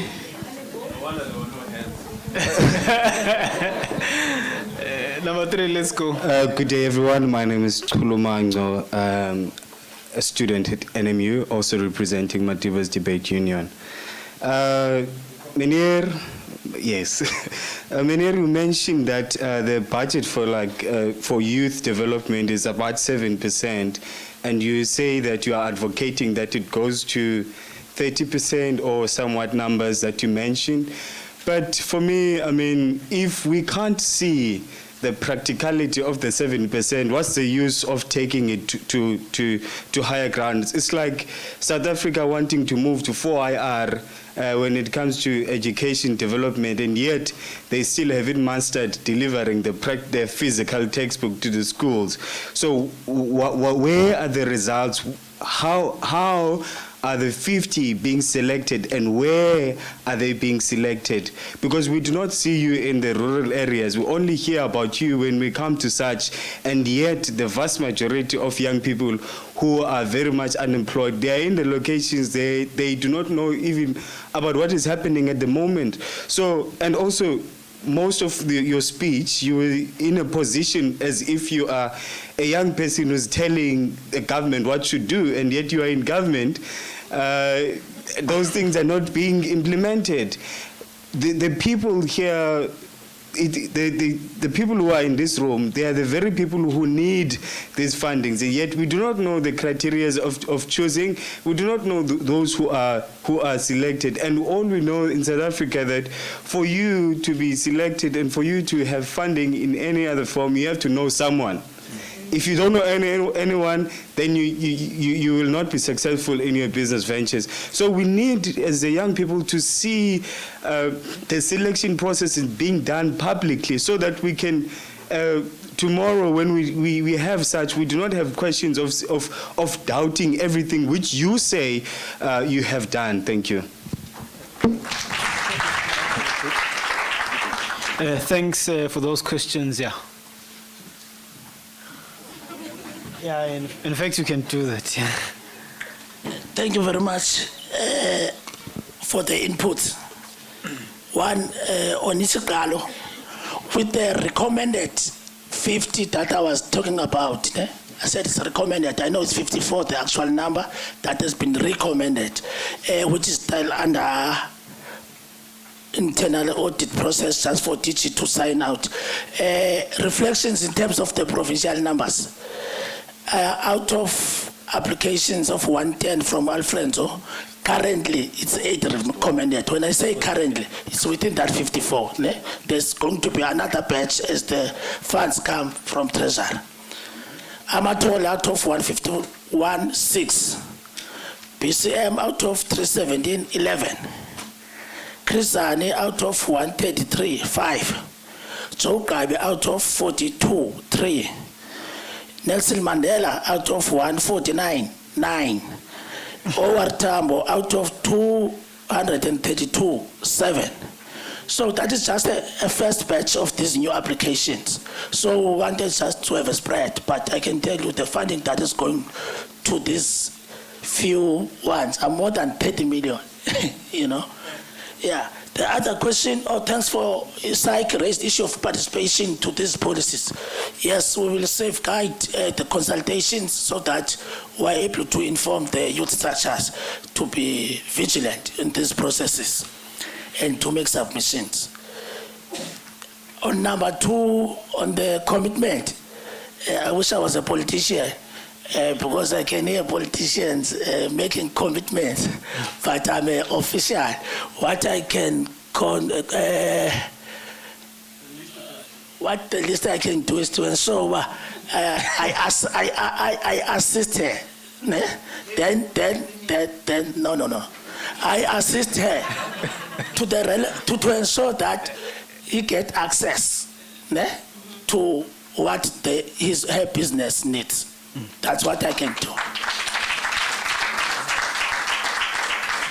The 7% was not budget for youth, was the expenditure, if I may use that word. That is the government spending in the last quarter was even less than 7% on the government procurement of the province. So that's our cry, you know, to say they must look beyond whatever system that tells them. They must look beyond to ensure that at least the young 35 years owned companies are benefiting. Thank you very much.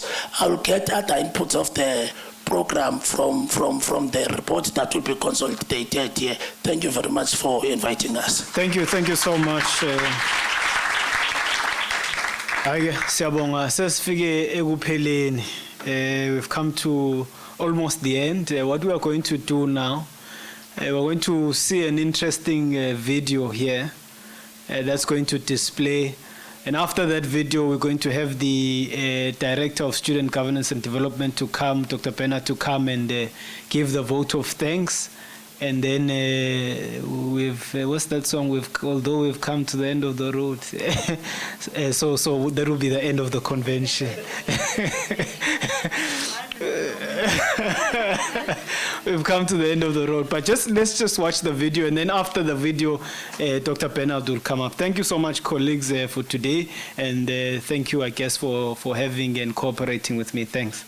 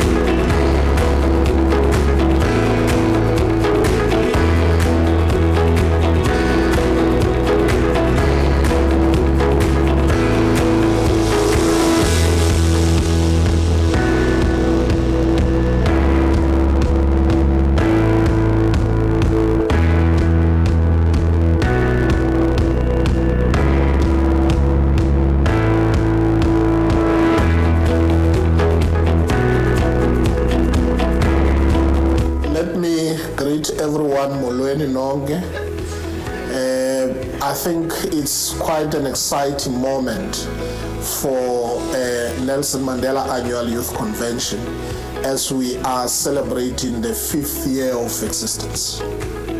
I think it's important firstly to indicate that the 5 years has not came easy, has came with a lot of rich marrow and bone and initiative for youth development at the forefront. Guided by our Vision 2030 as Mandela University, one of our key responsibilities is to take care of the needs and the plight of the people of Africa. This strategic direction says to us that the kind of graduates that we should produce at the university are those change agents that are able to really cultivate their energy towards sustainable, solution-based to address the marrow and bone of challenges of Africa. In the period of 5 years, we have attracted quite a number of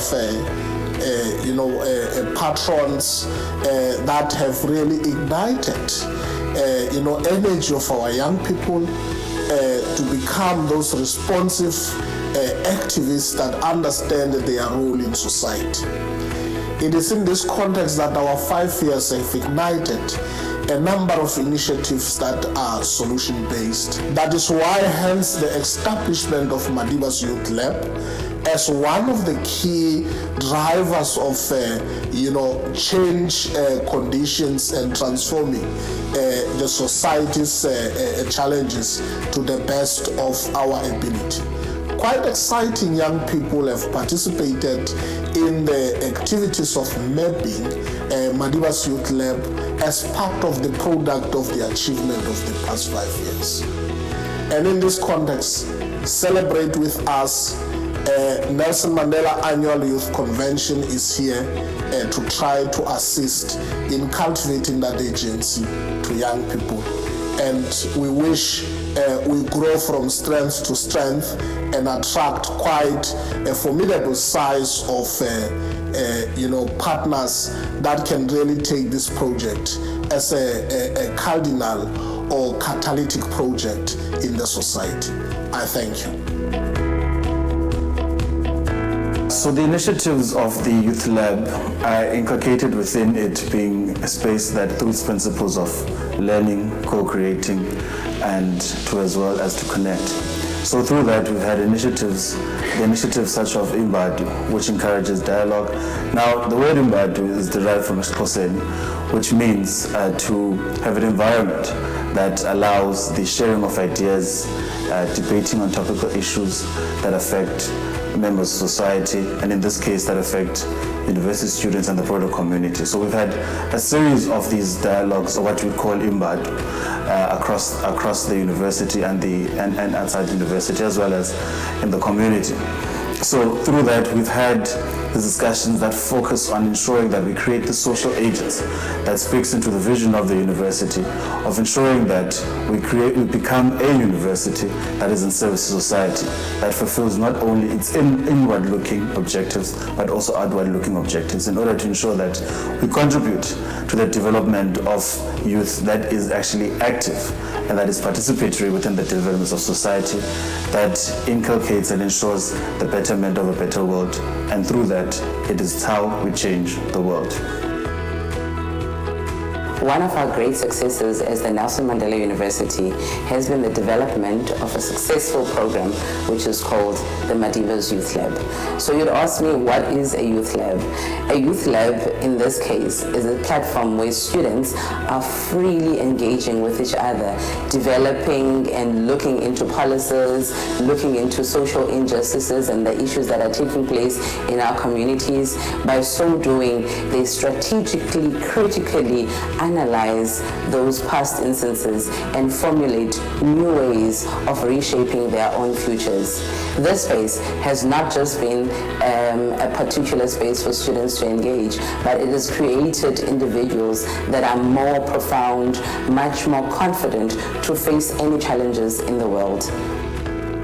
The big question is, why do we encourage our students to be innovative and critical thinkers? This has been informed by our Vision 2030, which the institution itself has been embarking on to ensure that all our students have attributes that when they leave the institution, people can identify them with. We have also noted that it is crucial that we recognize students and respond to each and every individual's needs. By so doing, we're looking at a student individually and holistically, realizing that before they were graduates, before they were students, they were a human being. And therefore, in this particular space, students are able to be who they are. Throughout the process, we've also ensured that our students do go out to the communities, because we believe them coming to the institution for learning also prepares them to be agents of change in the communities out there. So by joining the Youth Lab, students develop throughout, first and foremost, in the communities that they're in the university, and then it spreads out to who they are and who they should be and the kind of leaders that they need to be in the different communities nationwide. The Madiba's Youth Lab is a space that seeks to focus on youth development within the varsity and the greater community. We've seen a lot of students coming in, and to a point that we now have some familiar faces, and there's new ones all the time. The students come in, they engaged, they are fully comfortable to ask whatever questions they have about the society, what's going on outside. We see the audience being engaged, and it drives us to now make more of these events and to just invite these people that are going to be a great panel and a great facilitators who bring exciting topics. We always have interesting panelists and facilitators coming in. I remember we had J.K. Pamotse coming in. It was also a discussion around mental health and going for your goals, trying to achieve what you are thinking of. This builds a society or an audience or people that are going to be great leaders, great activists, and people that are now thinking of being entrepreneurs after these events. When they attend, they don't really know what's going to happen, they don't really know who's coming in, but they feel comfortable to ask whatever, and sometimes you take a new direction and new questions arise. They're very uncomfortable sometimes, but sometimes it's a happy space where people are very relaxed and open to ask whatever questions. Now they go back to the community after they attend, and they can now help other people around them. So it's mostly just building a society that is able to help one another to grow and to build each other. Attending these events stimulates your way of thinking and redirects it into a positive space where you want to better yourself and you want to do the greater good.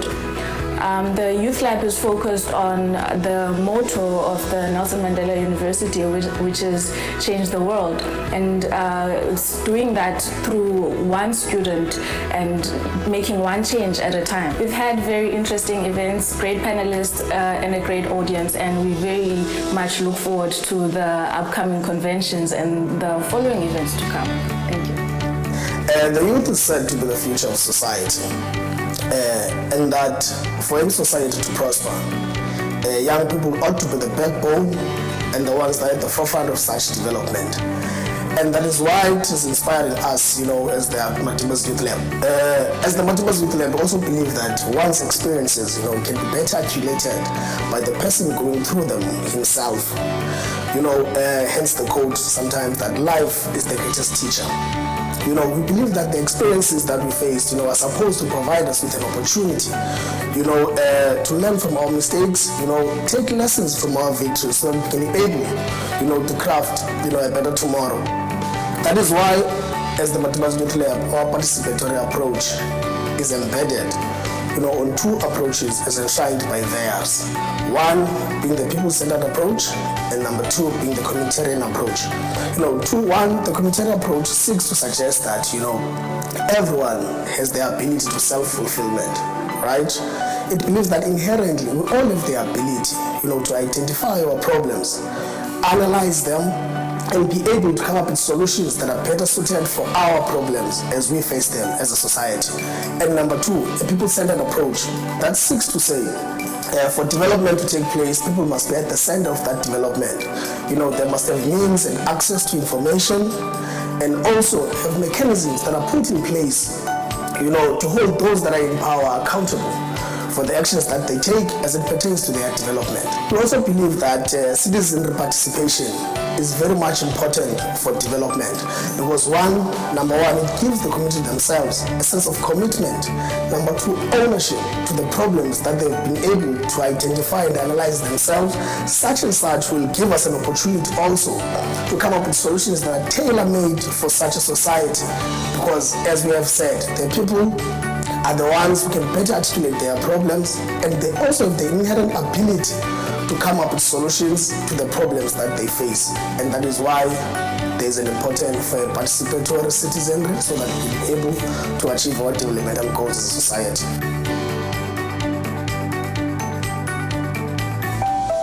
Greetings, Mandela Mashalaba. I was facilitating the Imbatu series, which is the first of many series that will be continued by the Madiba's Youth Lab.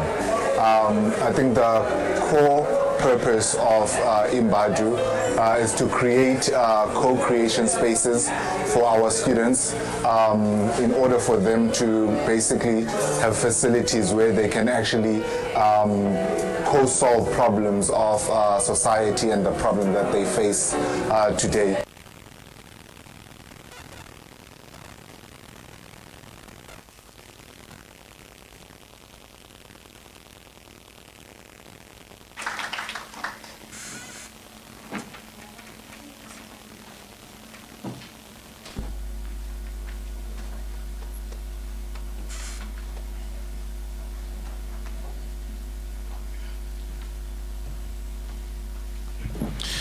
Well, thanks very much, facilitator, for the opportunity you have afforded me. If I didn't want to speak much, I would have just indicated that the video that you just watched now represent exactly what I would have said as I stand here by the podium. But obviously, even if my responsibility is quite easier, it's very important to demonstrate that indeed there is a number of issues that have been reflected here, and how do they connect specifically. So that a vote of thanks should not be to say we've spoken and thank you very much, let's all go home and travel safe. So I think I'm ascending here having a very bigger responsibility than perhaps the speakers who have shared with us in the past 2 days to connect the dots. And it's a very difficult analysis. As I was sitting down there meandering, I've been asking myself, how am I going to give what you call summary of summary for really all the issues that have been reflected as I was sitting down and attending and so on. And I realized that I'm only speaker who's very fortunate in this convention, because after I've said thank you, there's no questions that must be asked. So whatever I'm going to say, I said to myself, please give a fair analysis so that you don't take a podium and defend your own territory and butcher young people without thinking in their shoes.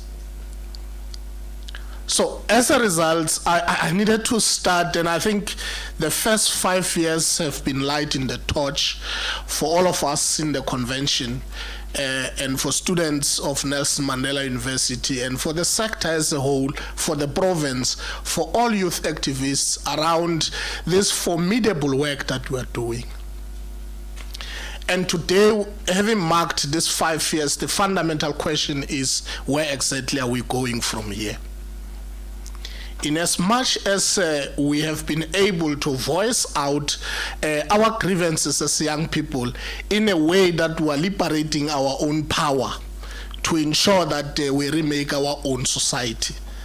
but what is it that we have in store that we can capitalize on, that we don't have to throw bait into government and be those organic young people that understand their space in society.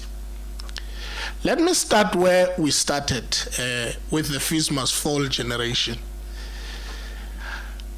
I happen to be a student leader even in my time, happen to serve in the highest decision-making body in the then Technicon in my institution. Towards the end of the year, the council meeting, I come across an agenda point that proposes fee increment, and I went into that agenda point because I think it was my interest as a son of a working class to see what is in store for all other poor students who are coming to the university and the children of the working classes they are coming. I went into a document. It said we are proposing to the council that a 6% hike on the fees. I asked in the council meeting, I said, Chair, just tell me, have I missed this agenda point maybe in other meetings before it comes here? There was a response, and the response was, no, this is a prerogative of the council. I said, okay. I happen to be privileged, to be elected again is a privilege, it's not a right. I happen to come again in the council, the same agenda point comes in. We propose that this time be 7%. Okay. I asked the same dumb question at the time, and I was informed that it's a prerogative of the council. Then I took my calculator and understand from the working class background I'm from that I struggled to pay tuition fee because TEFSA didn't fund me that year. I'm struggling to buy food sometimes, but at least I've got where I'm sleeping. All those struggles. In 10 years from now, how much this fees will be?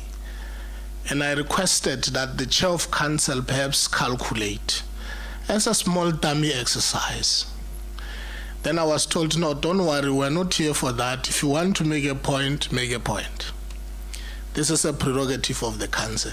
When I moved out of the meeting at working time, I said to Professor van Rasbeck then, who was the rector and the principal in the then Technicon, he said, I said to him, look, you see, this thing is going to be a ticking time bomb, the way it's being handled. And my narrative was the fact that when fees are going up, my mother, who's a nurse, is still earning the same. My sister, who is even if I'm a son of a working class at multiracial, sometimes we have to sacrifice for that tuition at multiracial to be paid. Now, cascading down, you'll see complexities of the society we are living in.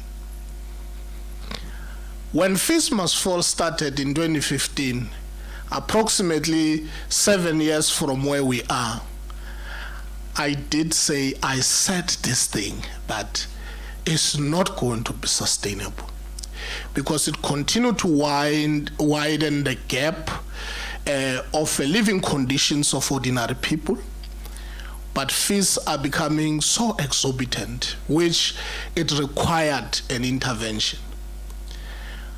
The second story goes like this. In 2015, when Fees Must Fall started, in an institution where I was working, the first 2 days when students got into the street, they got very violent. A contingent of police are sent to the campus. A white male who was the commander-in-chief of them spoke to the university and asked, what is the mandate that we must do with this situation? And one of the African, maybe it's a deputy commander, asked, in fact, what is the issue? Why are these students doing what they are doing? Then the university explained that these students don't want to pay a tuition fee, they want to study for free, they want all of those sorts of things, but they just want to come here and don't want to pay a cent. Whoever was a representative of the university thought he's saying a bold statement. I saw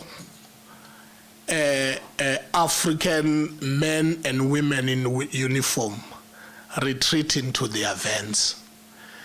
Now, I took time to just ask them what exactly, why are they retreating? And one of them, very brave, said, but I think these students are right. We've got children that we're working, we've got children that we are suffering to the T in order to raise their tuition fee. Why is your tuition fee and your fees generally in a university so expensive? And I'm responding to the relevance of that in saying, in as much as fees must fall was a struggle waged by students, but it was a struggle of the society. You cannot distance that struggle from how society has been constructed. South Africa is a very unequal society in the world. And the question is that if we are saying this now, this generation of youth that you are saying to yourself you must take over. I sat down, as I indicated, I was meandering around whether you understand what the meaning of takeover is. Because you ought to make some choices that are very difficult in trying to turn the wheel.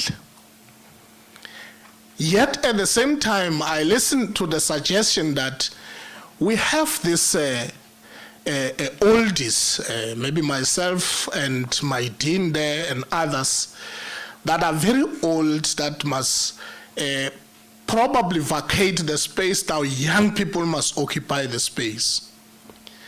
Now, let us deal with the question of whether is there an understanding of what occupying the space requires.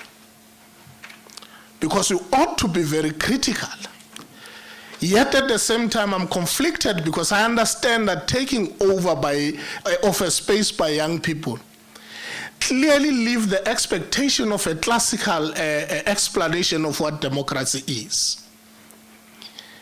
It says it's establishing a government of the people, by the people, for the people.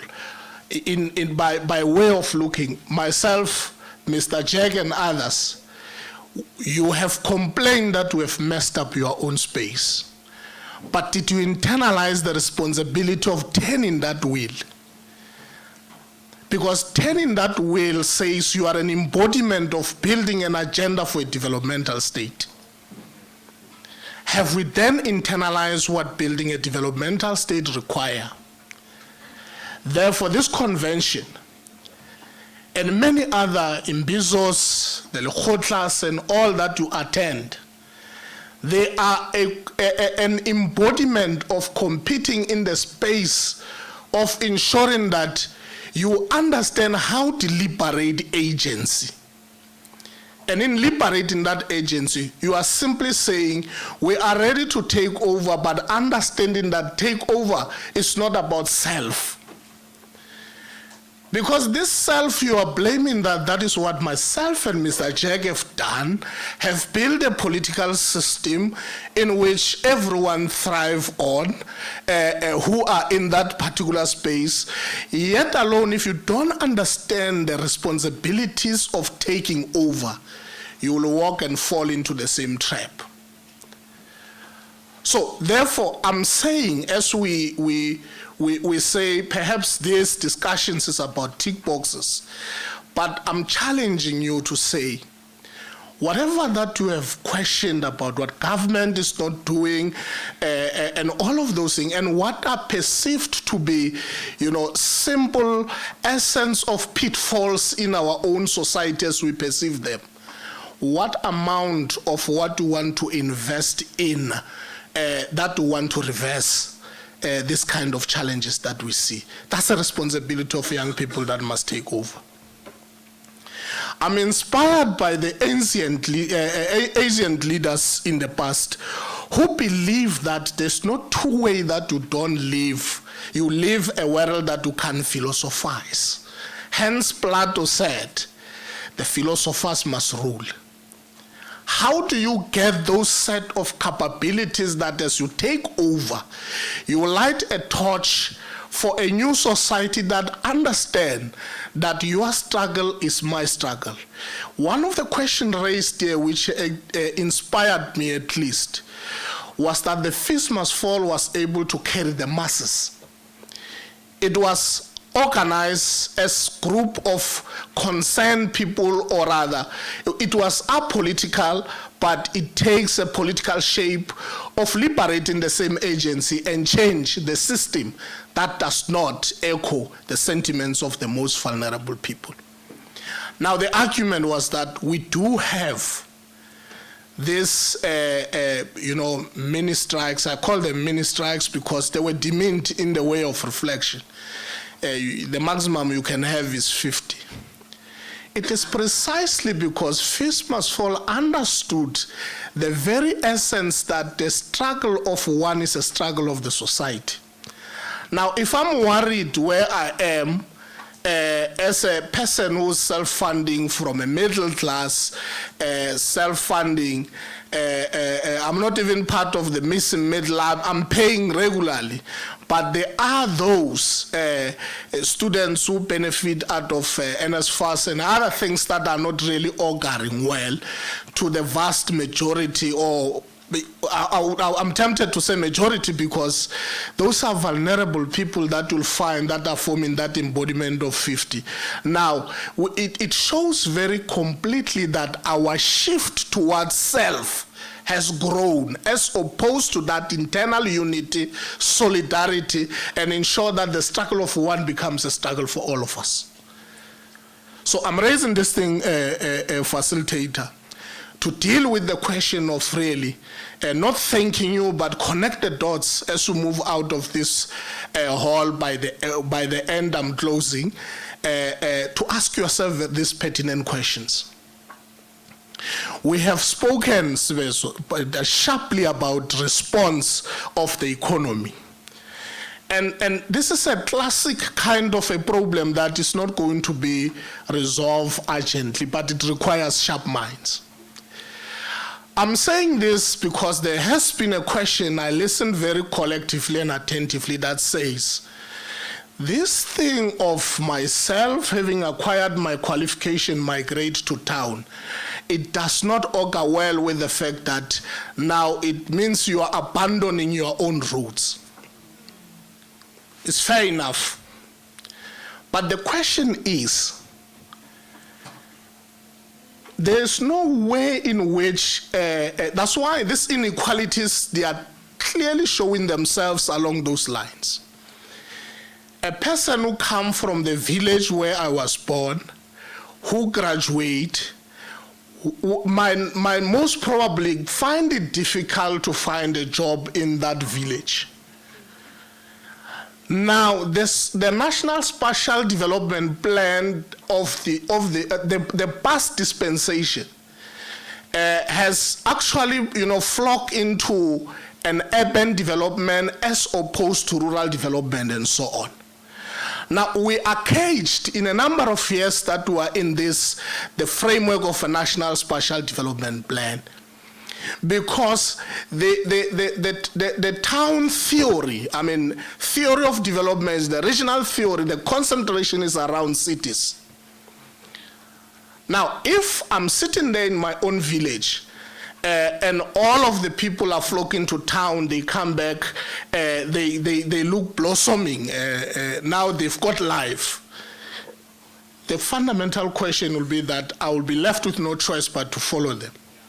And as a result, we forget about the issue of blaming ourselves and ask ourselves pertinent question. How do we alter the policy space to really deal with the pertinent issue of altering policy environment in order to deal with the issue of the spatial development plan that has not responded positively to rural development? because that's a nub of our challenge. You spoke eloquently about the issue of the mineral and resources that we ship to China. China has invested in what we call industrialization. There have been a question of industrialization in South Africa, but where it is, perhaps it's only myself, Lufefe, and others who might be privileged to be at the level closer to the process to benefit. But an ordinary person, mashallah, from where he come from, can't access all of those things. And therefore, the question of industrialization in the spatial development plan that we find ourselves will only concentrate into cities, and therefore will fail to resolve the question of urban migration. While we speak about migration in the context of African people who come to our own country seeking for the same political economy that we have to recreate in our own country. But the fundamental question is, who's going to remain in these villages that when I go home after a day, I realize that this place has changed a lot? Therefore, our lobby and our energy towards cultivating rural development and township development, it's a solution to resolve the question of urban migration. I want to stop there because I might be tempted to start a fresh new debate that deals with a number of issues. No, I've been provoked from day one, so I have to really, abuse your opportunity, facilitator. Let me thank, as I am going to conclude now, let me thank the Dean of Students first for really providing us with a direction and his leadership, his patience. His patience to where we are. These things did not come easy. And also appreciate the team that put together this. It was a team of Madiba's Youth Lab and a team of SGD, who are all under one division, by the way. We are dismantling our own boundaries to ensure that there's no silos in our operations. So we tap into talent where it is there in order to ensure that we put together this.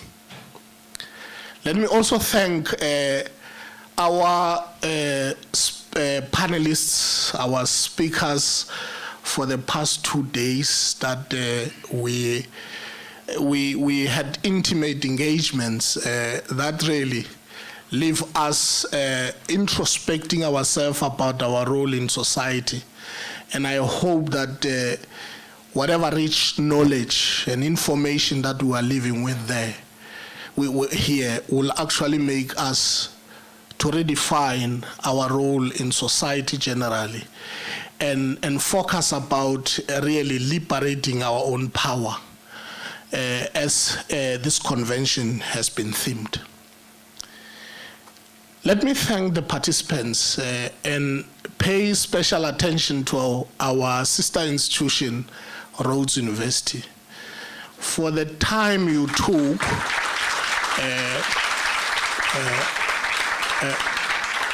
for the fact that we invited you within a week or two.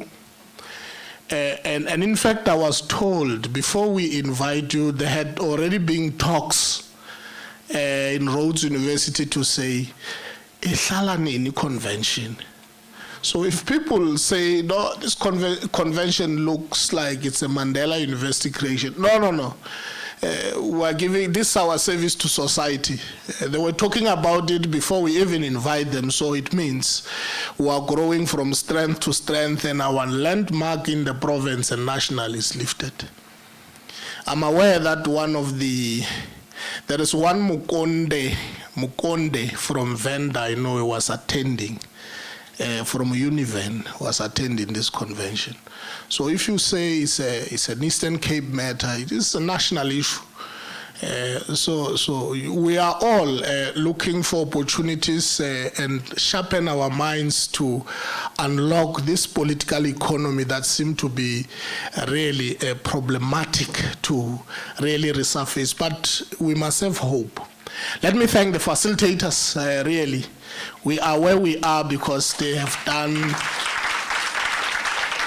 absolutely well. They have molded the discussions to the best of their ability. They teased out so many issues that really, as we have been going up and down, marshalling my team in organization, I've been saying, Jesus, these issues that have been discussed, they are very appealing, and an introspection is required from all of us.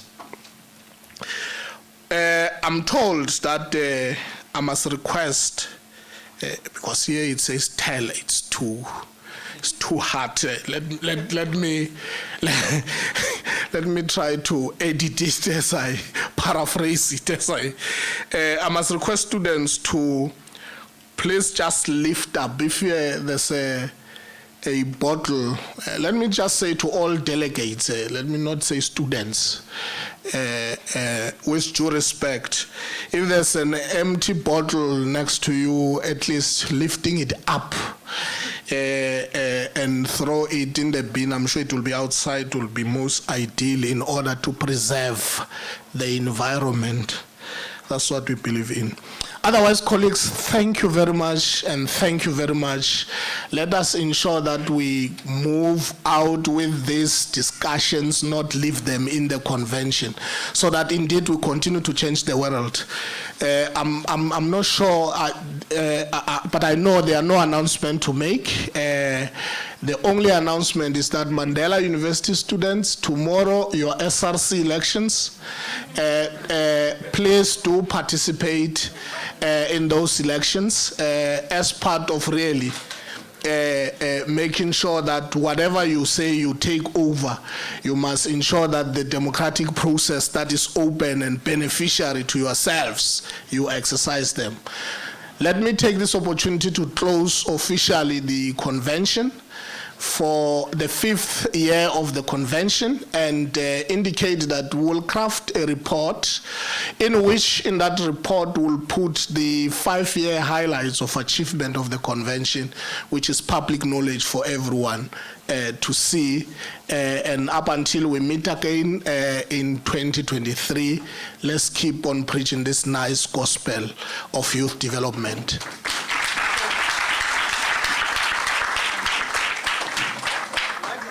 Questions? No questions. But you provoke us. Yeah, I must provoke you.